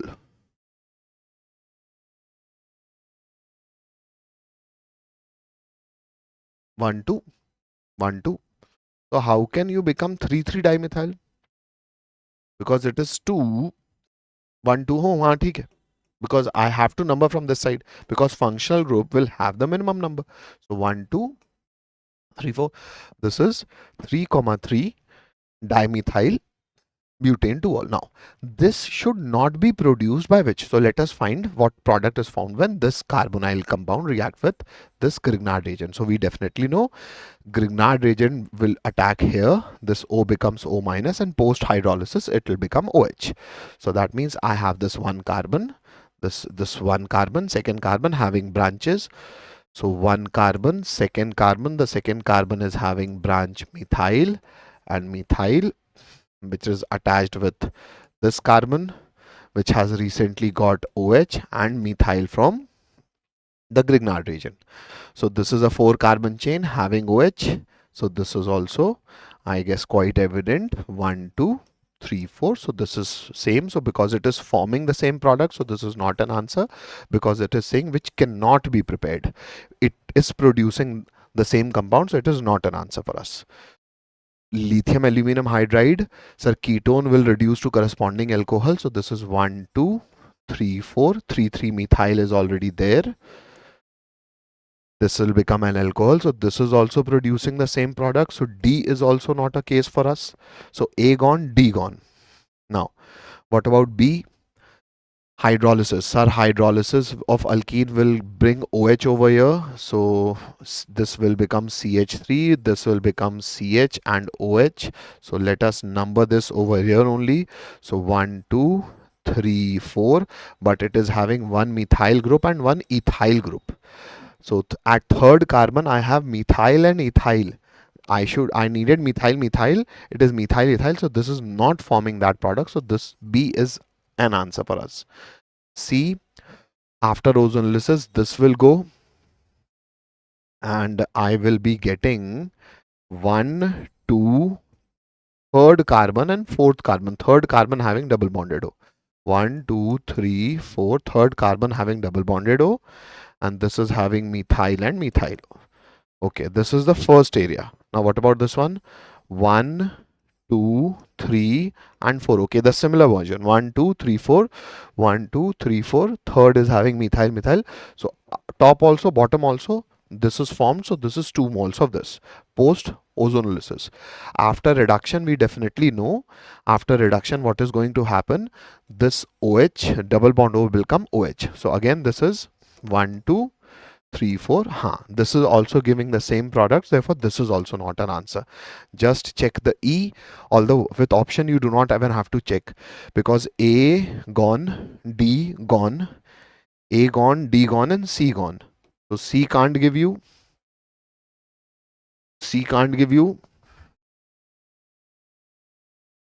B can, I mean B is an answer for us. We have to check E or only B. Okay, we have to check E.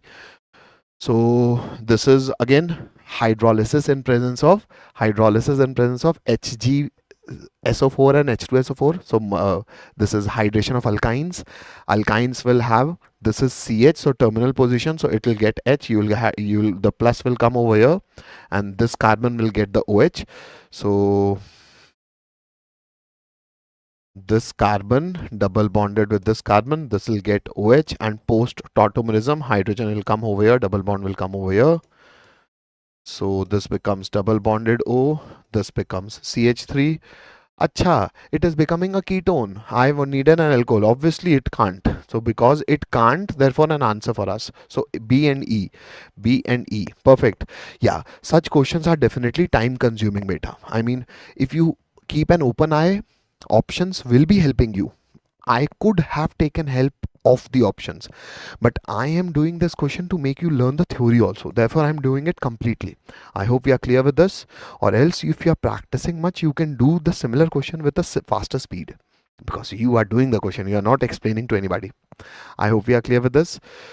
Okay, sir, C, haan beta, sir, I am JEE 2028. Please tell, can I use these 3 days? Gun, sir, I am. हाँ बेटा, yes, Anirudh, Ritvik, you can beta. You can. I mean, they will definitely going to help you a lot. But just studying is not sufficient. After studying, revise the content so as to segregate over here, because you can't keep burden in a paper. You can't go to a paper with a burden in your head. All the logics has to be make an essence of the logic. Essence can only be made once you read it and then reread it. So actually reading it again and again makes it a monotonous job. But that monotonous job, whoever does, are the rankers actually. So in order to be a ranker, you have to summarize everything in your head. I'm going to buy a PYQ book. Perfect, beta. You should. I mean, we are here. We are giving you all the PYQ. But yes, for the more practice you can. Sir, I'm going to buy a beta. Ekaf, buying PYQ book is expensive than buying PWJ English subscription. So rather do that, because every stuff will be provided by us in that case. Come to the regular batches. If you are just saying, because as far as I remember, Ekaf, you have just part 11th, na? Acha, Ekaf, you have already bought the. So if you have bought, then nothing is required, beta. You'll be getting all the relevant material from our side. Don't worry. Perfect. Hiccup, I hope I answered that question of yours. Now, moving to the next question. The next question says, the compound A C8H8O2 react with acetone to form single product via cross aldol condensation. Okay, single product is formed. Okay. With acetophenone, that means acetophenone is this. And acetophenol is definitely having acidic hydrogen, but it is reacting with this and single product is formed. That means this will produce a nucleophile, and that guy will not have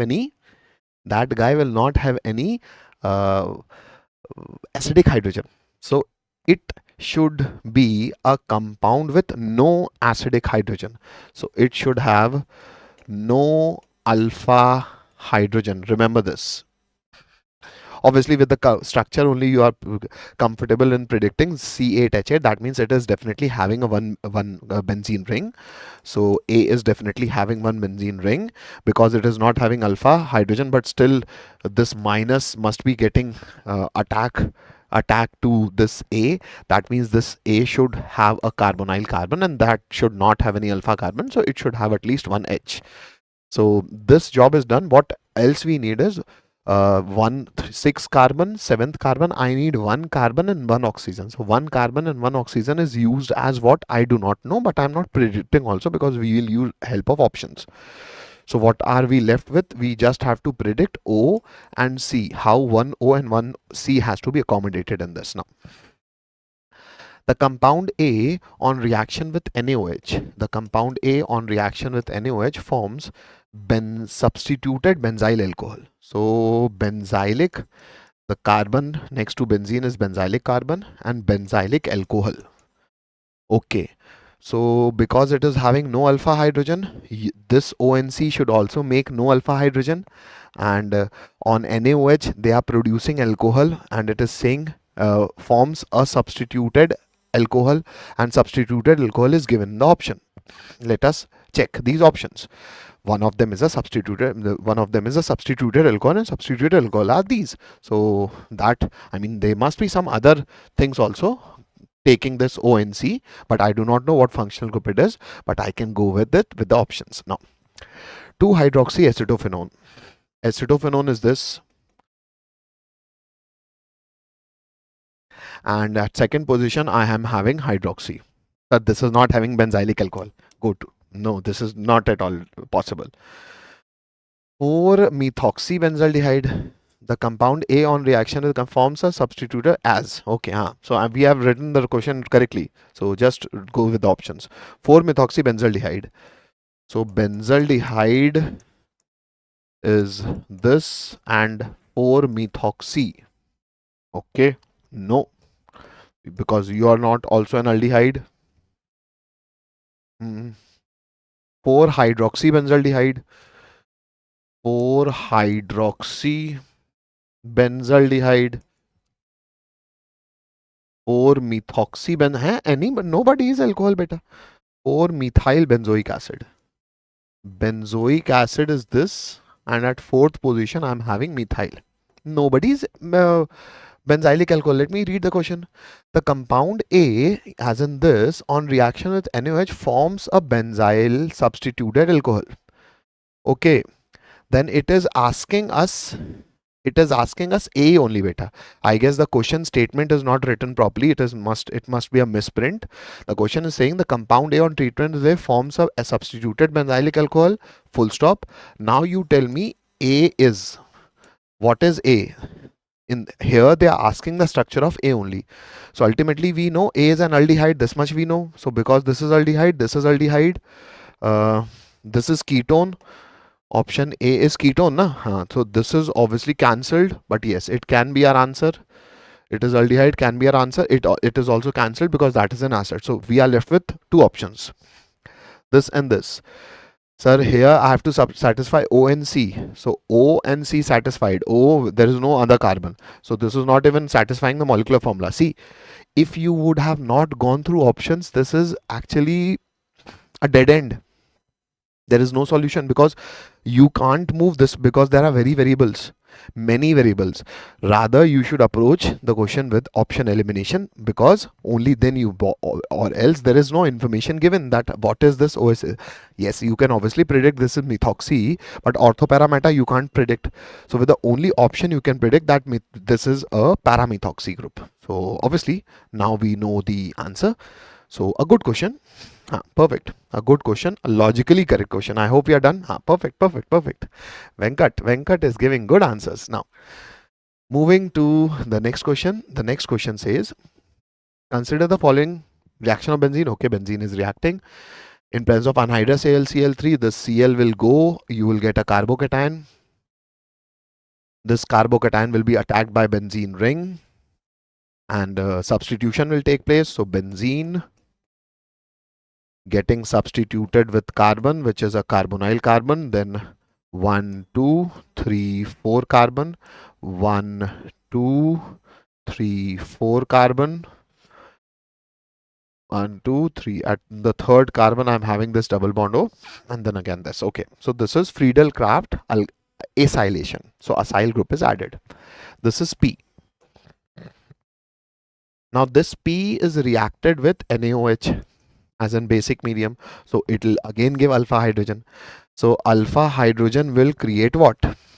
Sir, if this alpha hydrogen is created, this will attack carbonyl carbon. So it will become 1 2 3 4 5 membered ring. Best, sir, because this will create it will be 3 membered. Sir, if this creates this will also 3 membered. So this is the best possible case that this minus shall attack this.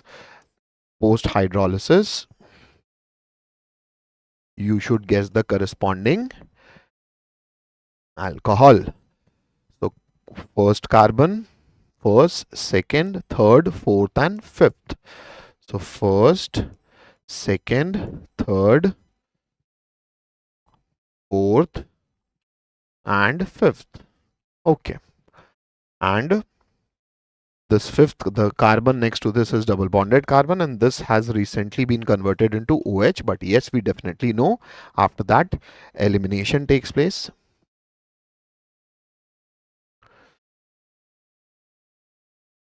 After that,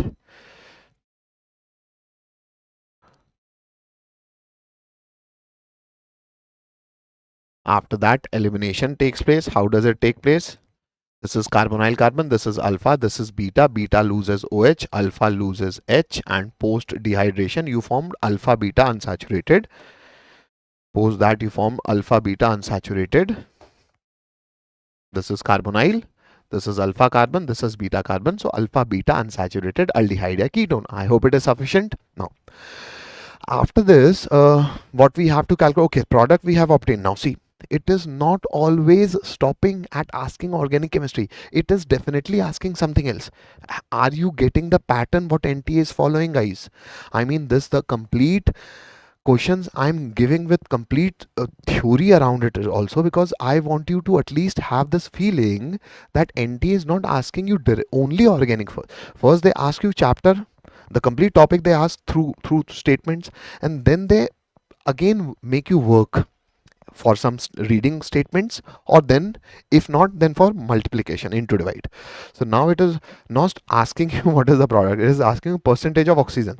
So percentage of oxygen, I only have one oxygen, so that means this is 1 into 16 upon the molar mass. Now it is your job, you calculate, multiply it by 100.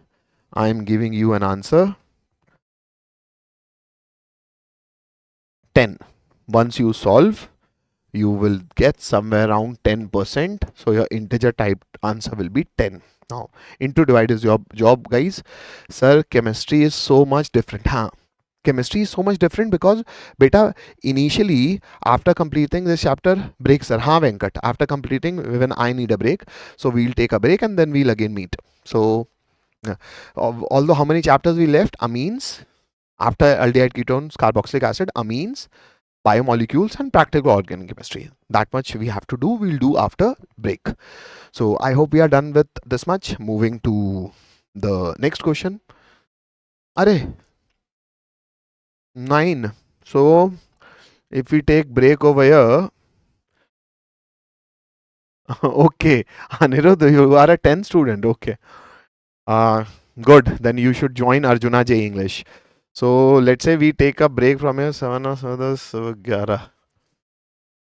Chalo, we take a break. Sorry, यार अभी, हाँ चलो, we take break. We have taken previous break at 6:30 ना. 7:30, 8:30. हाँ चलो 9. We can take a break. We will meet for amines. But यार I wanted to do amines. How many questions of amines are left? Amines was also asked. I mean, lot of questions were asked. 69, 48, 58, 68, 20. Beta, let us do amines. Let us do amines. हाँ, because this हाँ amines we complete and then we'll go for a break. Okay. हाँ. Black Mystery saying Black Mystery had you have become like some uncle of mine. He also used to have lunch at night and dinner in the afternoon. So now let us do the question. Huh. We'll finish amines beta, then we'll break. Take a break. है ना? चलो. Now compound P undergoes the following sequence of reaction. Now what is the sequence of reaction? P react with amine and heat forms Q. Okay, sir. So what reacts with amine and after heating, sir? Ammonia will form salt and heating will dehydrate the salt and will form acid. This is what through amines chapter we are predicting. Will form amide. Acid reacts with ammonia, forms salt and post heating forms amide. So this must be amide. Amide with KOH and Br2 must be forming, sir, this is Hoffman bromamide degradation. That means amide will be forming amine. And amine after chloroform and KOH. Chloroform and KOH is classic case of carbylamine reaction. That means it is forming an isocyanide. So this is my isocyanide. So ultimately I know this is not aromatic isocyanide, but I know what is my alkyl groups. Let's say this is R. So because this is R isocyanide, it will be isocyanide is forming through the corresponding alkene. So what shall be your corresponding alkene, sir? R NH2. What is that R? This is my R. This must be have reacted with chloroform and KOH to form isocyanide.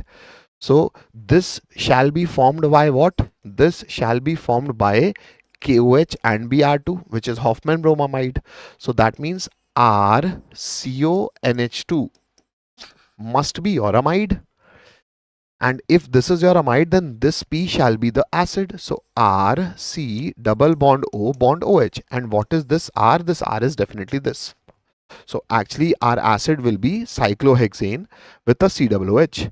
Cyclohexane with a COOH. Cyclohexane with a COOH. I hope we are clear with this, guys. Yeah, perfect. I hope we are clear with this, guys. Carbylamine reaction. Yes. Sir, should I buy modules or this batch is enough? Enough beta. Enough beta. Huh. If possible, yes, definitely, because PW has came up with modules.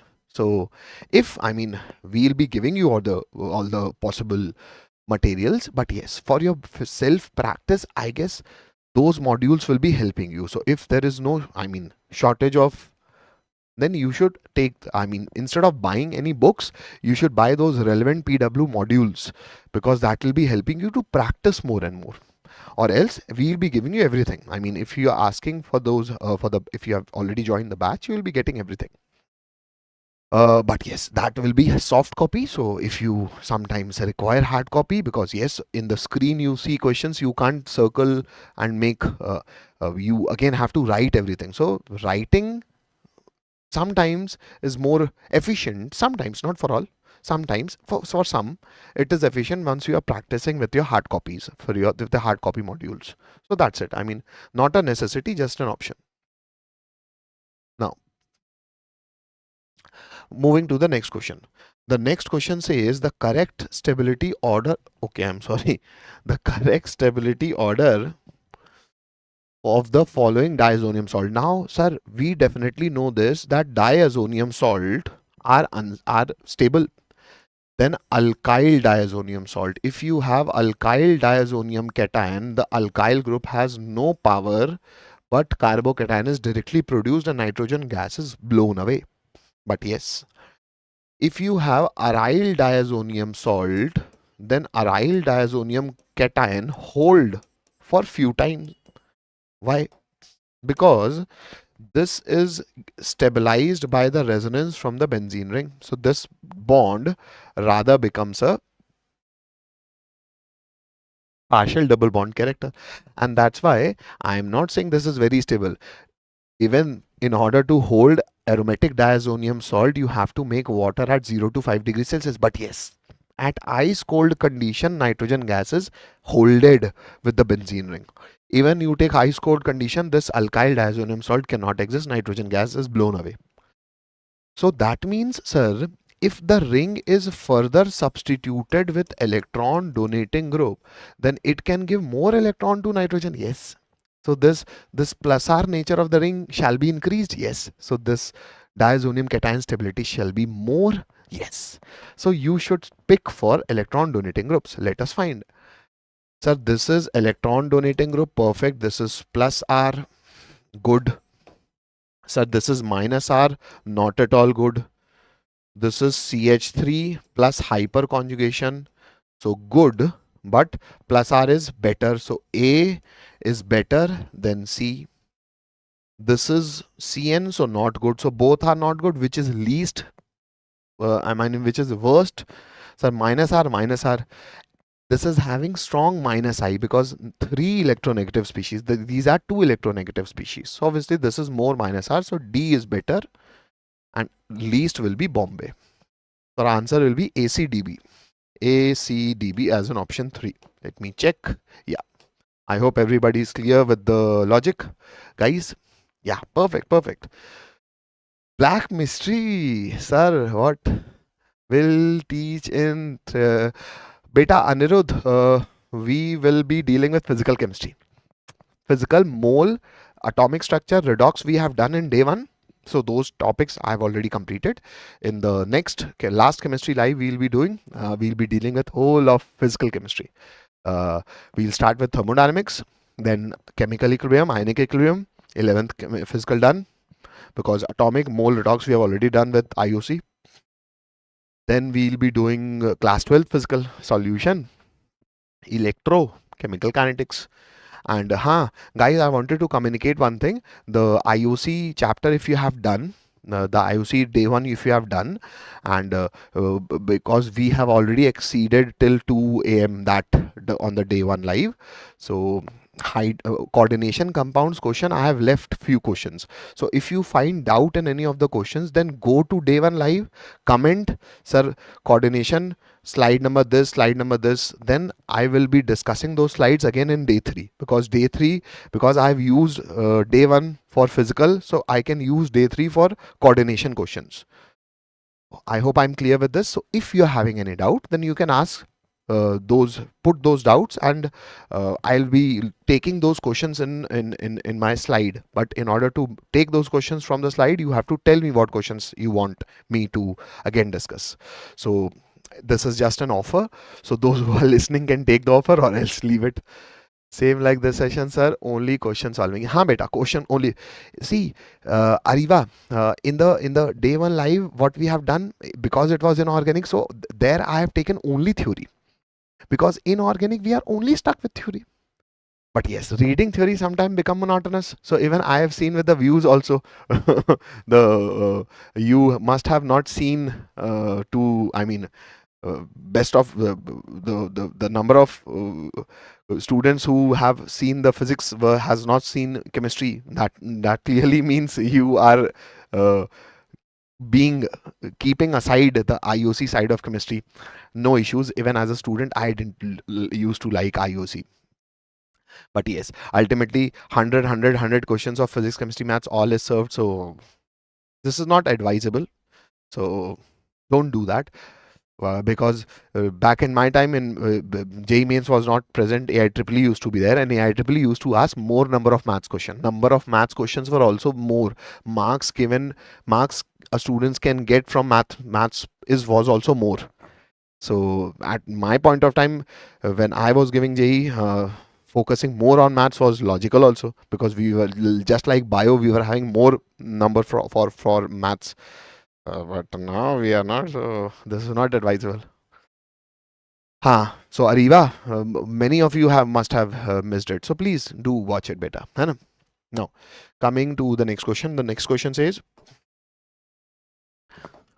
a student has planned, okay, what the student has planned to prepare acetanilide, okay, then amide formed by aniline and acetic acid is acetanilide from aniline using acetic anhydride. Sir, we have already done it 2-3 times. Aniline you have reacted with acetic anhydride, and we know acetylation take place. How many times you will do this, sir? Beta, why you are shouting? And this is, I mean, the JEE question, NTA.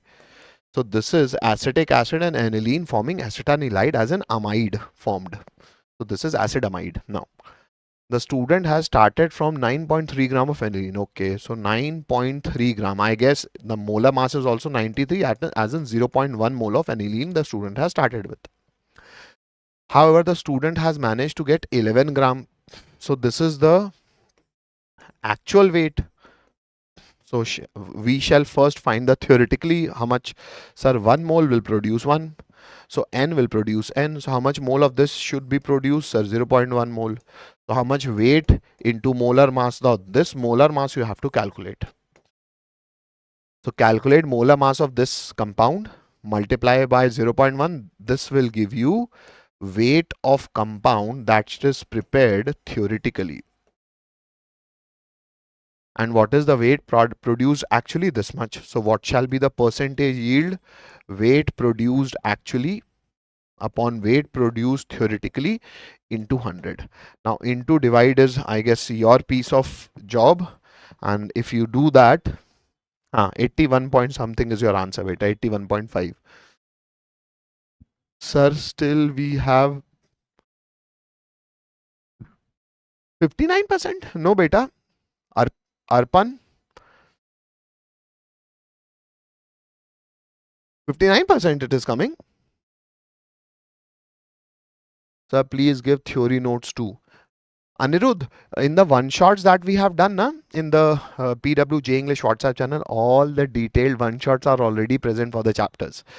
The one shots for few chapters are left, which I'll be combining and we'll be pushing in within this week. So don't worry.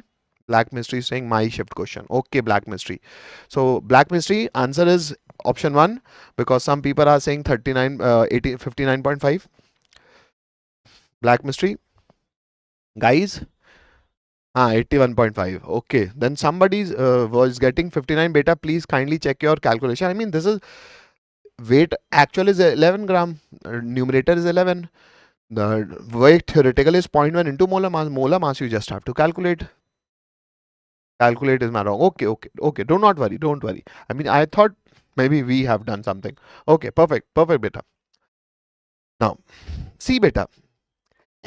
You can find any teach. There are many teachers who can. Some teacher teaches.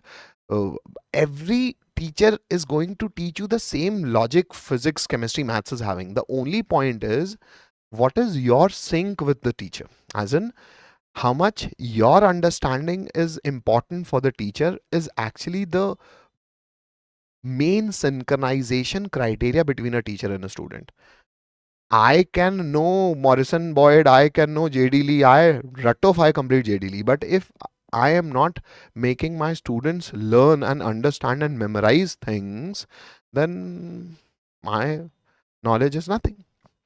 So the you should definitely understand. So that's why I stopped, because whatever students we have, ultimately they should know. If they are doing wrong something, then they should know that this is what I'm doing wrong, so that they know how to correct it. Because 50% of the problem is solved once you identify the problem. Now, perfect. The next question says the mass of benzanilide, again the same, obtained from benzoylation reaction of 8.5 gram of aniline. Now see, such questions even April attempt is going to ask. Even April attempt is going to ask these questions, I am telling you. So benzanilide obtained by benzoylation reaction of 8.5 gram of aniline. Now it is giving you percentage and now asking you that how much product is formed. So aniline, again the same logic, aniline. Guys, do the math. I want everybody to do the math with it. This is 5.8 upon 93 is the number of moles of aniline. On reaction, it forms acetanilide, as in this.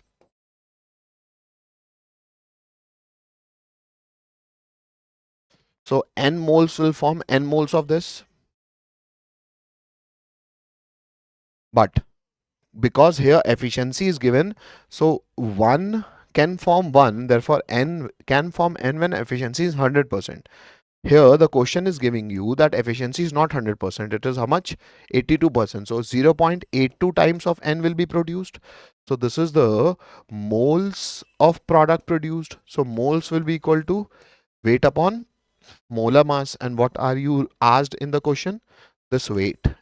This weight will definitely come in gram. So my job is n, which is 5.8 upon 93 into 0.82 into molar mass. Now I am doing it. You also do. I want everybody to take answer. Sir, you are too good, sir. But please give break. Even I need break, Vera, for my seniors. But only after, yeah, we'll finish. Means even I want break. You know what? I'm standing on one leg and doing some. Even but we'll do then. Now, hey, molar mass. Calculate molar mass. So this is C6H5. So 78, 77 is this. Nitrogen 14 plus 1, 15. Carbon 2, so 12, 2, 24. Oxygen 16, 16, 3, 19. Okay. So 9 and 4, 13. 13, 7, 20. 25, 5, 2, 2, 3, 5. 7 and 5 is 12. 12 and 13. 135. 135. So into 135 is my molar mass. Now solve this. You will get your integer. Do the calculation, guys.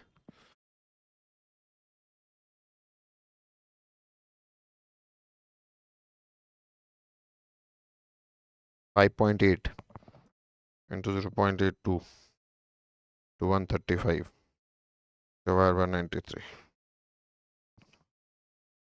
6.9. 10.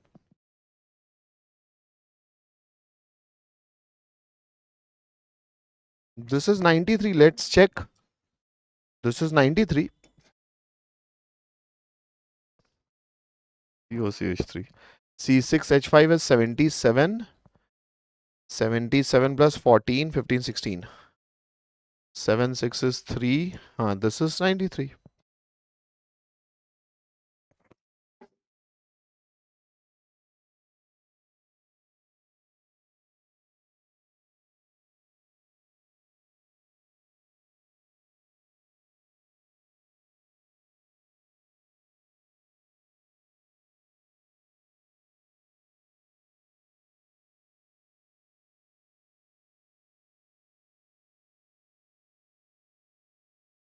Answer is coming out to be 7. Answer is coming out to be 7 beta. So whatever it is, I mean, here I have written answer as 10. So, but we are getting 7 over here. So aniline is this. 82 is the efficiency. Then maybe there is some, because whatever we have done, 1 gives 1. So n will give n if efficiency is 100%. It is saying it is 82. So 0.82 is completely correct. So these are the moles produced. So weight will be equal to n, which is 5.8 upon 93 into 42 into molar mass. Whatever we have done is beta answer is 7. Or else for the question that is given, answer is 6.9 something. So answer will be 7. Definitely answer is 7. But yes, the answer I have written is 10 because I mean the efficiency must be something different in that case. So I mean the logic is definitely correct. The percentage efficiency will be something else, then I'll be getting 10%. With 82% efficiency, 7 is my answer. I hope we are done, guys. Okay, moving to the next question. The next question says, a student performed analysis of aliphatic organic compound X, which on analysis gave this much of carbon, this much of hydrogen, and this much of nitrogen. Okay. This compound on treatment with nitrous acid and water produced another compound Y, which did not give any nitrogen atom. Okay, which does not contain any nitrogen atom. Okay, so on reaction with nitrous acid, it formed a compound, it is having nitrogen. But on reaction with nitrous acid, it is forming a compound which is having no hydrogen, no nitrogen gas. That means it is not able to form diazonium compound. That means diazonium compound when formed is released, and because we are having water, so OH will be coming over here. So if OH is coming, that means the nitrogen containing compound when reacts with nitrous acid, it is not able to hold as diazonium cation. We have recently discussed this. So because it is not able to hold, every nitrogen is gone. That means this R plus will be supplied with OH of water, and you are definitely going to get alcohol. So that means it is an aliphatic amine. This nitrogen containing compound having carbon, hydrogen, nitrogen will be an aliphatic amine. Because aliphatic amine will form aliphatic diazonium compound that will directly form alcohol, and no nitrogen will be remaining. I hope we are good. Yeah, okay, idli, Sonali Ghope. Yes, idli having. Hey, what is this idli, beta? So Sonali, you and I mean one more. I mean maybe the son. This always idli comes. I thought you were uh, actively solving, so religiously serious bacha. Okay, one joke is good. Okay, but joke idli. Chalo, black mystery, yes, 100%. Santosh Murugan is saying it is benzanilide, okay? The mass of benzanilide obtained from benzoylation. Okay. Benzoic acid. Okay, okay, okay. Thank you, beta. From aniline. Benzoylation, okay. That was the difference, guys. Okay, thank you. Who was it? Who was it? Santosh Murugan. Thank you, beta.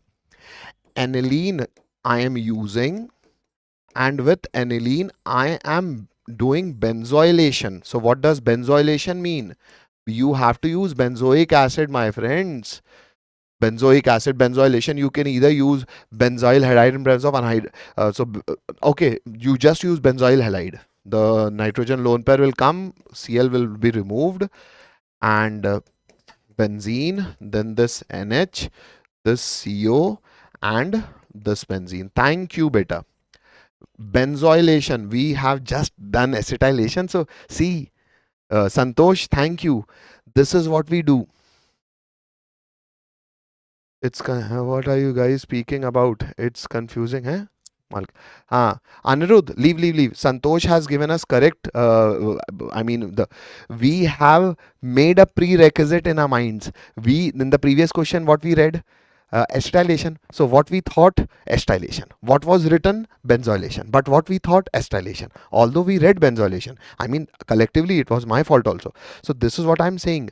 While practicing, first in the when once you go for the D day, your the paper when you are having a JEE examination, make sure you have sound sleep, because you should read what is written and you should understand what is written only. Because we are having acetylation in my mind, so we thought acetylation, although it is written benzoylation. So benzoylation as in benzoic acid group. So benzoic acid, benzene, COO. So this should be attached. So this is, rest is everything same. So 5.8 upon 93 is number of moles. So how much it should be produced? 0.82 times of N into molar mass will give you weight. And this weight we have to answer. So 0.82 into what is N? N is 5.8 upon 93 into molar mass, which I guess Santosh is saying it is 197. So we'll check this also. C6 77 2 times. Then nitrogen 14 plus 1 15. Then carbon is 12, oxygen is 16. 7 2 ja 14, 7 3 ja 21, 21 21 or 6 21 or 6 27. ठीक है 7 2 7 2 9 9 10 17 18 19 197. Perfect, beta. Perfect. Let me do into divide and find answer also. So 0.82 into 5.8 into 197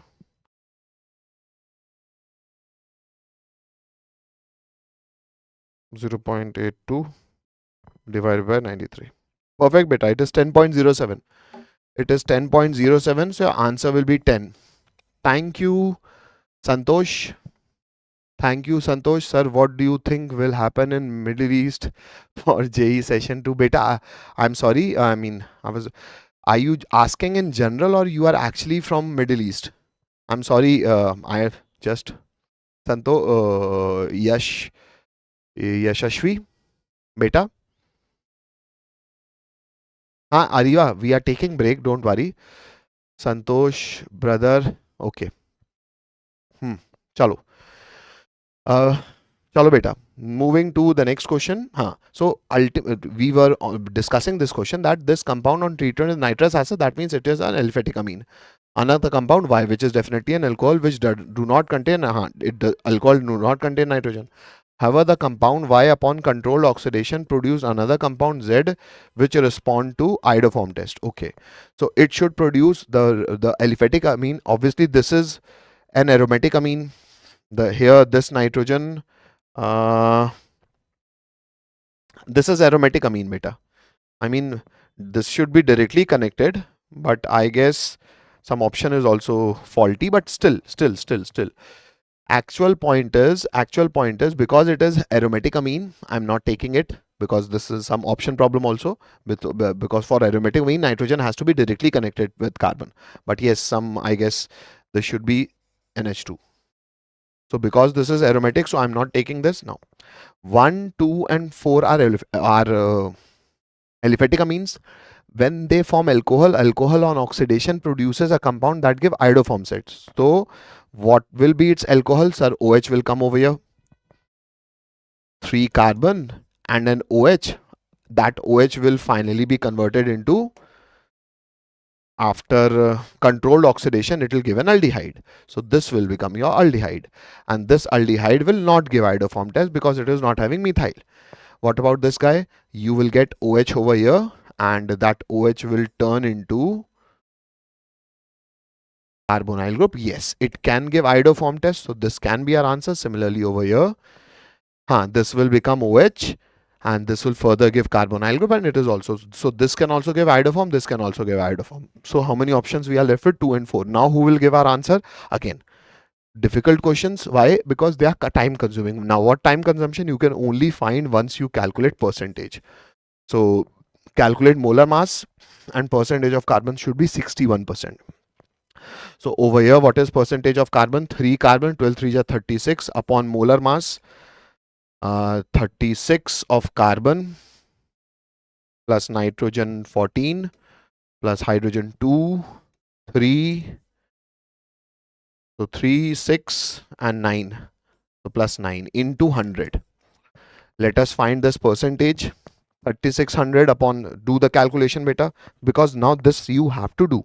This is the mathematification of our chemistry, because this has disturbed a lot of students. That is 59 beta. So 36 divided by 59 into 100. Yes, it is 61.01. So because this is satisfying the percentage of carbon, definitely this will not satisfy. So answer will be B. But yes, things are time consuming and you have to prepare yourself well to stand against such questions. So you can only do that once you have sound practice. So please do that through these questions with me. Now, some of you were asking, sir, where are those one shots? So there were some students who were saying you are new, you are seeing this maybe for the first time. So Elevate JEE crash course is already there in the PW JEE English WhatsApp channel. So the one shots are already posted for physics, chemistry, maths. You can go, and if you are going to be comfortable regarding the theory, so you can definitely go for that. And obviously, if you want to join the Arjuna, Prayas and Laksh JEE batch, you can also do that also through PW application, the link to which is definitely given in the description section. Moving forward now, my school seniors tell me skip polymers. Beta, polymer and chemistry day life is not even there in NCERT. So why They are telling you that you just take out your NCRT book. It is not existing in your NCRT book. It is only valid for JEE Advanced. Board has, or definitely in NCRT do not have those chapters now. So they are only valid for advanced, not for mains and board. Now, next question says, an organic compound P on treatment with aqueous ammonia under hot condition forms Q, which can be heated with Br2 and QH forms compound R having molecular formula this. Means PQR respectively. So ultimately, P reacts with ammonia and forms Q. Q reacts with Br2 and KOH. That means Q has to be amide. That means Q has to be amide. So Q has to be amide. And who reacts with ammonia to form amide? Sir, acid. So this has to be an acid. This is an amide. And after that you form, after Hoffman bromine degradation, you form aniline. So question was appearing difficult, but if you just see the first option only is giving you an answer, and therefore because yes, first is giving you our answer, so I'm not indulging myself in other options, because yes, even I want to finish amines. I hope we are clear with this, guys. Now moving to the next question. The next question says, nitrobenzene first reaction with Br2 and FeBr3. Sir, this is Friedel, this is electrophilic substitution. So electrophile will be generated. What will be the electrophile? Sir, Br plus. Now Br plus will go where? Sir, nitro group was electron withdrawing and was not responding to Friedel-Crafts alkylation and acylation. Here Br2, this is bromination, that and nitro, this is electron withdrawing, so it is meta directing. So this meta directing group will do what? This nitrobenzene will allow Br to come to its meta position. So this is reaction after Br2 and FeBr3. Post reduction SnCl2 and HCl, so post this second reaction, the nitro group will be reduced to corresponding amine. Now, but this is pH neutralization, that obviously after reduction sometimes make the medium basic. So post neutralization, I have got my amine. Now Br2 in water. So now I am adding Br2 in a polar solvent. Now we definitely know this is an activating group, and once Br2 is used in water, number of Br plus will be arranged and heavy bromination will take place. So heavy bromination as in this NH2 will allow bromine to come to all possible direction, that is orthopara. This bromine was already there, so it will still be there. Now NaNO2 and HCl, that means I am now subjecting this to nitrous acid, which will rather do what? Which will not disturb any of the bromines, but it will make diazonium cation, as in N2 plus and Cl minus, which when reacts with CuBr. So now we are doing, actually Br minus will be going and this diazonium compound will be gone. So my product will be, everything will be intact.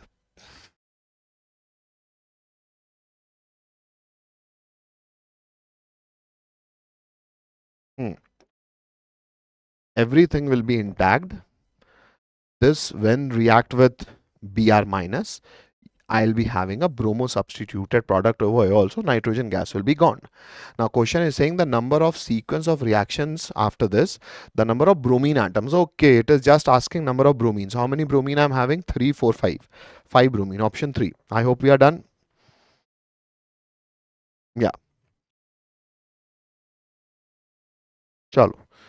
Moving to the next question. The next question says, I hope we are done, guys. Yeah, perfect, 5, perfect. Now, the next question says, you have to consider this reaction and identify which reaction is correct. Okay, sir, let us identify that. Now, it is saying I'm having nitrogen substituted ring this side. So this is plus R. So this is electron donating, and carbonyl CO this side. So this is minus R, electron withdrawing. Once you are doing nitration, it will create NO2 plus, and electrophile will be interested in this ring or this ring. So this is activated. So electrophile will be going at para and ortho position, and preferably at para position because less steric hindrance, but it is saying it is going in that side where you have CO. So definitely this is wrong because this ring is deactivated. This is a deactivated ring. So why it will go to this side? Definitely will not go.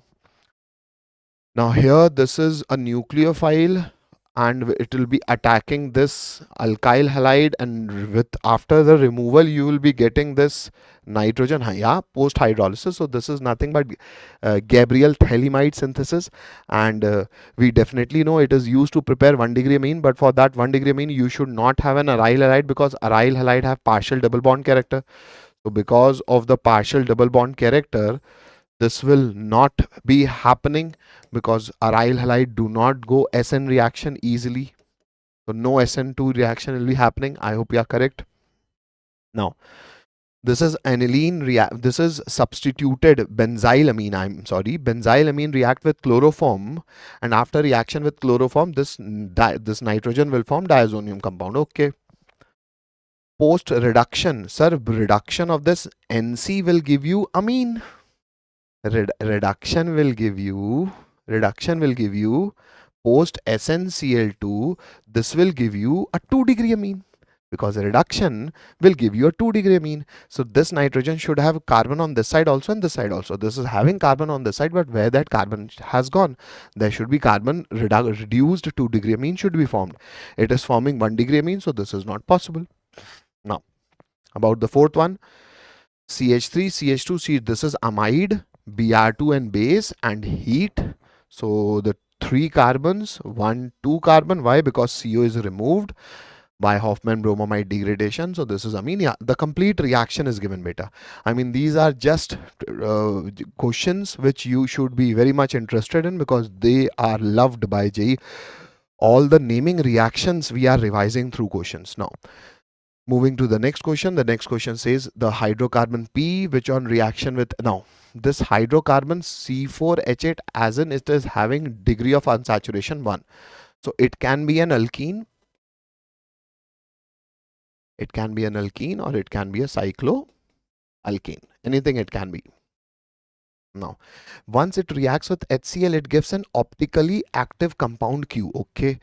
It is reacting with HCl and giving an optically active compound Q. Now Q has molecular formula C2H2Cl. Hey? Okay, let us go to, because there are options, so let us explore the options directly. C4H8. So C4H8 is, this is an alkene. This is also a 4-carbon alkene. This is also a 4-carbon alkene. And this is cycloalkane. Everything, any P can be possible. Now, once it is reacting with HCl, so alkene reacts with HCl will form Markovnikov product. Okay, Markovnikov product. So here, if this is P, then Cl will be coming over here. 1, 2, 3, 4. No, it is making Cl over there. So this is wrong. If this is my alkene, so Cl can come to this side because this is symmetrical alkene. No, it is making Cl go somewhere else. No. So this is a yes here, and this carbon is chiral also because methyl, ethyl, chlorine and hydrogen. This is good. What about, sir, cyclopropane when reacts with chlorine will not have allylic substitution because allylic substitution takes place when Cl2 reacts with in presence of sunlight. So sunlight in presence of Cl2 can do allylic substitution, but that too with alkene, not with cycloalkane. So definitely this is also gone. So this option is also gone. This option is also gone. Only option 3 is left beta. Yes, answer is only option 3. So you do not have to see the complete question if you have some common sense with you, and that common sense is definitely going to help you a lot. I hope we are clear with this, guys. Now, moving to, now this is also done. Moving to the next question. The next question says, given below are 2 statements. Statement 1 is, I have this aniline can be synthesized from this using simpler reagent in order. Okay, first acidic KMNO4. This can be synthesized from this. Okay, so acidic KMNO4 will turn these carbon into carboxylic acid because we know it is a strong oxidizing agent, and that converts benzylic carbon into corresponding carboxylic acid. That this much we know. After ammonia, bromine and alkali. Okay, that means it is not written that after ammonia you have to heat also, because after ammonia acid forms ammonium salt. After heat, water dehydrates and you form your amide. But I'm considering that it is trying to make it an amide. Sir, why you are considering, although it is not written? Because it is then making us to undergo bromine and alkali. That means Hoffman bromamide degradation. Now these are the questions which are all the time asked. These are all the time asked by NTA, है ना? Yes, sir, clear. Perfect, guys. Perfect. Arpan. Now, post dehydration, post Hoffman bromamide degradation, you will remove the carbonyl group and you will form this NH2 and this NH2 also. Yes. So statement 1 is definitely correct. Now, statement 2 is this can be converted to this using reagents in the order. Okay, first I'm using this can be converted to this. So I have to make this react with first bromine water. So bromine water, because this is plus R, so it will agree to this NH2 and bromine will go at ortho positions. Why? Because para is blocked. Post NaNO2 and HCl, this will become diazonium cation and aqueous H3PO2. Sir, ethanol and H3PO2, they make the diazonium compound, they behave as a reducing agent and introduce hydrogen. What they do, they introduce hydrogen. That means it becomes simple benzene. And so it has become simple benzene, 2 bromine over here and methyl over here. Perfect. This is also correct. So both statements are correct. That means option 3 is your right answer. Yeah, perfect. Perfect, guys. Moving to, I hope both are correct. Black mystery. Yes. Perfect. Perfect. Moving to the next question. The next question says, given below are two statements, statement 1, statement 2. Statement 1 says the dipole moment of R C triple bond N. So this is electronegative. It will try to snatch electron. It will try to get positive and complete ring. Yes, because this is sp3, this is sp. It will also give. So complete polarization will take place. So plus minus will be more. So it will has greater dipole moment. Yes, because NC are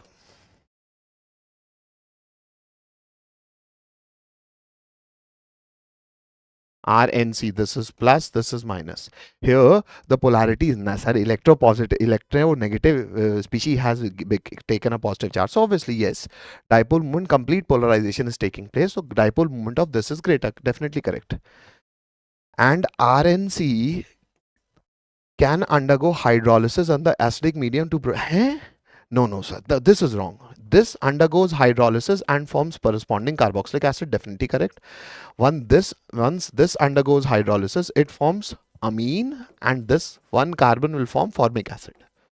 But it is saying it is forming RCOOH. No, this is wrong. I hope, guys, the hydrolysis part is clear to you. Good question. Black mystery saying, Black mystery already said yours. Black mystery, you had good questions in your shift. That means I hope it is clear. Now, statement 2. RCN hydrolysis under acidic medium to produce a compound which on treatment with SOCl2. Now, we have recently seen RCN on hydrolysis produces what? Carboxylic acid. Carboxylic acid with SOCl2. So, RC triple bond N on hydrolysis produces carboxylic acid. Yes, this nitrogen is removed in form of ammonia. And once carboxylic acid react with SOCl2, it forms acid chloride. We all know these, but these reactions I am making you understand through theory, because theory we are revising through questions. Followed by addition of ammonia, give another compound C. This compound X on treatment with, okay, followed by addition of ammonia gives another compound B. Treatment with SOCl2 followed by addition of ammonia. Followed by addition of ammonia. So if ammonia is adding, it will move COO NH2. Okay, so it has now formed an amide. which is X, this compound X on treatment with NaOCl. Most of the students miss this. Remember, I've given you NaOH plus Cl2 can inorganically form NaOCl. I hope you remember this. Na plus and OCl minus, the hypochlorite ion, which is the active ion for Hoffman bromamide degradation, like NaOH and Cl2, like NaOH or Br2, similarly NaOH and Cl2. So on treatment, it will give what? It will give you corresponding amine. So this is gone and you are forming corresponding amine, and this amine is reacting with chloroform and KOH. That means you are forming an isocyanide. Okay, yes, you are forming an isocyanide. R, N, double bond C and a coordinate bond. Yes, definitely correct. So this is after a lot of efforts, but this statement is correct. So 1 is wrong and 2 is correct. Yeah, option 4 is your right answer. Yeah, I hope we are clear, guys. 1 is false. Yeah, black mystery. Perfect. Naman, 4th. Perfect. Arpan, no beta. 4 is the right answer. I hope you are done. Naman, statement 1 false and S2 is true. Perfect, perfect, perfect, guys. Perfect. Moving to the next question. The next question says, sir, this aniline is a reaction with, now this is benzoyl chloride. So after benzoyl chloride, sir, benzylation will take place. That we have done. So thanks to our friend who has specifically mentioned our problem, our mistake. Now benzylation will take place. So this C double bond O with a benzene ring. And now this is A. So after that, we have to do reduction with LiLH4. We definitely know this is already reduced. This COOH, it will undergo reduction. This COOH, it will undergo reduction. And rather, the carbonyl group will be reduced to form corresponding alcohol. So our answer will be benzene should have alcohol. It is having carbonyl. Benzene should have alcohol.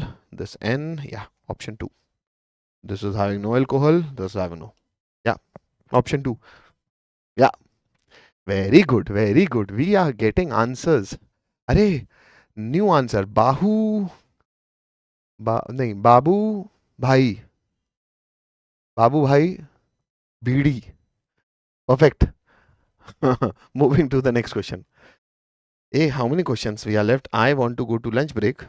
Acha, one question. Bye, guys. Last question. Last question. Last question. Last question. Last question. Last question. Last question. A student has given a compound X of molecular form. I mean, last question for amines. We are still having 2 chapters. What 2 chapters? Biomolecules and practical organic chemistry. So I guess 1 hour or maybe 1 hour 15 minutes maximum. Max 1 hour 1 hour 30 minutes maximum. So we'll be done before 12 today. Don't worry.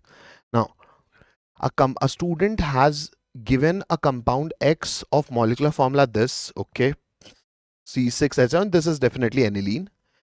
X is a sparingly soluble yes sir, because aniline is an organic compound. Yes, it can be dissolved because of nitrogen, which has ability to form hydrogen bond, but 6 carbon will not be allowed.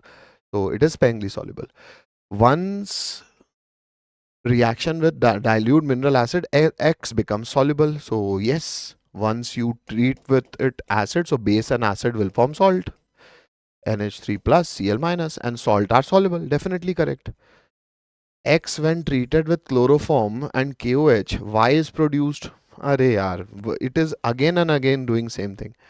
X when treated with chloroform and so not, this is not actually a statement which is, I mean, not interjectional. Actually, this is good because every time the same question is getting repeated. So good for us. So this is isocyanide. C triple bond N, na? I am sorry. Yaar. Yes, in rank booster test also I have made this mistake by N double bond C na? C. Okay, nahin, that was written. I have written correctly. I need a break, that means. Okay. So this is isocyanide, which is having foul smell, definitely correct. On treatment with benzene sulfonyl chloride, X gives compound Z. Okay. So I again have to react this X with benzene sulfonamide because this is 1 degree amine, and with Hinsberg reagent, this 1 degree amine will give 1 H and S double bond O and benzene ring. Its Cl will be gone, its H will be gone. So minus HCl. So this is the after reaction with Hinsberg reagent, I get at this. And this question is saying it is Z, which is soluble in alkali. Yes, because it is having acidic hydrogen. So this is still acidic, and acid can be dissolved in base because it can react with base. So salt will form and salt is soluble. The number of different hydrogen present on Z. Okay, ultimately we have to talk about this. So let me draw this Z properly then, because I have to calculate hydrogens, no? Okay. So this Z will be one benzene ring I'm having over here. NH, S double bond O, and one benzene ring I'm having over here. Now, what are the types of hydrogen? The question is asking us. So actually, this is one type of hydrogen which is connected with nitrogen, which is responsible for the acidic nature also. These are the other type of hydrogens, as in ortho, para, meta. Why other type? Because they are connected with plus R group. So they are activated hydrogens. Yes, meta will be lesser, will not be getting resonance, but ultimately the whole ring is activated. So ortho, meta, para are three versions of hydrogen. That hydrogen is the fourth version. And if you go to that ring, then obviously we can see that this ring is minus R. So this CH at ortho, this CH at meta, this CH at para with respect to this electron withdrawing group are three different set of hydrogens. So 3, 3, 6 and 1, 7. So how many hydrogens? 7. So answer will be 4. Yeah, definitely correct. I hope. Hey? NC sir. 7 is right. Arpan. Arpan is right. Perfect, guys. Hi sir. Like your teaching style, sir. Thank you, beta. Thank you, Shri Vishnu B. Thank you, beta. Thank you. Okay, based on Jan JEE, what is your predict about NEET? Beta, everything will be, just read NCRT and everything will. Acha, Santosh, beta, paper will be good, Santosh. Paper will be good. Sir, in last question, I think you are wrong because I did same question in Math on Go test where answer is different. Naman, last question. Nahi, beta. See, I mean, what can we, this question you are talking, what can you do? That's why I'm saying no. Go with NCRT basic, everything will be comfortable with you. Aniline, sir, it reacts with acid chloride. Sir, why NOH is taken? Because this H plus, this Cl minus, HCl goes with base and will shift the reaction to forward direction. So this nitrogen will remove one hydrogen and will undergo benzylation.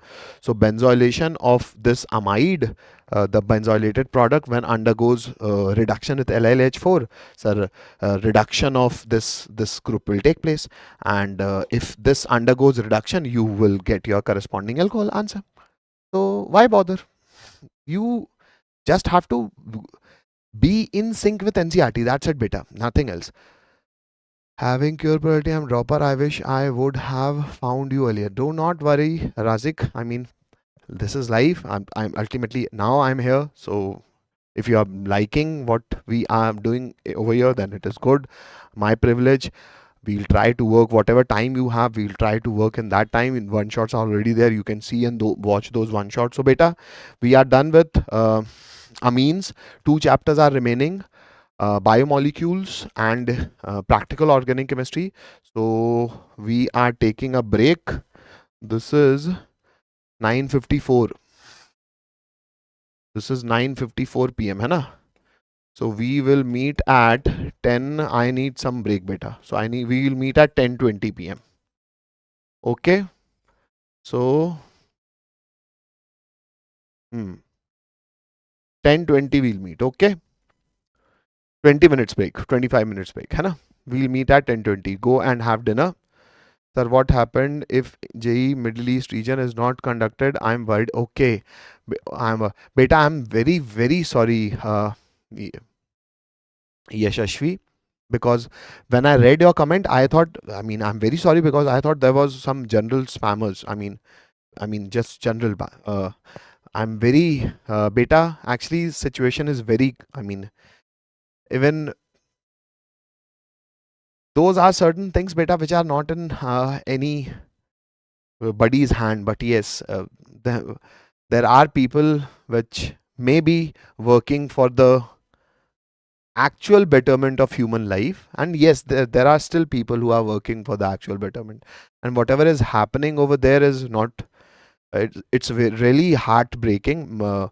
Many cousins of mine are also there, although uh, all are good, but all are well, but um everything will be good, beta.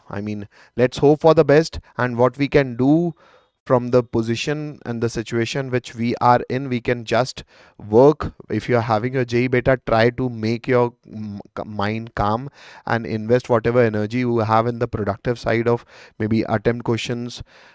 If the paper is getting cancelled anyhow, you will be having another time where you can attempt, because anyway where you are going to have your further studies.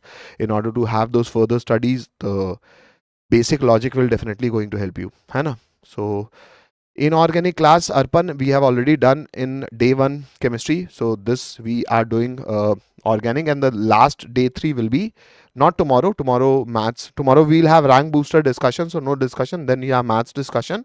After that again physics, chemistry, maths. So that will be day 3, and that will be physical chemistry. So we are taking break, guys. We'll be meeting at 10:20. So till then you also have some dinner, and then we'll come and have some discussion. Okay, beta. Bye bye.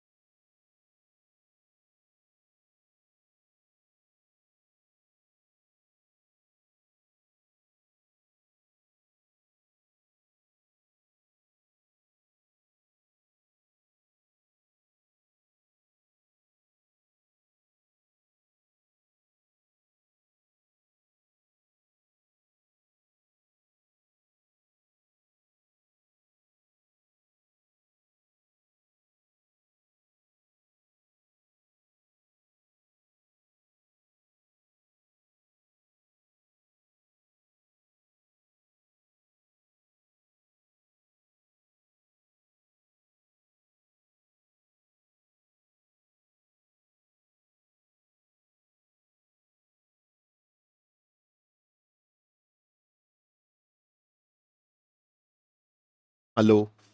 Yes, guys. Welcome back.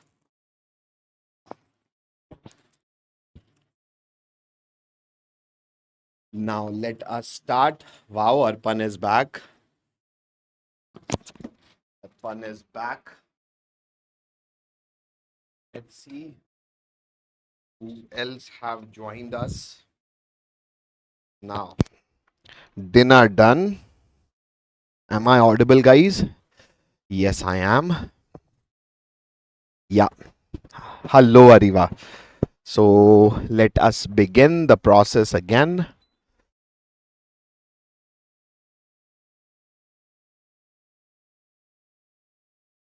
Now, starting with biomolecules, my friends. So, for biomolecules, we definitely know this is a chapter which requires very less of interpretations and yes, more of learning of NCRT logics, NCRT concepts, and whatever stuff is there in NCRT, you should make a point that yes, beta, had my dinner, perfectly good to go now. Now we can extend. Because we just have left two, but definitely I'll be taking all the questions now because now I'm supercharged. So fit and ready. So shall we start with biomolecules now? The first question for biomolecules. Now before starting with the first question, yeah, Santosh, definitely correct. It is more or less you should definitely know the complete NCRT of biomolecules. Sir, that doubt question. Which doubt question? Black mystery. Which one, beta? Which doubt question? You can post that doubt question.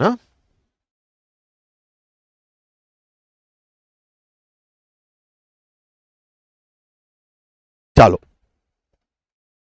Chalo.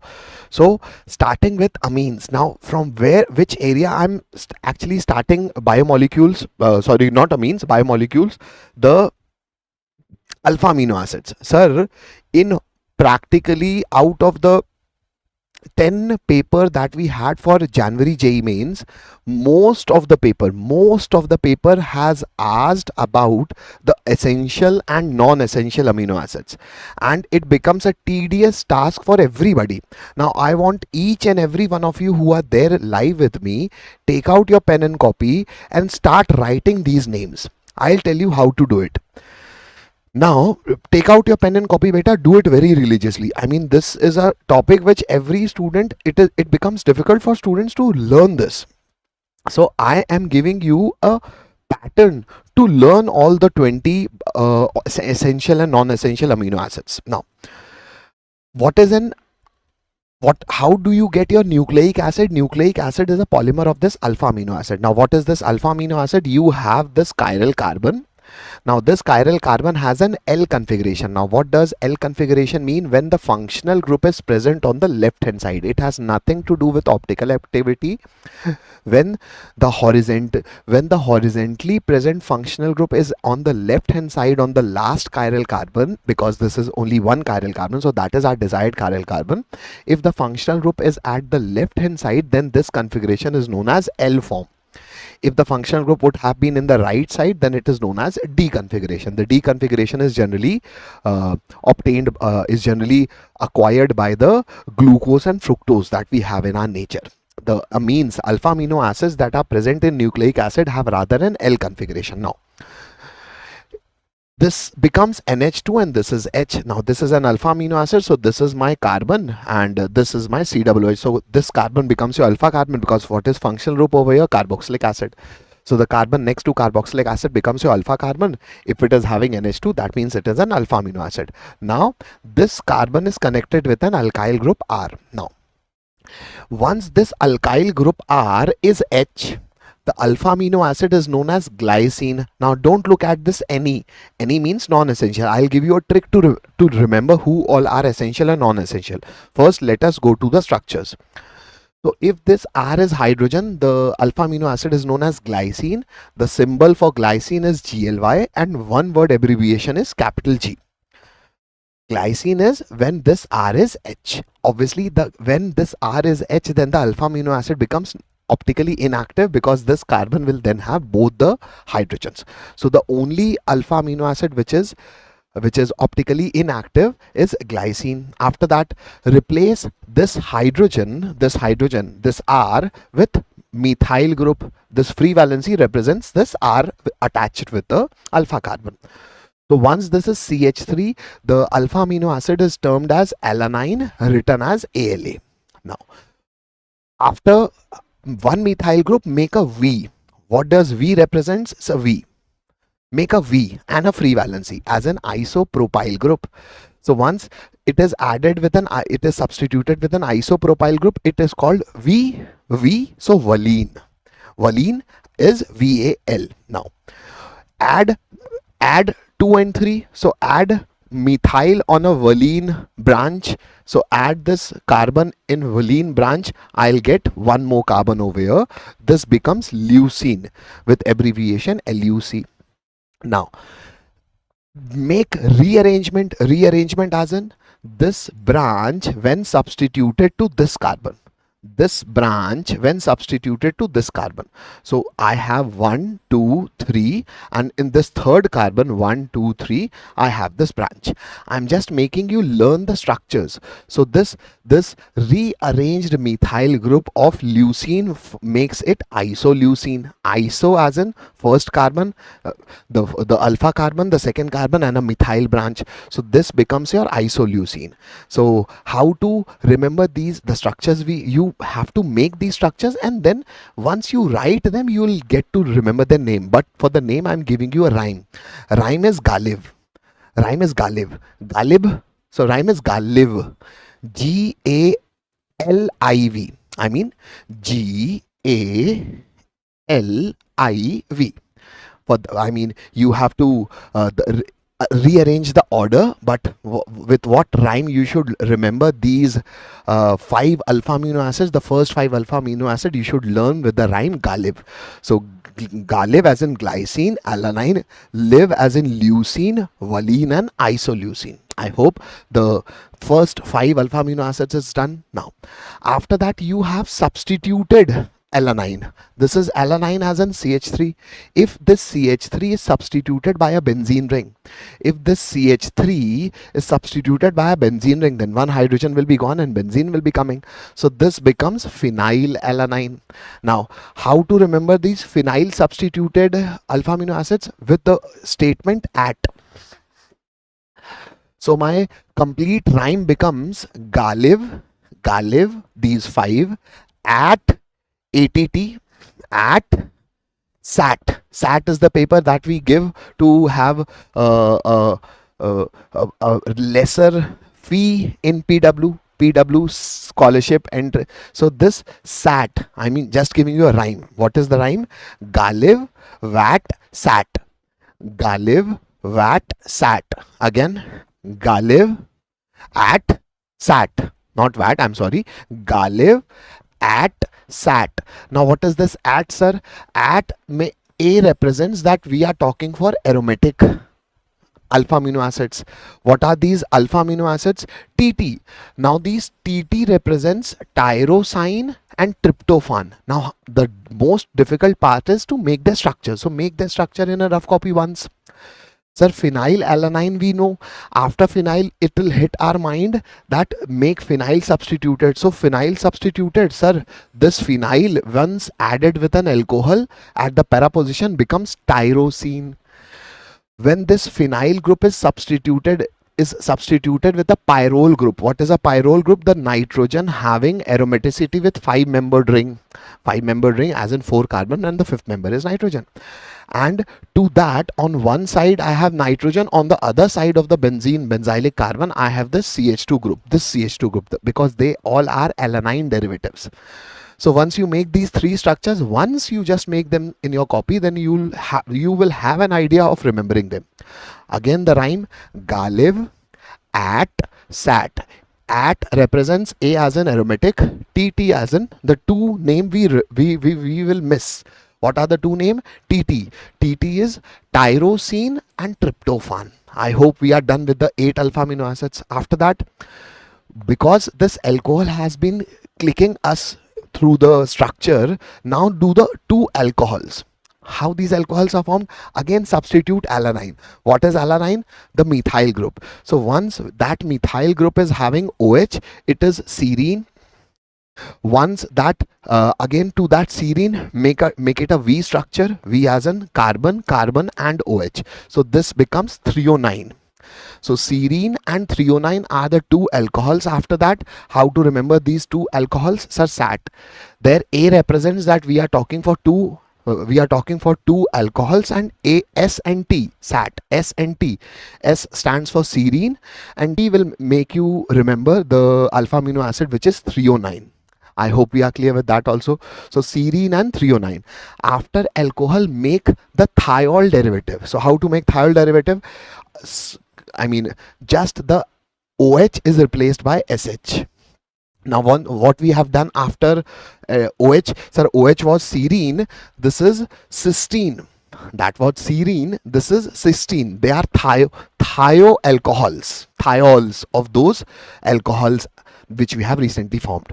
So thiol derivative of serine is what? Sir, it is cysteine. Now after cysteine, add methyl group on both the sides, as in on this side also add methyl group, added, on this side also add methyl group. So this becomes a thioether, because oxygen is a divalent atom having an alkyl group on both sides. This also becomes a thioether. So this thioether is nothing but methionine, This is how you make the 12 alpha amino acids. Now you have to make them to remember them. Again, Galev the first 5, 8 aromatic 3, ATT, T and T stands for tyrosine and tryptophan. After that, the alcohols, the two alcohols by the name SAT. First is serine and T, last is threonine. After that, the ether derivatives. So serine becomes cysteine, and add methyl on both the sides, and that will turn into methionine. Now you have to remember, you just make them once and you will remember them. I hope it is good. Now, after these 12 alpha amino acids, sir, there are 20 alpha amino acids that you should know. 10 of them are essential, 10 of them are non-essential. So how many are left? 8. So the next 4 are 2 are acids and 2 are the amide of those acids. So let us see the 2 acids. So acidic first is again the derivative of alanine. So CH2, when substituted with COOH, it becomes aspartic acid. Add 1 carbon, it becomes glutamic acid.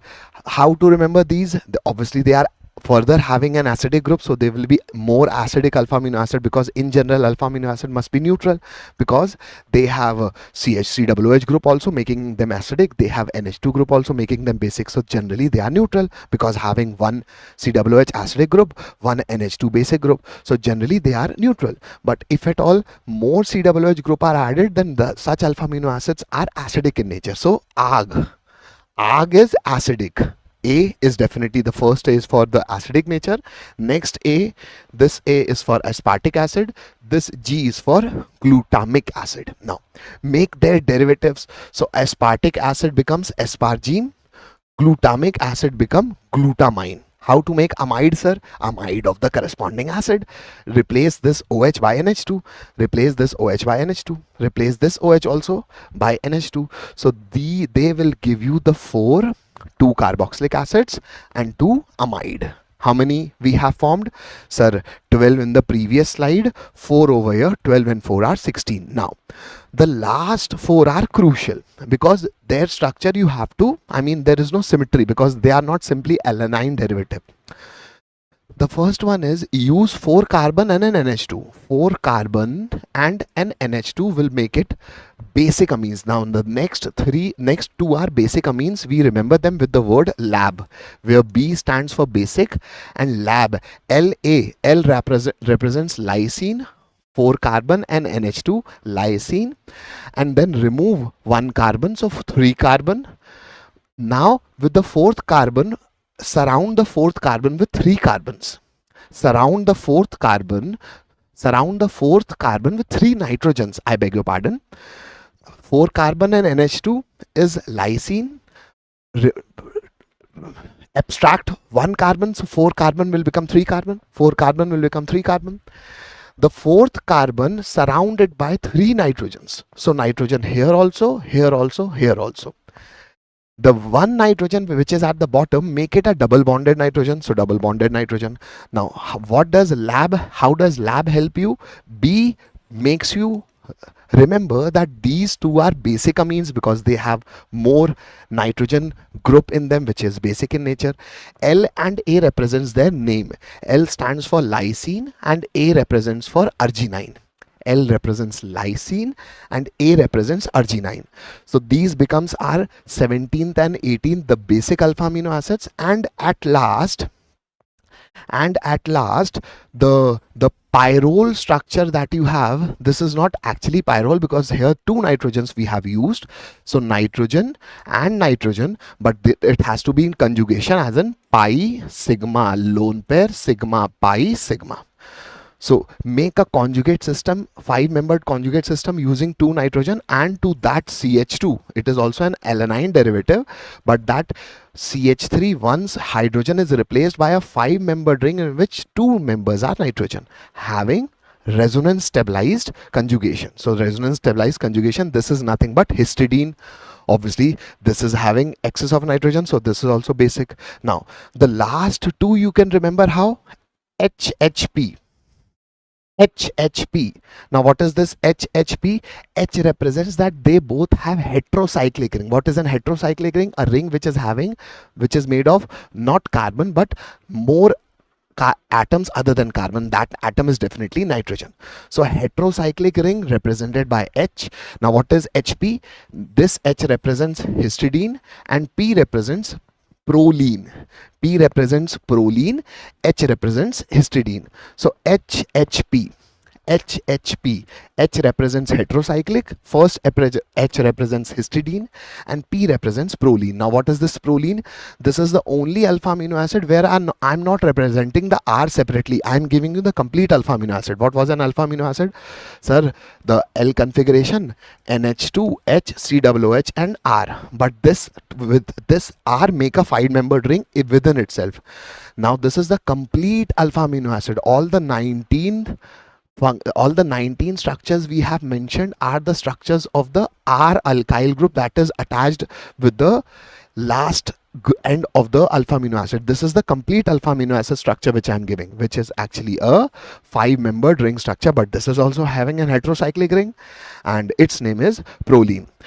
So this is done. Now after this, their abbreviation, I have a trick for their abbreviation also, their 1-letter code and their 3-letter symbol, but you can, they are valid for an advanced level of question, but yes, for advanced you should know everything of NCERT. So first is the name of those 20 alpha amino acid, and out of these 20 alpha amino acids, 10 are essential, 10 are non-essential. What are essential amino acid which your body cannot synthesize and you have to eat from outside? They are essential because if your body requires them, they cannot be produced in-house. But there are some alpha amino acids which your body can synthesize, and those are known as non-essential. Why? Because your body is synthesizing, so that is not essential for you to eat them from outside. I hope we are done with that also now. How many of these are essential and how many are non-essential? The non-essential ones which are there in your system. Who is there in your system? I am there in your system. Why? Sir, because if you are understanding chemistry from my side, then I am there in your system. So if I am there in your system, then I am also non-essential. So in order to learn non-essential, I am giving you a trick that's centralized. You have to center yourself to me. Who am I? I am Gaurav Singh Arora. So CGSA, all the alpha amino acids whose names are starting with C or GSA and pro-tyro. So CGSA, pro-tyro. If you are with me, you are pro, and tyro you have to learn. There is no symmetry. So if you are centralized with GSA, you are a pro, and your tire will work in your JEE examination. Your tire of of labor. So I mean, just this is just a rhyme, and rhyme I'm giving you.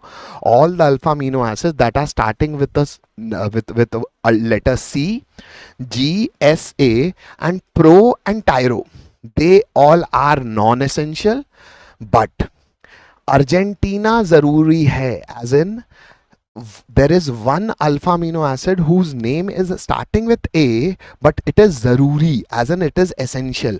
So all alpha amino acid whose names are starting with C, G, S, A, pro and tyro, they are non-essential, but one alpha amino acid which is starting with A but it is essential, therefore Argentina zaruri hai, as in arginine is starting with an A but it is essential amino acid. Zaruri hai as an essential.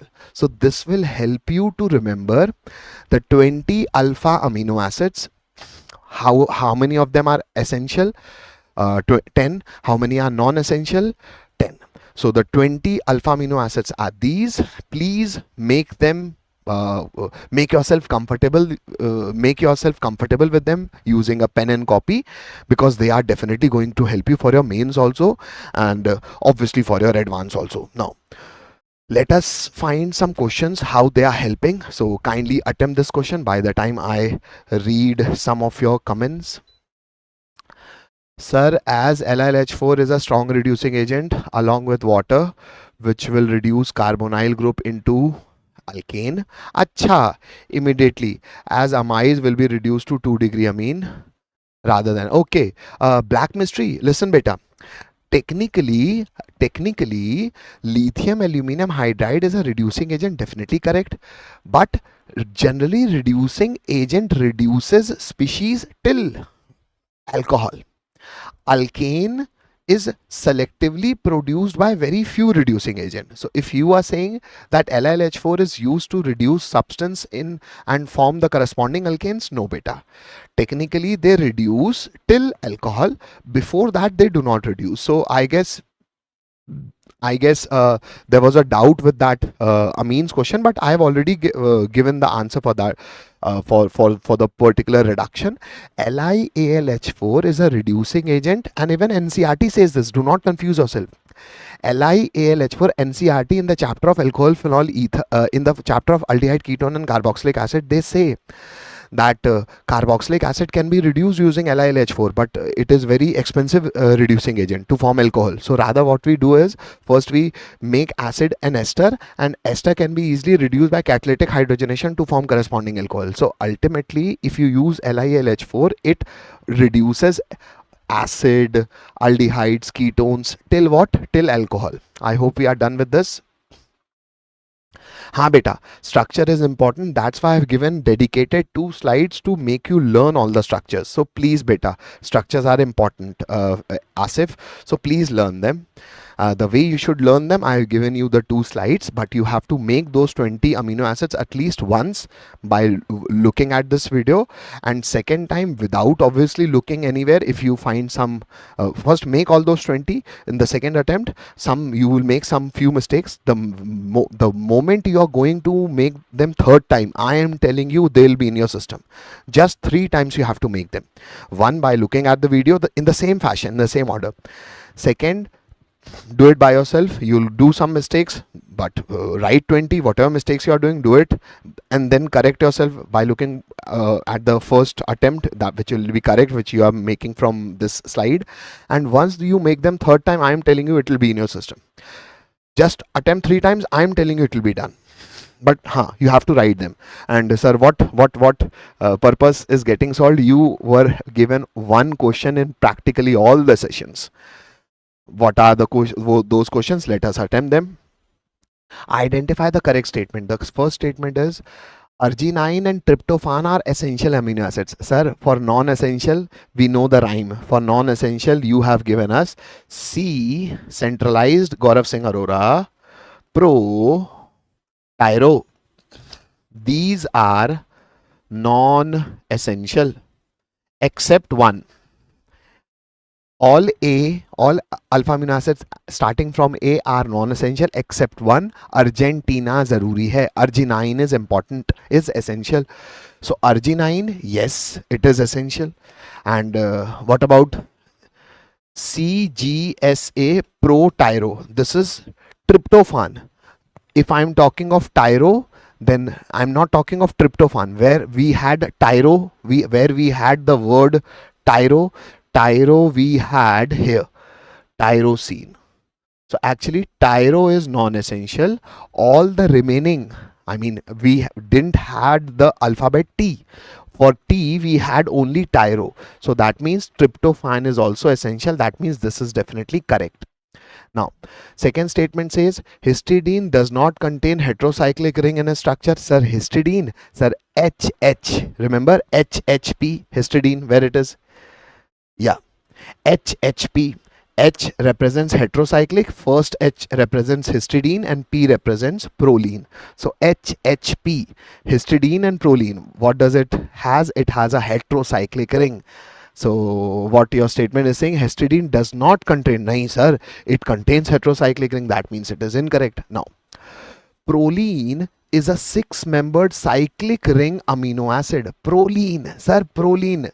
HHP, histidine and proline. Sir, proline is a 5-membered ring. See, 1, 2, 3, 4, 5. It is a 5-membered ring structure. What is it saying? 6-membered cyclic array, sir. This is a 5. So this is also incorrect. Now, glycine does not have chiral center. Sir, there was the first alpha amino acid when the R was hydrogen, the only alpha amino acid which is having hydrogen, and therefore the chiral carbon becomes obviously CH2. So this becomes symmetrical, achiral.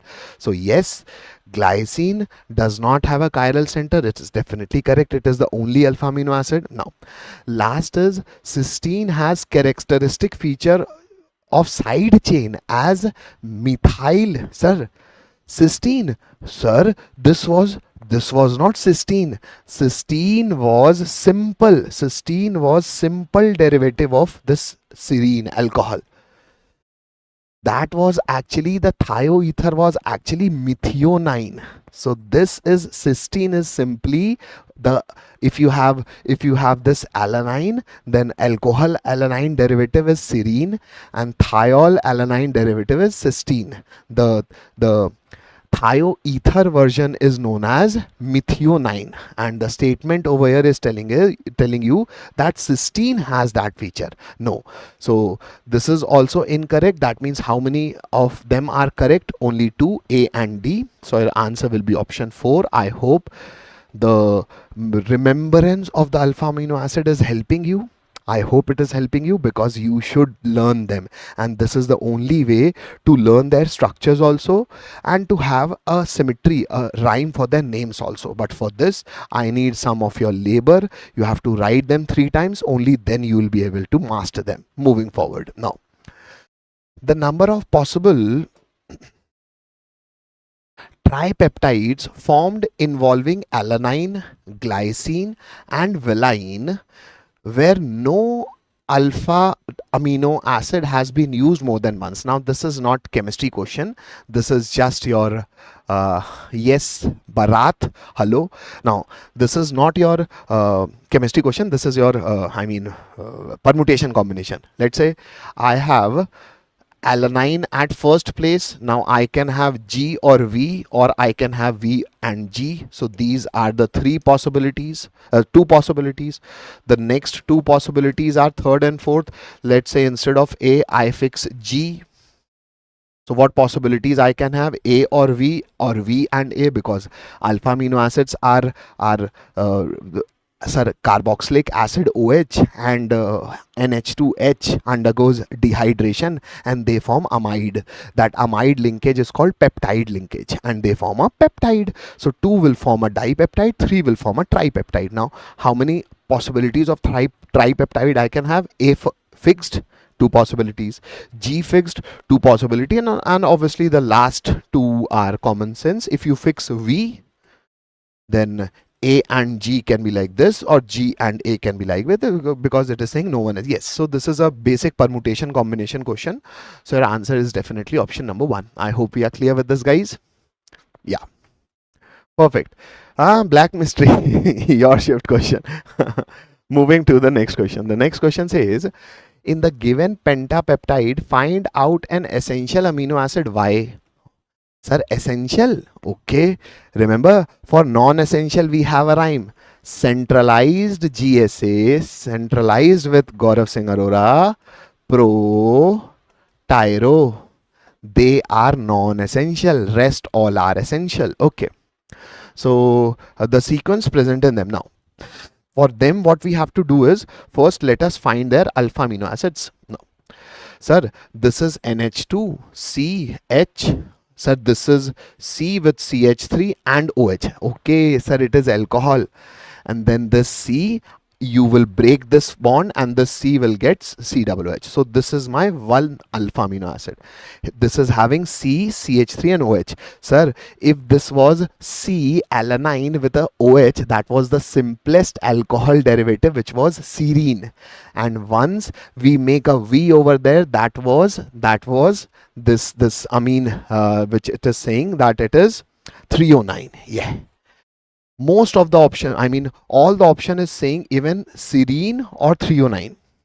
Serine or 309. But we know if it is starting with an S, it is non-essential. That means serine is non-essential. It is saying Y is what? It is saying Y is essential. That means it cannot be 2. That means it cannot be 1. Why? Because they have written Y to be serine. That it cannot be serine, because we know, even if you do not know the structure, you know this rhyme CGSA protyro, they are non-essential. So all alpha amino acids starting with an S are non-essential. Serine can't be Y because it is non-essential. It is saying Y is essential. So these two options you can clearly cancel. Once you cancel, Y's can either be 309 only. Both the options are that only. If you go to the option, then this is alanine, this is also alanine, this is glycine, this is glycine, this is aspartame, this is ASP. This is now the only difference is SER and THR. The only difference is SER and THR. Now that means you just have to check after this. So this is NH2, this is CH, this is CH2OH, and this will make us COOH. So that means just after 309, what I have, sir, this we know, sir, this is cysteine, our simple, this is CH2OH. That means this is our simplest alcohol. Simplest alcohol was serine. Let me check. Simplest alcohol was serine. CH2OH. This was simply serine. That means this is CH2OH, simple alcohol. That means this is serine. This is serine. It is saying it is THR. No, sir. So even if you just do this much, you are comfortable with your answer. Acha, answer is, it is saying 4. 309. Okay, I'm sorry. Beta, the sequence that it is giving, the first one is, the first one is 309 only, na? Because out of them, which one is the essential amino acid? Only 309, because rest all are non-essential, starting with CGSA protyro. This is only essential amino acid. Rest are non-essential. So the answer given in this format are Y is the essential amino acid, and then you have the sequence. So in the sequence, the first one is definitely 309, which is written as THR. This is 309. Next you have serine. So first one is 309. Then you have serine. I'm sorry. First one is 309. What is that 309? The V formed of an alcohol. So after serine, we had 309. We have learned them with a word SAT. A represents their alcohol. S is for serine. T is for 309. And what is 309? The V-shaped. This is V-shaped. So 309, and after 309, you have this serine. After serine, I have this NH2. This will be NH2, CH. Now this is CH2OH. That means this is the first acidic AG, the first acidic alpha amino acid, that is aspartic acid. Aspartic acid is ASP. I hope you remember this.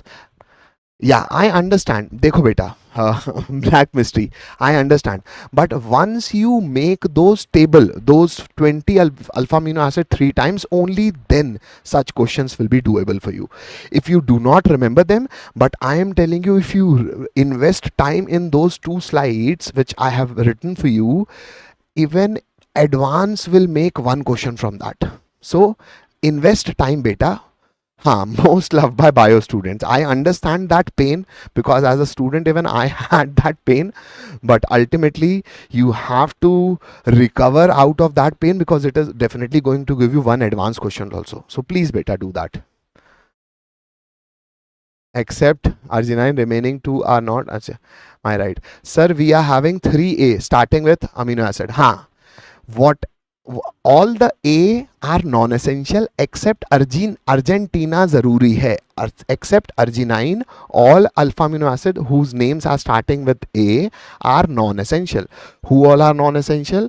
CGSA protyro. They are non-essential except Argentina, which is starting with an A, but it is zaruri hai, essential amino acid. The rest are non-essential. I hope we are clear with this question. A good question. I'm sorry. Let me. The representation of this question was also good, beta. I mean, the way the options has been built up, so it was considered to be a very good question, a tough question for 28th January. But still, this is live, and I hope we are done with the question. Moving to the next one now. Because obviously I've told you biomolecules is a memory based science, so the more you remember, the only then you can attempt question. But yes, never leave this chapter, because this chapter is also going to make one advanced question correct. Hare sir, pehle first we'll attempt mains, then we'll go to. For mains also it is important, because definitely one question where you are getting maybe a very simple question you may get in your session, and but doing that simple question will also fetch you -1 marks if you are not comfortable with the theory. So be at least comfortable with the theory. Now the next comes is the portion of carbohydrates. Carbohydrates are polymers of they are polymers of polyhydroxyaldehydes and ketones. Now these polyhydroxyaldehydes and ketones are nothing but sugar. What are the monosaccharides? The famous monosaccharides are glucose and fructose. So these are the Haworth projection. What is Haworth projection? Because they have chiral carbon, so you should need to learn that what are their projection of H and OH with respect to the chiral carbon. So I have a way to remember that also. Now glucose Haworth projection as in cyclic structure is similar to that of pyran. That's why glucose cyclic structure is also known as pyranose. Similarly, fructose cyclic structures correspond to that of furan. Hence, they are also known as furanose, the cyclic structure of fructose. These projections are known as Haworth projection. Now, how to draw the Haworth projection of glucose? Sir, this is the first carbon which has been the aldehyde when reacts with alcohol first forms an hemiacetal. Let me make you revise that thing again. If I have a carbonyl group, the carbonyl group can even react with alcohol. Yes, the reaction is catalyzed by using HCl gas because the nucleophile is uncharged. So what we rather do is first we catalyze the reaction. How do we catalyze the reaction? Using an acid. So how does it catalyze? Oxygen takes away the electron, forms an OH, and this carbon attains a positive charge. So this carbon, oxygen takes hydrogen, and this carbon attains a positive charge. Now because there is formation of complete plus, so this complete plus will now attract even a neutral nucleophile. So this will attack, snatches electron of hydrogen. So medium has invested H plus. This H plus of alcohol is given back to the medium, and you get your C1OH, and this is added as OR. This is known as hemiacetal. This is known as hemiacetal.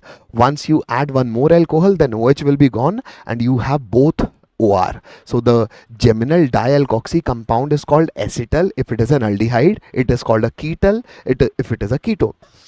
But I'm stopping over here only, that whatever hemiacetal you have, if you put water in that hemiacetal, because I have acidified the medium, I have got to hemiacetal.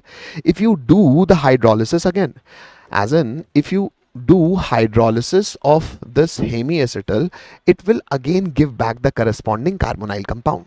This is a practical knowledge of carbonyl compounds which you should know. Why you are giving it over here, sir? Because this carbonyl compound reacts with alcohol. If it happens in an intramolecular way, then the glucose forms a cyclic structure, and that cyclic structure is represented as its Haworth projection. How to remember it, sir? This is carbon number 1, 2, 3, 4. Remember it with the rhyme. At fourth carbon say OHH OHOH. Again at fourth carbon say OHH OHOH. Sir, why this OHH OHOH is so important? Because if you just see the chiral projection of glucose, this is also OHH OHOH. This is aldehyde. This is CH2OH, where you have OH, write H, where you have write OH, OHH, OHH. So what is the rhyme that I am giving you? Say this rhyme. From the second carbon, OHH, OHOH. So our rhyme is OHH, OHOH, OHH, OHOH, OHH, OHOH. Just do the same rhyme in the cyclic version also, but from the fourth carbon. Here we were doing from the second carbon. So OHH, OHOH. Once you do like this, then this alpha carbon having OH on downside makes it a alpha form, alpha enomer, alpha isomer, alpha form of your glucopyranose. How can this alpha can turn into a beta glucopyranose? Just replace the anomeric carbon, which is the first carbon. If the configuration changes on the first carbon, then that particular isomer is known as an enomer. So this OH comes at the top, this H comes at the bottom. So a shifting has taken place on the first carbon and it has become from alpha form to beta form. I hope we are clear with this now. Sir, how to remember fructose? For fructose, the Haworth projection can be remembered as, because it is a 5-membered ring. So start with CH2H first and reach at 6 CH2H, I mean at the top carbon. Now, the carbon which is having CH2H, the opposite carbon must be having OH. Now, take OH on the opposite side. So OH opposite, and obviously you have reached over here. Again, make the 5-membered ring. First carbon at the top, 6 carbon at the top, because first carbon is at the top, so bottom will be OH. Now, with respect to that OH, make OH opposite, and obviously here we have CH2OH. That OH2OH will have H. Wherever you have written OH, write H on the opposite side. That form will be alpha form. That form will be alpha form. And if you change the configuration at the second carbon, OH and CH2OH are inverted, that becomes your beta. Now, why I am giving you alpha and beta form of glucose and fructose is because the famous disaccharide is sucrose. The famous disaccharide is sucrose. Disaccharide is formed when dehydration between two sugar unit take place. So what monosaccharides are used to form sucrose? Sir, glucose and fructose. But what form? Alpha glucose and beta fructose. Again, alpha glucose and beta fructose. The linkage after dehydration, the linkage that is formed, it is termed as the glycosidic linkage. And this glycosidic linkage is the alpha glycosidic linkage, because OH and H are lying on the same side, and then they gets dehydrated and a alpha glycosidic linkage is produced. Now, after formation of that alpha glycosidic linkage, what else we have to do is that the glycosidic linkage is formed between the first carbon, C1 carbon of alpha glucose, and this C2 carbon of beta fructose. So these are some basic important things which you should learn. I'm iterating them over here. Kindly, if you are not comfortable with this theory, write them on a piece of paper, on a copy, so that you can revise them. Important for mains also, for advance also. Moving forward. If we know such common sense, let us try and attempt some questions. Understand, black mystery is asking enomer different. हाँ बेटा, enomers are those Stereoisomers who have configuration change in the first carbon. If you have configuration change in any other carbon, then you are not called an anomer, you are called an epimer. That thing you should leave. I mean, for means whatever I have given over here is actually important for means. The rest you can leave. I mean, if you are having less of time, then now let us check how the questions are asked, because this is a table, so maybe it must not be visible to you. So let me iterate. Let me read out the list 1 and list 2 for you. Hydroxylamine. Now, what is an hydroxylamine, sir? Hydroxylamine we definitely know is NH2OH. If hydroxylamine is given in list 1, then I have list 2 as gluconic acid. Gluconic acid is when you have glucose and the first aldehyde is converted into carboxylic acid, is gluconic acid. Saccharic acid is when the aldehyde group and the 1-degree alcohol both are oxidized to carboxylic acid, is known as saccharic acid. Glucooxime. Glucooxime is when aldehyde forms an oxime. Acha, sir. When you have carbonyl group and carbonyl group reacts with hydroxylamine, dehydration takes place. This is actually addition elimination, but I'm not going to the complete mechanism because this is what you should learn. Sir, this is known as oxime. So oximes can be formed by aldehyde, and we know glucose has aldehyde functional group, so it will form glucose oxime known as glucoxime. So glucoxime can be formed by what? By hydroxylamine. That means A is 4. That means A is 4. So these two are wrong. Now bromine water. So bromine water acts as an oxidizing agent for glucose, but it is a mild oxidizing agent, and this mild oxidizing agent oxidizes only aldehyde. So only the aldehyde is converted to carboxylic acid, rest glucose unit is same, which is known as gluconic acid. Therefore B is 1. So B is 1. That means our answer is beautifully option 2. I hope we are clear, but I'm making you learn the complete important biomolecules. Excess of acetic acid, acetic anhydride, sir. Alcohol has H, carboxylic acid and its derivative can undergo esterification. So how many OH can be substituted, sir? 5, because glucose has 5 OH units, so you get a pentaacetate.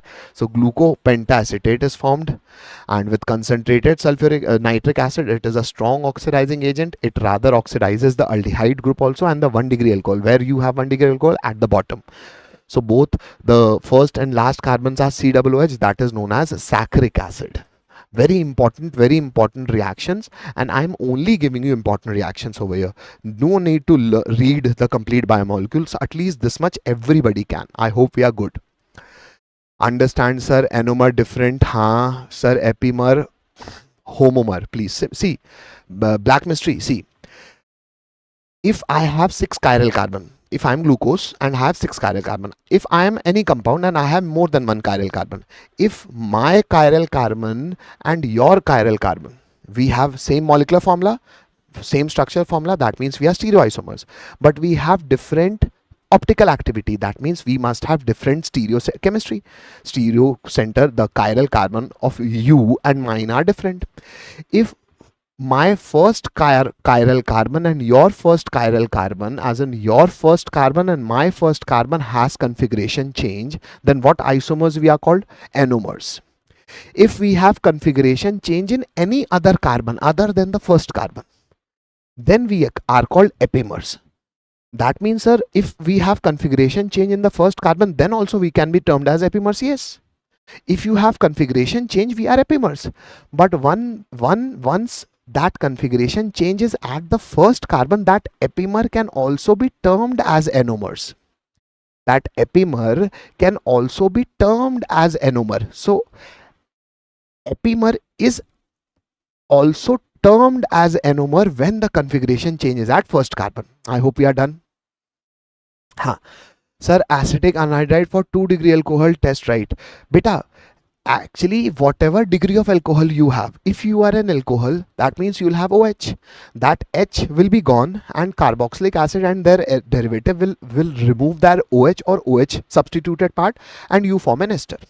So glucose has how many alcohol group? 5. So what pentastate it can form? 5 pent. So I mean, what how much acetate unit it can have? 5. So it will always form a pentacetate. I hope we are clear with that. Now moving to the next question. The next question. Now moving to the next question.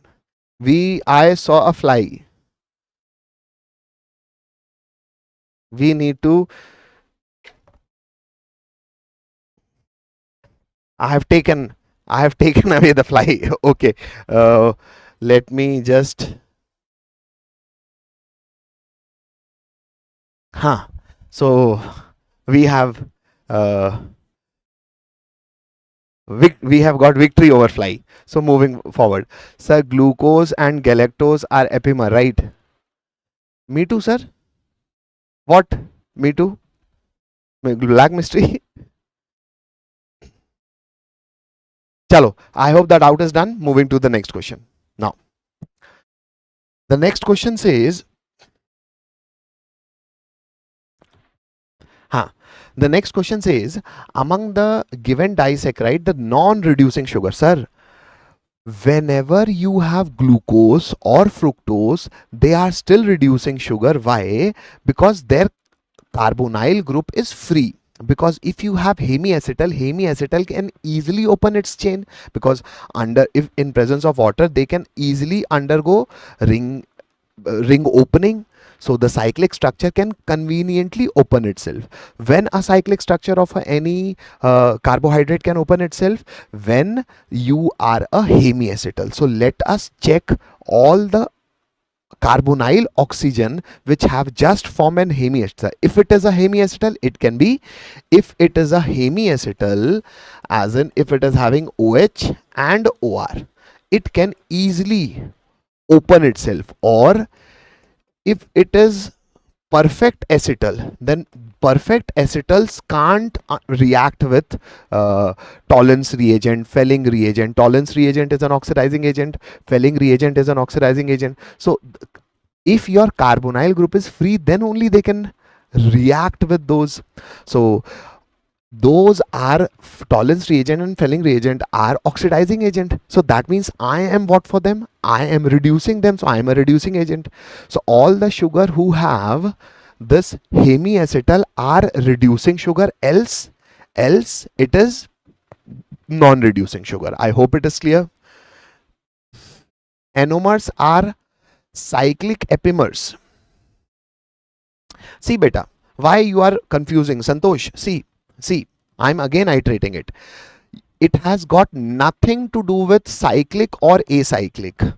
Whenever you have a chiral carbon, if a system is having more than one chiral carbon, if there is a configuration change at any carbon, both the stereoisomers are also termed as, they are obviously stereoisomers, but they are also termed as epimers. If the configuration change is at first carbon, then that epimer is also termed as an anomer. Done and dusted. Moving to the question.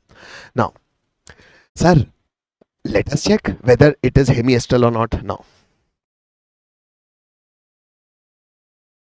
Sir, this is my OR,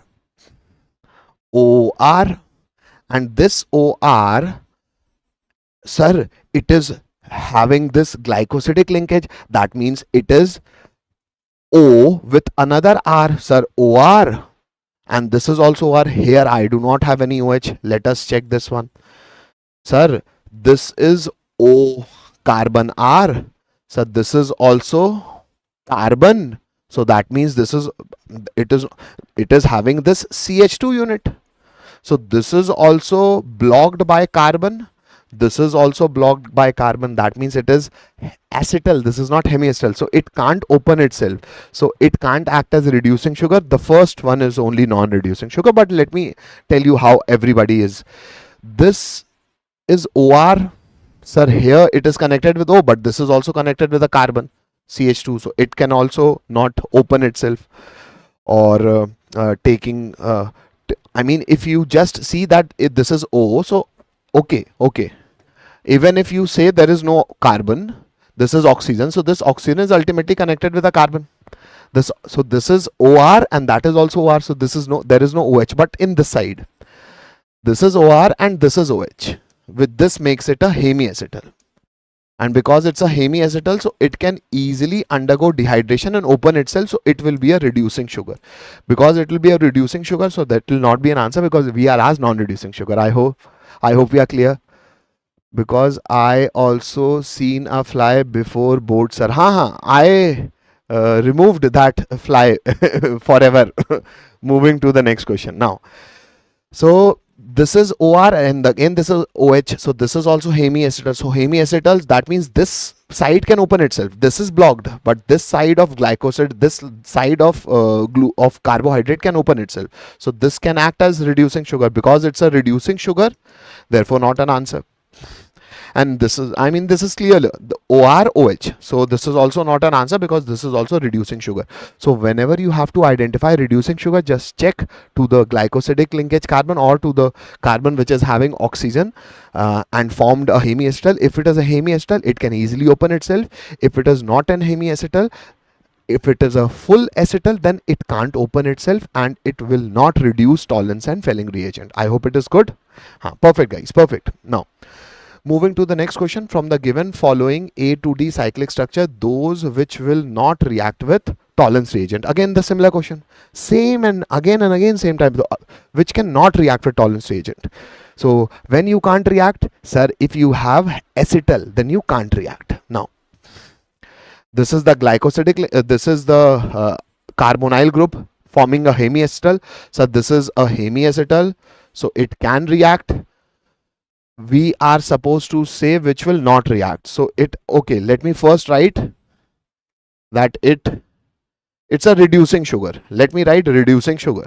So we do not have to report reducing sugar, we have to report which will not. But first we are writing reducing and non-reducing sugar. So this is reducing. What about this one, sir? OR and OR. So this is non-reducing sugar, because this can't open, this is complete acetal. So this is also complete acetal, so non-reducing sugar. This is hemiacetal, so this is reducing sugar. So who all are non-reducing sugar? B and C. That means option 4. See, you do one question and then question becomes quite easy and doable for us. But if you are doing it for the first time, then those question becomes difficult. Once you are comfortable, see, this is how easy still you get questions out, you get marks out of +4 in a second. So for such topics, please don't leave them guys, just invest few time and the chapter is yours. Moving to the next question. The next question says, given below are two statements, 1 and 2. Sucrose is dextrorotatory. Yes, that optical rotation of glucose is dextrorotatory, so fructose is levorotatory, and the sucrose formed has dextrorotation. Yes, yes. Sucrose is dextrorotatory. I just write this because this is also good. Sucrose is dextrorotatory. On hydrolysis, it forms glucose and it forms fructose, where glucose is again dextrorotatory and fructose is levorotatory. But the point is, let's say its optical rotation is θ1, its optical rotation is θ2. But if you compare the magnitude of θ1 and θ2, so θ2 is lower, is more. My point is, sucrose is dextrorotatory by nature, but after hydrolysis it gives glucose and fructose, where glucose is dextrorotatory but fructose is levorotatory. Point is, the levorrotation of fructose, that is θ2, is large, and therefore the overall mixture becomes levorotatory. Hence glucose, once gets hydrolyzed, forms opposite optical activity product, and therefore it is known as an invert sugar. I hope everybody knows it. So that's the theory. So let us read the theory, what it is asking. Sucrose is dextrorotatory, completely valid. However, sucrose on hydrolysis gives a solution having mixture of products. This solution shows levorotatory. This is definitely correct. Statement 1 is correct. 2 is saying hydrolysis of sucrose gives glucose and fructose. Yes, since the levorrotation of glucose, no, glucose is dextrorotatory. It is saying opposite thing, therefore this is wrong. So 1 is true and 2 is false. Option 4 is my answer. Yes. Yeah. So but for theoretical questions, beta, you have to be comfortable with the theory, else obviously it will be a pain. You may end up having a -1 with such questions, so please kindly invest sufficient amount of time appropriately, right? Moving to the next question. I mean, I am giving you this the next theory which we have reached upon is nucleic acid. Now, what are nucleic acid? Sir, nucleic acid are polymers of nucleotide. What is this nucleotide? This unit is nucleotide. So nucleotide is actually made of this phosphoric acid unit. This phosphoric acid unit is joined on the fifth carbon, and with the fifth carbon of what? Of a sugar. This is a pentose sugar. And this pentose sugar is further connected with on its first carbon with a base. So actually nucleotide is a combination of three species: base, pentose sugar, and phosphoric acid unit. Again, nucleotide is a combination of three species: base, pentose sugar, and a phosphoric acid unit. Now, once you do hydrolysis, actually you get this, first you get this base with pentose sugar, as in this phosphoric acid unit, you remove it. What you have left is called nucleoside. How to remember this? What is side and what is tide?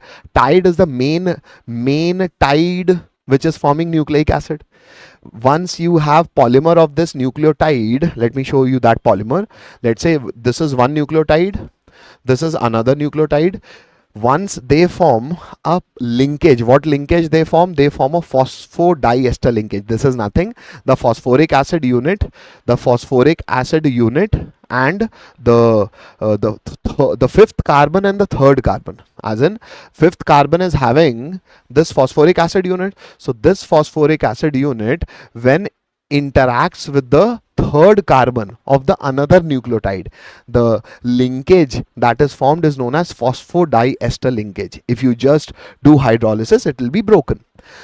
This becomes a dipeptide. This becomes a dinucleotide. I'm sorry. This becomes a dinucleotide because polymer of a nucleotide is known as nucleic acid. Now, why this nucleic acid important? Because this is the blood in our system is basically constituted of DNA and RNA. DNA is deoxyribose sugar, RNA is ribose nucleic acid. So actually, coming back, what are the two sugar? Ribose sugar present in RNA, deoxyribose sugar present in DNA. What is the structure? So this is again like a five-membered structure. So just similar to that of the structure, the Hayward projection of fructose, but not exactly same, because fructose has CH2OH and CH2OH as the first and sixth carbon. Rather, it has 5 carbons. How to start the carbon? From this carbon, 1, 2, 3, 4, and the fifth carbon. How to draw them? Second and third carbon has OH down. This is opposite, and that you have obviously drawn on the opposite side. On the other carbon, draw an hydrogen. If you change at the second carbon, you remove oxygen. So that means you are removing oxygen, therefore deoxy. But we are deoxyfying where? At the second carbon, so 2-deoxy.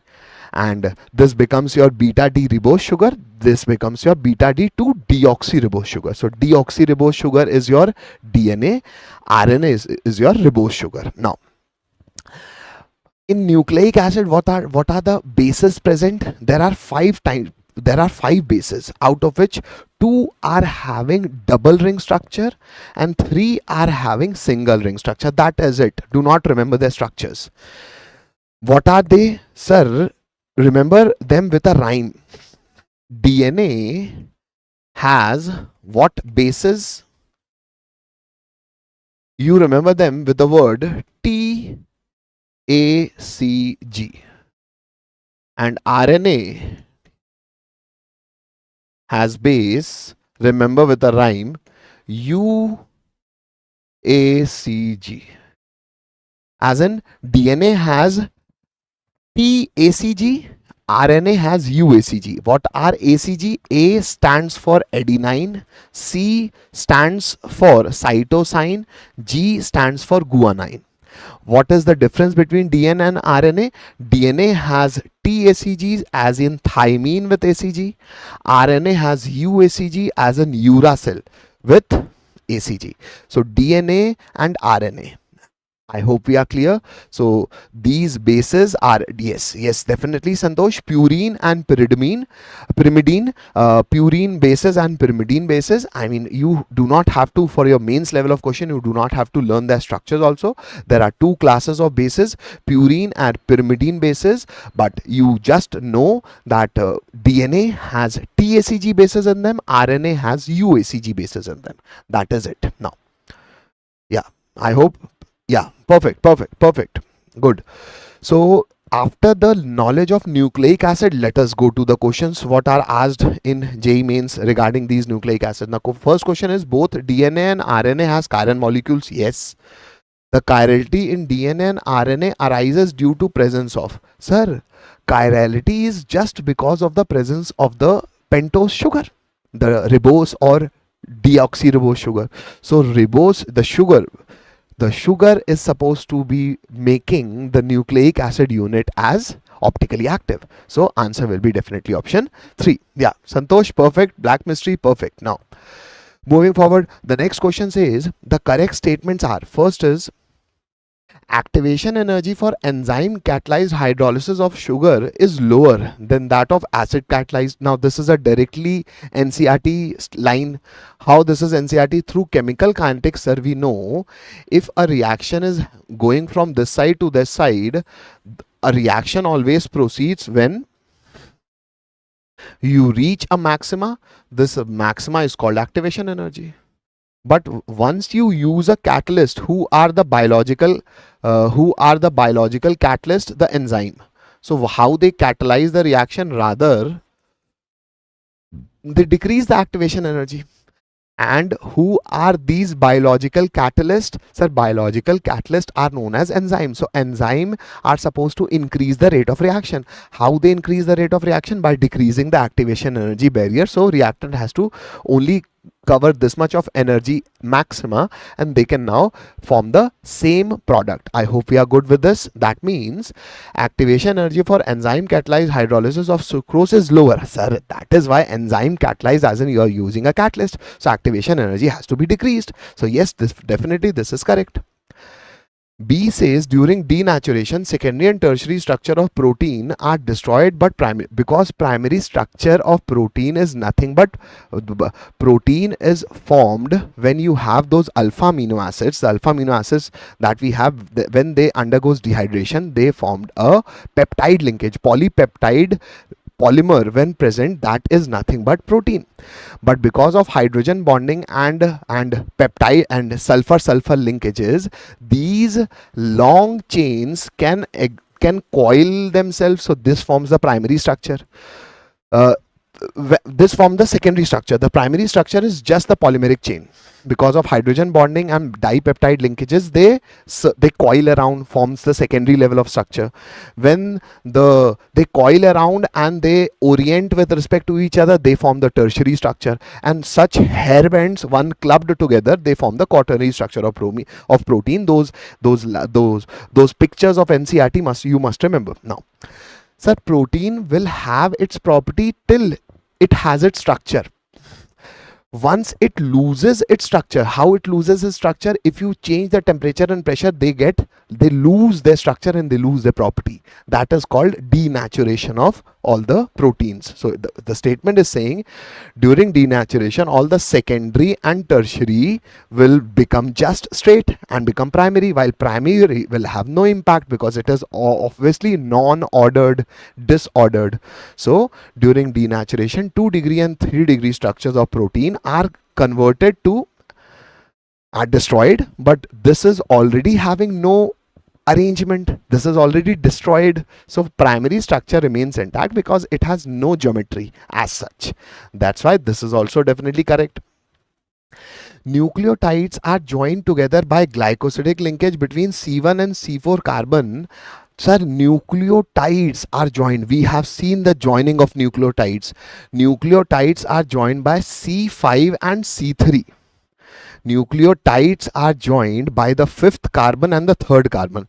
Nucleotides are joined by the glycosidic linkage between C1 and C. No. So third and fifth carbon. So this is wrong. Quaternary structure of protein represents overall folding of the protein chain, not quaternary. Tertiary represents the overall folding. Tertiary, 3 degree. So this is also wrong. So answer is AB. That means option 3. Now, I mean, such questions are good questions. They are asking you in-depth theory of NCERT. So very good questions. Yes. So if you have invested memory time in them, then only you can attempt such questions. So good questions. Why? C is incorrect. Perfect, Santosh.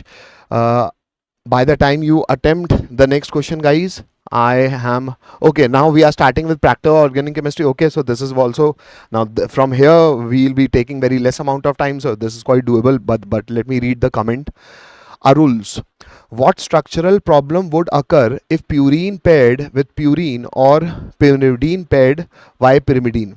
Okay, see, Aryl, structural problem if purine pair with purine or pyrimidine paired with pyrimidine. Aryl is also asking if DNA originally used uracil instead of thymine, why would DNA repair mechanism? You must be a bio student, Aryl. Actually, beta, see, obviously those things can definitely, because they are factual science. Come on, factual science can be answered at any level of examination. But yes, I mean, good questions, but they are all factual science, beta, and we are limiting ourselves to the content and level to which JEE Mains is asking us. So obviously those are not rocket sciences. If you try and do physical chemistry questions, then you will be requiring some extrapolation of the explanations. That is a factual science. So if you know some facts, you answer those facts, or else being an engineer, we will always say this for biological factual sciences. But yes, I would definitely agree that all these professions are respectable among themselves. So but our job is to just complete and finish up with this stuff. So rather, yes, I'll be coming up with my biomolecules one shot. So obviously you can post such questions over there, and it will be obviously with the question, although the questions that you have asked are not valid for NCERT biomolecules also. So yes, you must be a bio student, that's why you're asking. So sir, you can say the basic about primary, secondary. That I already said, Videsh. If you have the polypeptide forms a primary structure, because of because of hydrogen bonding involving between the carbonyl group and the nitrogen, they start attracting each other and they coil around. Once they coil around, they form the secondary structure. Now, once you have that secondary structure, after that, it takes a three-dimensional arrangement. It folds, it turns around. That becomes your tertiary level, tertiary understanding, 3-degree understanding of how the amines are structurally oriented in nature. The hairband, the coiling around gives them a 3D orientation. So that becomes a tertiary structure. And once you couple all those hairbands together, that forms the quaternary structure of protein. Whenever protein have their structures intact, then only they provide those biological functions. Like the best possible function of a protein is, in fact, whatever biological catalyst we have, they are proteins only. So those proteins, when used as a biological catalyst, are termed as enzymes. Enzymes are not anything different. They are just polymers of alpha amino acids only. But those proteins who act as biological catalysts are also termed as enzymes. So these all are facts which you should know moving forward. Now, coming to practical organic chemistry, which says method used for separation of mixture of products B and C obtained in the following reaction. Now, I am reacting benzene with Br2 in presence of Lewis acid. That means, sir, Br plus will attack. So what will be A? Sir, A will be bromobenzene.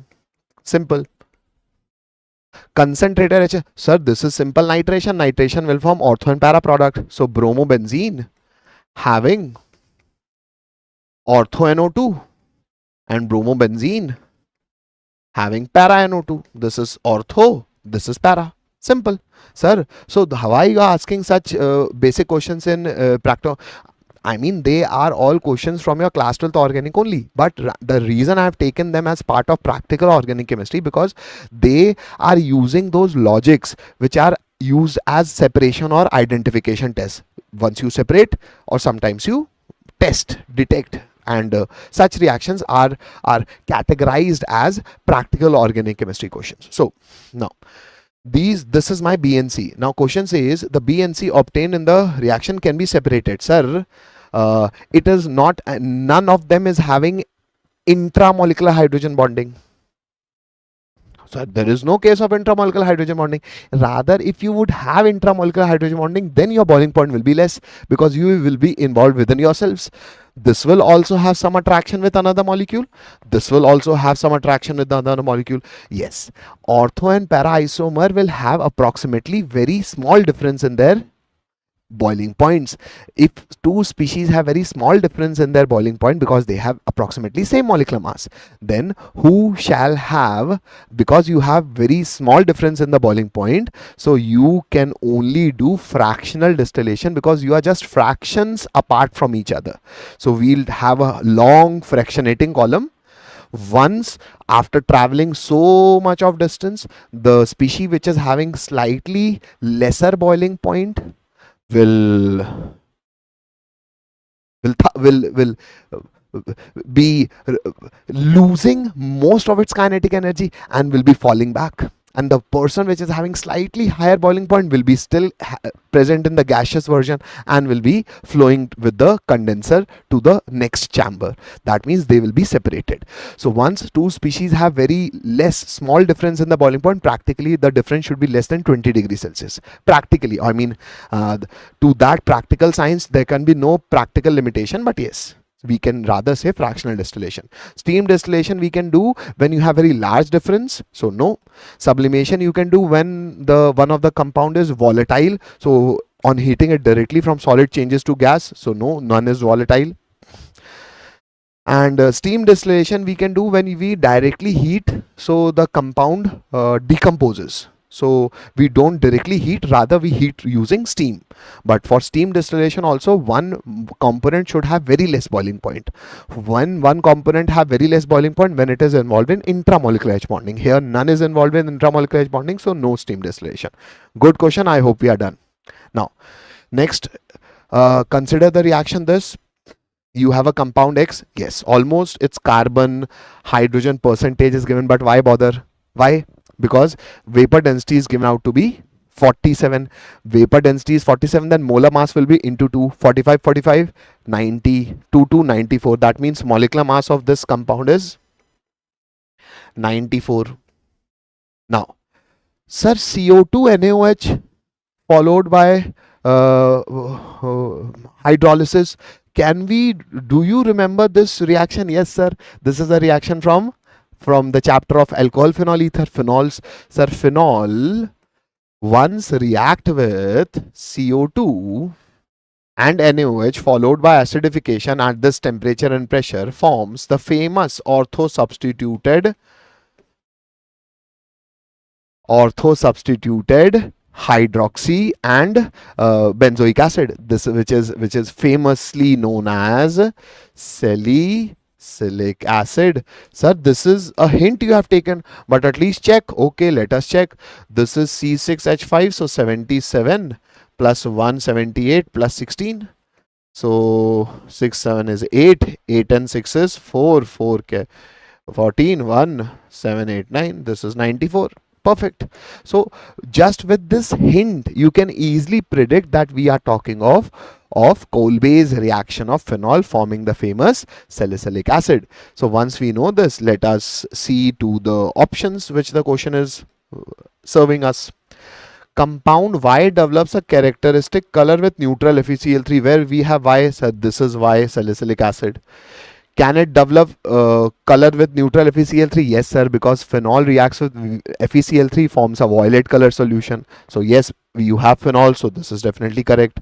Identify incorrect. Nah, incorrect. People don't read this. Please read this. They are asking incorrect statement. So incorrect statement is both compound X and Y dissolve in NaOH. Yes, sir, because phenols are stronger acid than water, so they do neutralization. Carboxylic acid are anyway stronger acid than water, so they will also do. Yes, both. So this is correct because it is correct, so not an answer. Compound Y dissolve in sodium bicarbonate. Yes, Y is having carboxylic acid. Carboxylic acid are even stronger than H2CO3.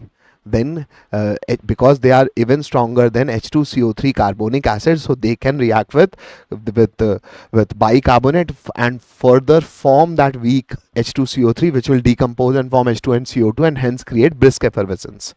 So, and evolve gas, yes, that gas will be CO2, which will create brisk effervescence. So this is also correct, so not an answer.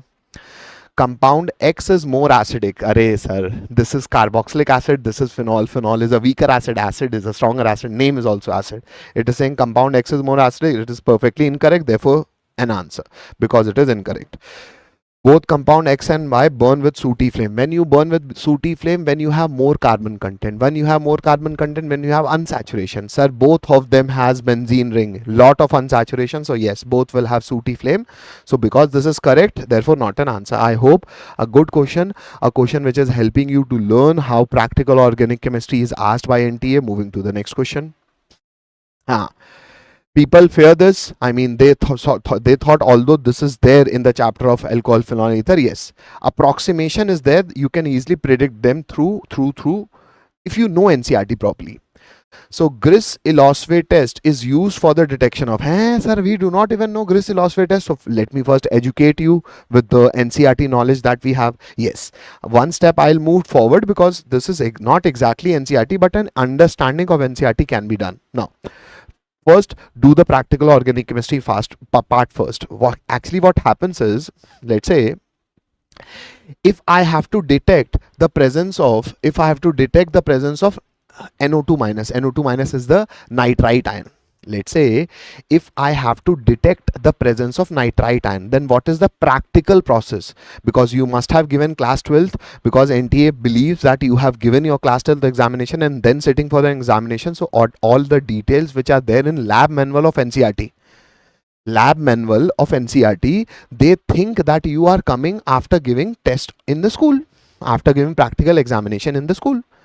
Even if you're taking a drop, you must have given that practical examination in class 10. So they take that class 12th NCERT lab manual as your reference. And that lab manual represent that if you have nitrite ion, then how it is detected. First, to the nitrite salt, add acetic acid. Acetic acid will bring small amount of H plus, and those H plus will make nitrite ion turn into nitrous acid. Now nitrous acid is very reactive. It is unstable also. So that nitrous acid quickly reacts with Ki. If you add Ki, what we do is we add acetic acid also, we add Ki also. Because Ki is added, so as nitrous acid is formed, it oxidizes I minus to I2. Now I2 has a beautiful impact. You can see formation of I2 from your eyes. How? Using an indicator. The indicator is use starch. I2 forms addition compound with starch, and the compound is visible to us, and it is a blue colored. It turns a blue colored solution. So the complete solution turns blue. If it turns blue, that means the ion present was nitrite ion. The ion present was nitrite ion. Now, this is one of the tests of identification of nitrite ion. There is one more test for the identification of nitrite ion, which is Gris-Ilosve test. Now, what is it? If we have sulfonilic acid, what is sulfonilic acid? Aniline with a sulfonic acid group. Now, again, you put acetic acid. Acetic acid will give H plus. Sir, H plus and base will react. So, ammonium salt will be produced. Now, because ammonium salt is produced and we have used nitrite ion also, because there will be presence of nitrite ion. Nitrite ion will be seeing this acetic acid like here, so it will be forming acetic acid will give small amount of H plus, and it will be taken by nitrite ion. There will be formation of nitrous acid. Nitrous acid will further react. Sir, nitrous acid reaction we already know. So nitrous acid will aniline turns aniline into diazonium salt. So this diazonium group will be coming.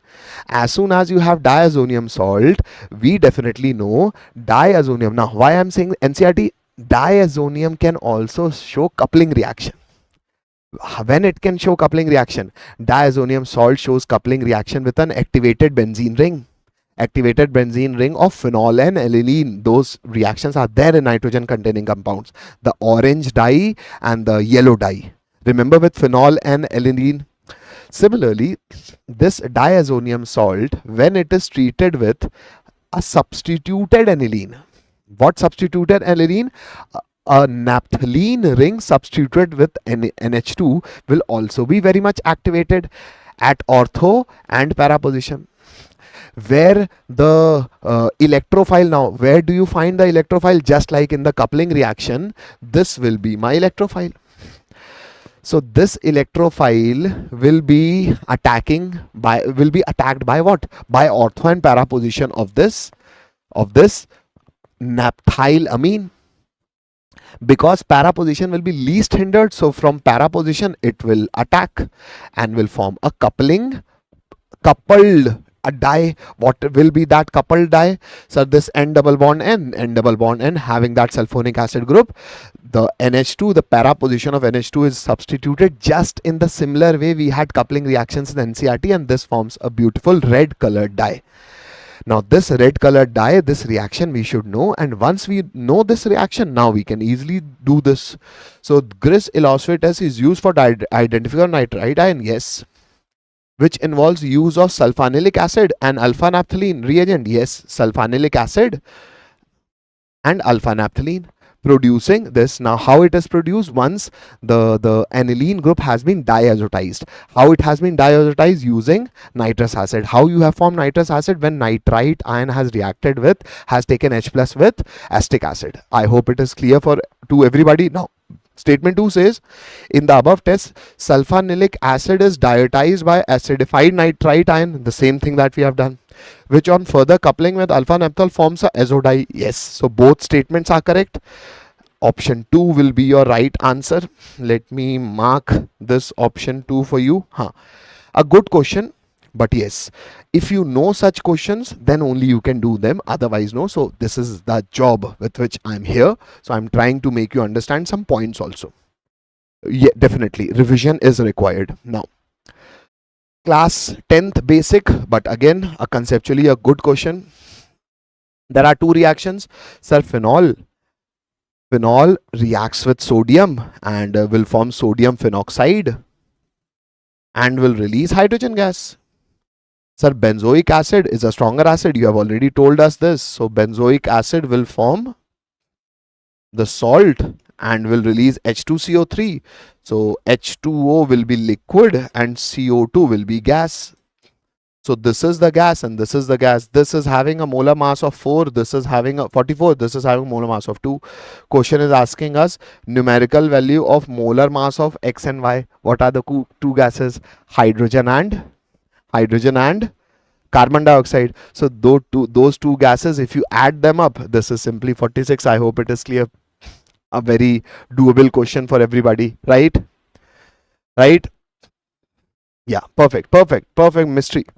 Now next question is, given below are 4 isomeric products P, Q, R and S. Okay, now we have to identify. Now such questions creates problem for many and large number of students. Sir, English we have to read, so read English. Now duration, bas beta, we are just ending. Mr. Rathod, we are just ending. I mean the last chapter we are doing, practical organic chemistry. Do this question by the time I sip some water.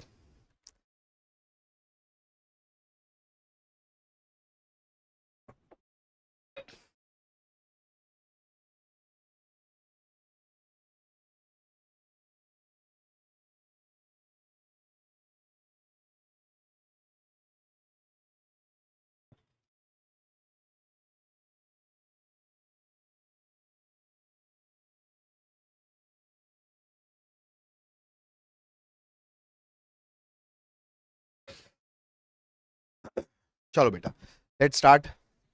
Sir, RF value. Beta, RF is black mystery. RF is retardation factor.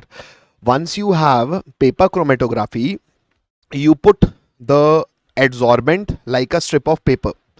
Now we definitely know that solvent will also move upward and the solute will also move upward. Who will rather have a larger movement to the upside against gravity? Solvent. Let's say if I have more than one solute, then the solute one will have a higher rate of adsorption. So that will also move up, but to a lesser extent because its rate of adsorption is high. To the other solute, let's say it moves to a larger height because its extent of adsorption is less, so it will be absorbed at a higher height, but the solvent will be absorbed to the top height. So you can define retardation factor for both the solute by as distance traveled by the solute upon distance traveled by the solvent. Obviously distance traveled by solvent will be large. I hope it is done. Black mystery. Now given below are four isomeric products, isomeric compounds P, Q, R and S. Now these are those P, Q, R, S. Question is identify the correct statement from the following. Now QRS will give PPT with 2,4-DNP. Now 2,4-DNP test is a test for carbonyl compounds or carbonyl compounds, either aldehyde or ketone react with 2,4-DNP. They give an orange, maybe red precipitate. I know that Brady's reagent test, you know. Now QRNS. So Q is carbonyl. Yes, it can give. R is a carbonyl compound. Yes, it can also give. S is a carbonyl compound. Yes, it can also give. So yes, it is correct. P and Q will give positive Bayer's test. So Bayer, in order to have Bayer test, Bayer is cold aqueous alkaline cheminophore. It only reacts with alkene, and alkene forms vicinal dihalides.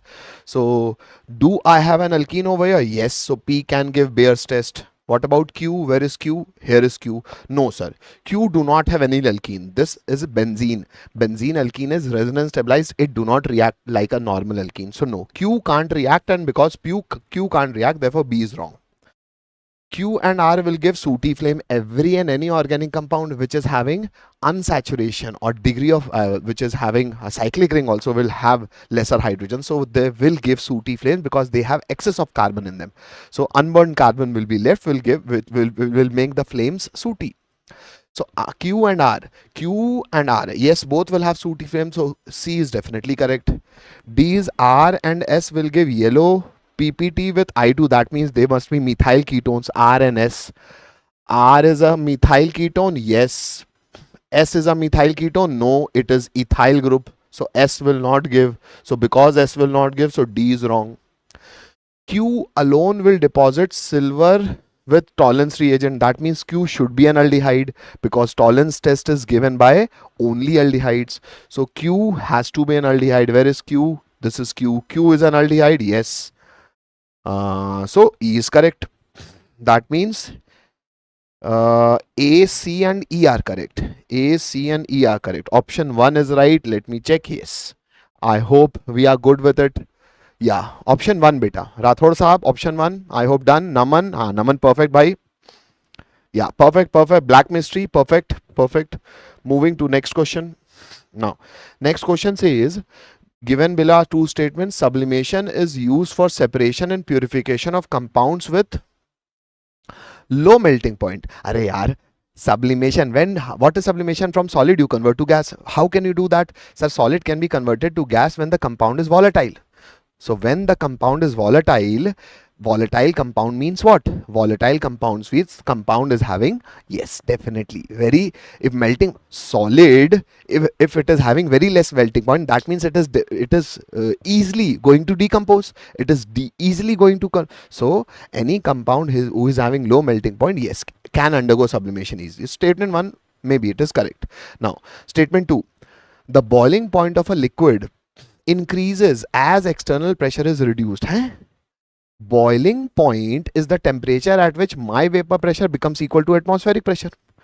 So as external pressure is reduced, I have to heat to a lesser extent, so boiling point will fall. It is saying boiling point increases. This is definitely incorrect. So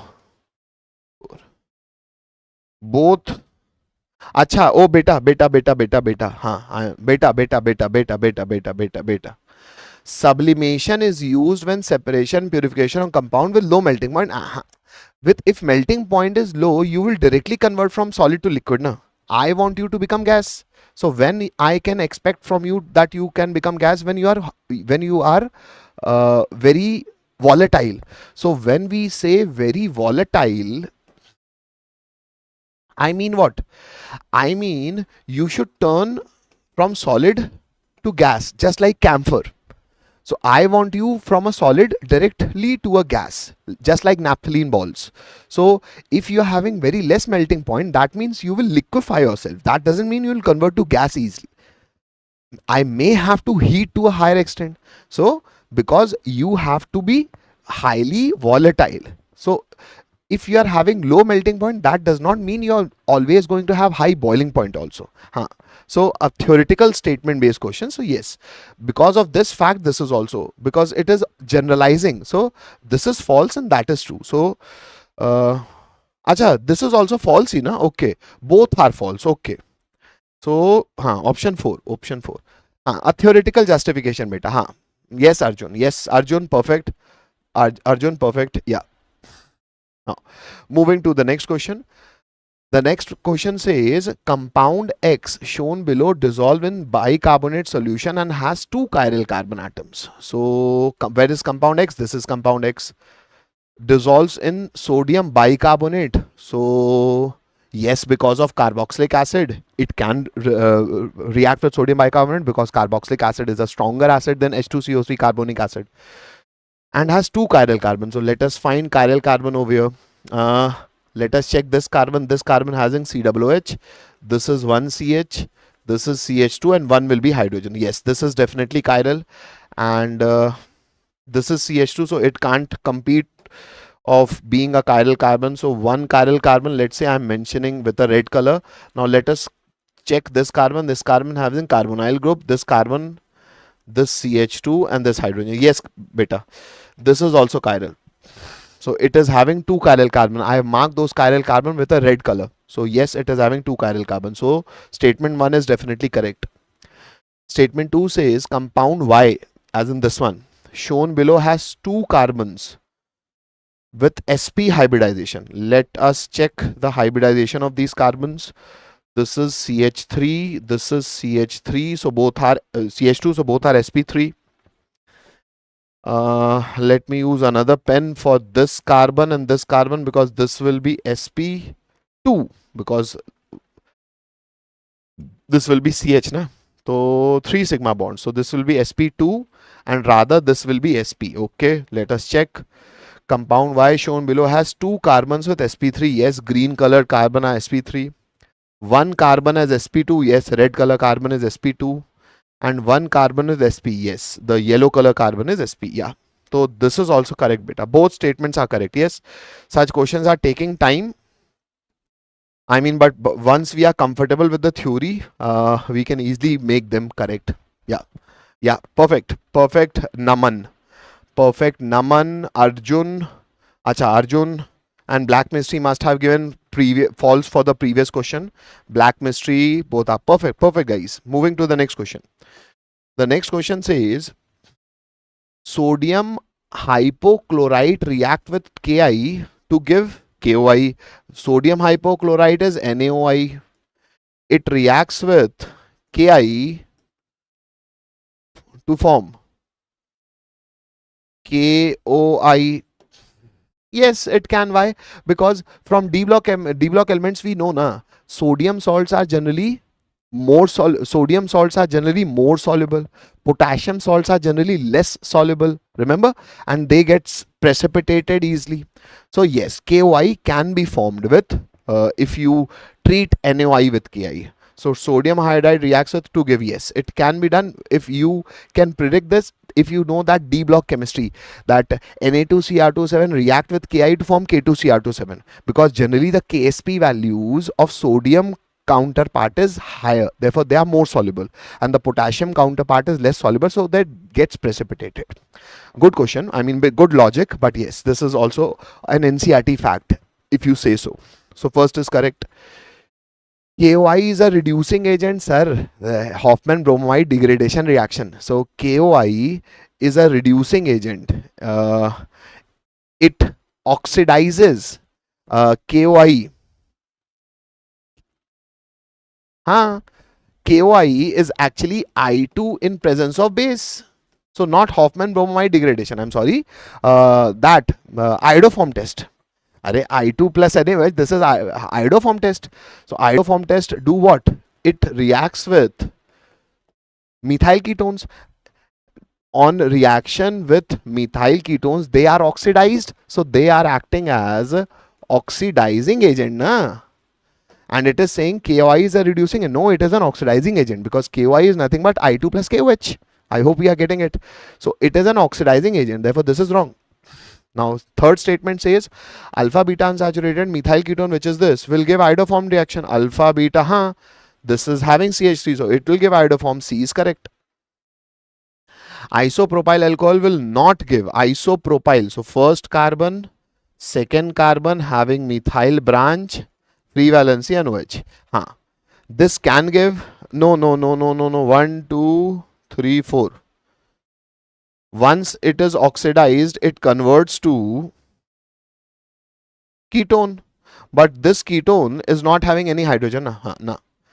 This cannot. Isopropyl alcohol cannot give iodoform test. Yes, it can't give because this guy is not having any hydrogen. It should be a methyl ketone. So I need one hydrogen over here. I need the CH3, COO and other. This is methyl. This can be anything, no? So I need a methyl group which will be oxidized. This group can be anything. So this group can be anything. And if I'm having hydrogen over here, ultimately I'm having a buffer of removing these two hydrogen and forming the corresponding carbonyl compounds. Yes. So this can form a methyl ketone which can further go and form iodoform reaction. So yes, this can give iodoform test. So isopropyl alcohol will give iodoform test. It is saying not give, so this is wrong. I hope we are getting this, guys. Theory, sir, yes, black mystery. So theory, reading theory is definitely a science beta. I mean a practical science beta. Practical organic chemistry beta. Now, methanoic acid will give positive iodine. Now, ultimately, methanoic acid is a formic acid. Right? Formic acid, no acid. Nah. So this is wrong. So ultimately, A, C and D are correct. A, C and D. D we have cancelled, na? Sorry. ACR. D we have cancelled. ACR correct. That means option 3. Perfect. Perfect, guys. Good. Perfect. Moving to the next question. The next question says iodoform test can differentiate between what? So iodoform can test methanol and ethanol. Methanol is CH3OH. Ethanol is CH3CH2OH. So yes, it can react with iodoform test. It can't. So yes, it can be distinguished. This is correct.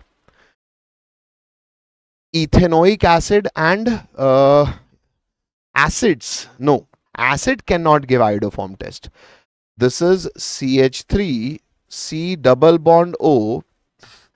You can have any alkyl group, but acid can't give. So this is wrong. So next is cyclohexene and cyclohexanone. Obviously, alkene can't give, and cyclohexanone is having no alpha carbon, so this can also not give. Diethyl ether and pentane 3-one. So pent 3-one. 3-one will not have any methyl group, so no. Anisole and acetone. Yes, acetone definitely can.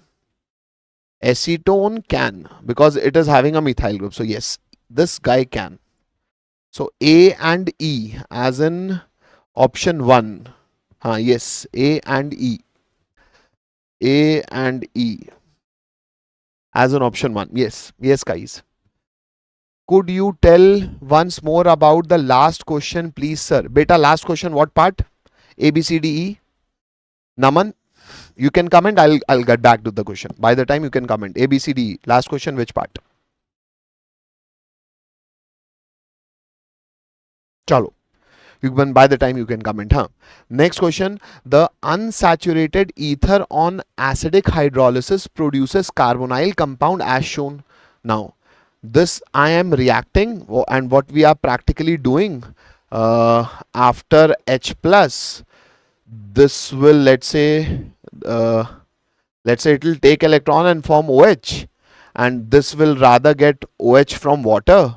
So after tautomerization, it has also become carbonyl compound. It has also become. So ultimately, it is forming carbonyl compound from ether. It is giving you this information. After giving this information, it is telling you that based on this, predict the solution reagent that will help you to distinguish P and Q obtained in the following reaction. Now, I have to form P and Q, and after forming P and Q, I have to predict that which will distinguish between P and Q. So first, let us form P and Q based on the mechanism which is given us. Now, we definitely know once ether gets protonated, the protonated ether will get a positive charge. Once it attains a positive charge, it will try and try to remove electron, create positivity on the other part. So let's say it will create positivity on that carbon. Once that carbon gets positivity, it will be attacked by water.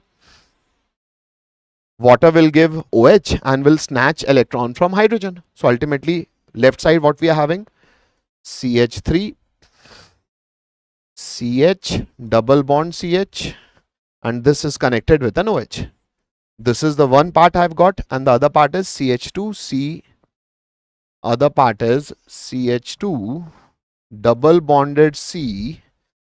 This carbon, after getting OH from water, is already having CH3 at the top.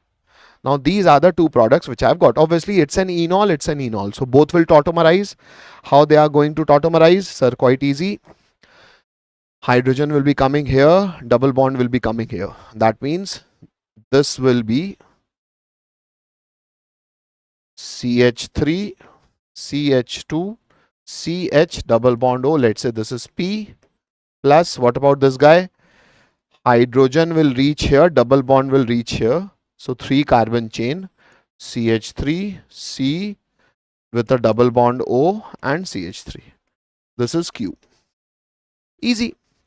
This is aldehyde. I mean, practical question, not logically correct, good question. Aldehyde and ketone. So aldehyde and ketone, Lucas test is for alcohol, both will not give. DNP, both will give, so can't be detected. Sodium bisulfite, both will have addition product. Felling. Option 4. Why?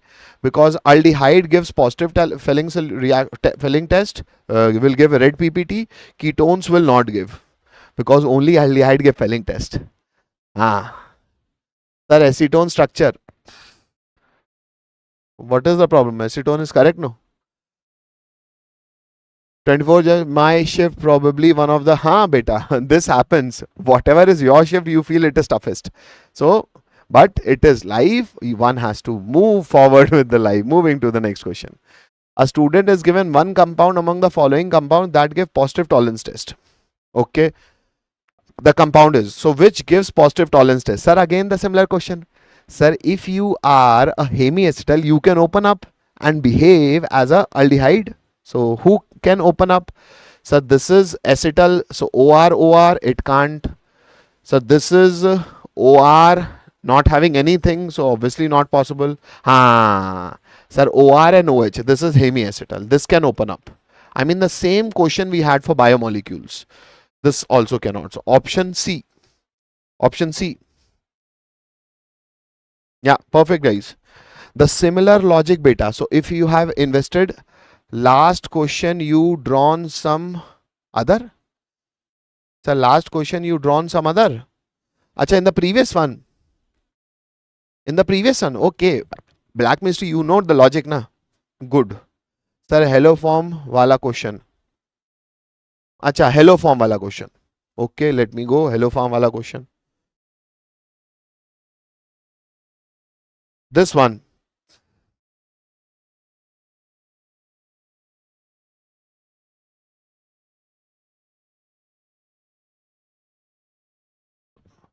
Sir, in iodoform question, you have drawn something for acetone. Okay, so that must be typo error by a human. We know this is acetone. What is acetone? Let me draw acetone. Okay, I mean, I'm grateful you are actually telling human errors can be made, but yes. Next, sir.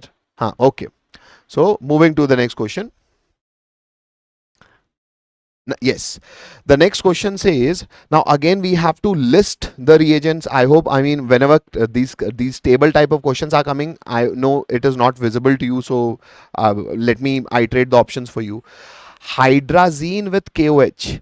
Hydrazine with KOH is a reagent for Wolff-Kishner reduction. Carbonyl compound reduces to corresponding alkane in basic medium. So for basic medium, you do Wolff-Kishner. Tollens reagent active ion is silver plus complex with ammonia. This is Tollens test, which give silver mirror with aldehyde and ketone, with aldehydes only, I'm sorry. Felling solution is aqueous copper sulfate with sodium potassium tartrate in a basic medium. So this is nothing but Felling's reagent. And zinc amalgam gives Clemenson reduction, reduces carbonyl compounds to corresponding alkanes in an acidic medium. So that means A is 3, B is 1. Option 1 is your right answer. Yeah, perfect, Naman. Perfect, bhai. Moving to the next question, which says the dibromo compound P molecular formula this when heated with excess of sodamide followed by treatment with dilute HCl gives Q. Okay. On warming Q with mercuric sulfate and dilute sulfuric acid R, which yields positive iodoform test but negative tolerance test. So one will give positive iodoform test but negative tolerance test. That means iodoform test is positive. That means I should have a methyl ketone, but I should not give negative. I should not give tolerance test as an I should give negative tolerance test. That means I should be not an aldehyde. That means this has to be a ketone. That means ultimately I have to be an R over here. Then only, so I'll definitely have to be a methyl ketone. So let us go to the options. Directly with options you can do it. Dibromo compound C9. So after benzene I should have 3 more carbons. So after benzene I should have 1, 2, 3 more carbons. After benzene I should have 1, 2 carbons. So this is gone because not having third carbon because it is having 9 carbons. So after benzene 1, 2. So this is also this is having 1 carbon. Bhaiya. This so this can also be an option. So 6 carbon. Okay, this must be in printing error. I should have okay, it is making a bond. So if this is not a printing error, let me say then this cannot be because you have to be benzene. So option is between 1 and 3. Option is between 1 and 3. I was just checking so that maybe this option is a misprint or not. So yes, it is, because obviously in order to satisfy the degree of unsaturation, I need a benzene that you can predict from the structure only. So ultimately, with just molecular formula, I have landed up with 2 options. 2 have been eliminated. So when heated with excess of sodamide, now what does sodamide do? Sir, excess of sodamide turns dihalide into alkyne. Remember? So let's say this is a dihalide, but sir, this dihalide cannot become an alkyne because one bromine is somewhere else, another bromine is somewhere else. The only option I'm having is here. You do not have to move your pen now, because if you are trying to form an alkyne, then all the bromines has to be vicinal or geminal dihalide. So only this can form an alkyne. So alkyne will be formed over here. After dilute HCl and mercuric acetate and dilute sulfuric acid. So this is nothing but acidic hydration of alkyne. So I'll get double bonded O over here. So that means I'll be having this benzene ring, this methyl group, and to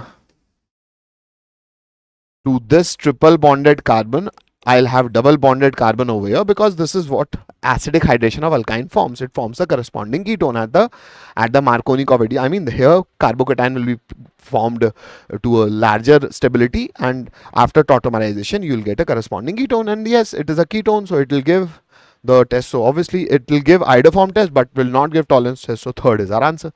Practical question, yes. Black mystery, yes. Perfect. Now next question is, an organic compound P of molecular formula this gives positive iodoform test but negative tolerance test. Again, Iodoform test is positive, but tolerance test is negative. When P is treated with dilute acid, it produces Q, and Q gives positive tolerant test and also iodoform test. The structure of P is. So you have to give positive iodoform but negative tolerant.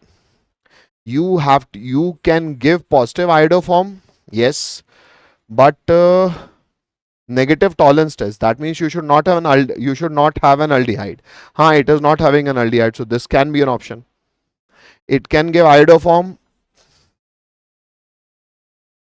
It can't give tolerance because it can't. It is not having methyl only, beta. This can't be an option because it is not having methyl ketone. You can also give iodoform, so you can also be an option. Now, when P is treated with dilute acid, now, whenever ether is treated, whenever you have a ether, R dash, whenever this is treated with dilute acid, so first ether gets protonated. Once it gets protonated, let's say this will be removed, so one will form alcohol and this guy will further get oxygen from water. R dash, ultimately OH, H plus from water will be, so ultimately you are going to get alcohol on both the sides is what I am trying to tell you. So ultimately, if we are landed up with three options, post hydrolysis, let us form the compound. So if this goes under hydrolysis, let's say this is removed as water and I am having OH over here. This is also post hydrolysis. This is removed as alcohol, and once this is this carbon, so at this carbon I'll have an alcohol. So this will also not react with tolerance reagent because still it is not an aldehyde. It is saying after reaction with dilute acid, what Q is formed, that Q should give positive tolerance test. So in order to give positive tolerance test, you should form an aldehyde. It is still not forming an aldehyde. Similarly over here, let's say this is gone, I'm having one OH from this side. This is gone, I'm having another OH from this side. Yes.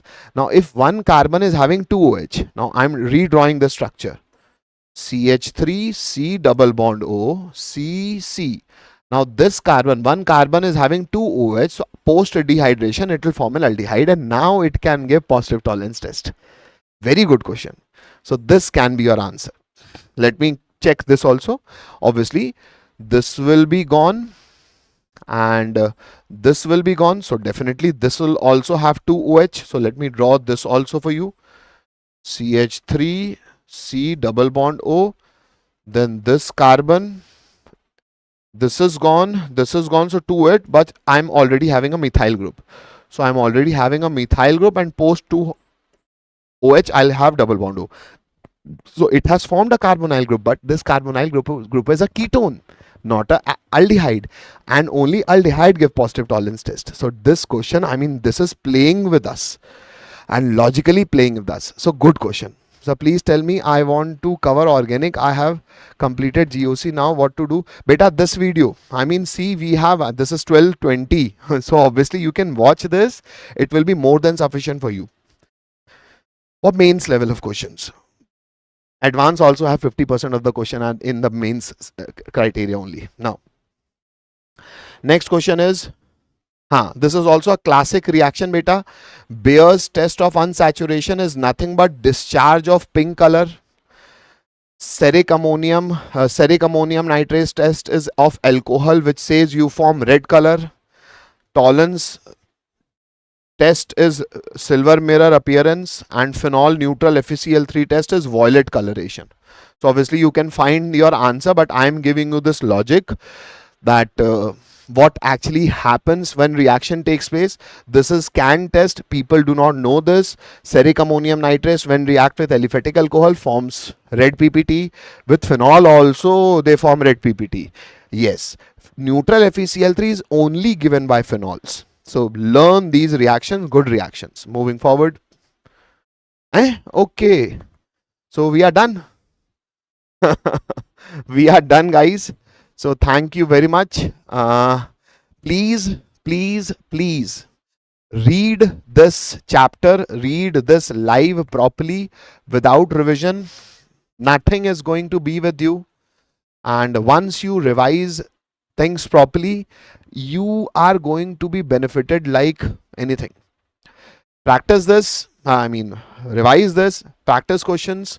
All the very best from my side. We will meet with the Acha, tomorrow also we'll meet. We'll be having rank booster discussion. But yes, that will be 1 hour. So now if we have class of 1 hour 30 minutes, it is very small class. No? So we'll meet tomorrow also. Chemistry, I'll be coming around 6. Sumit sir will be there at 5. So good night, best of luck, and keep studying. We'll see you around. Bye bye. Thank you, beta. Thank you.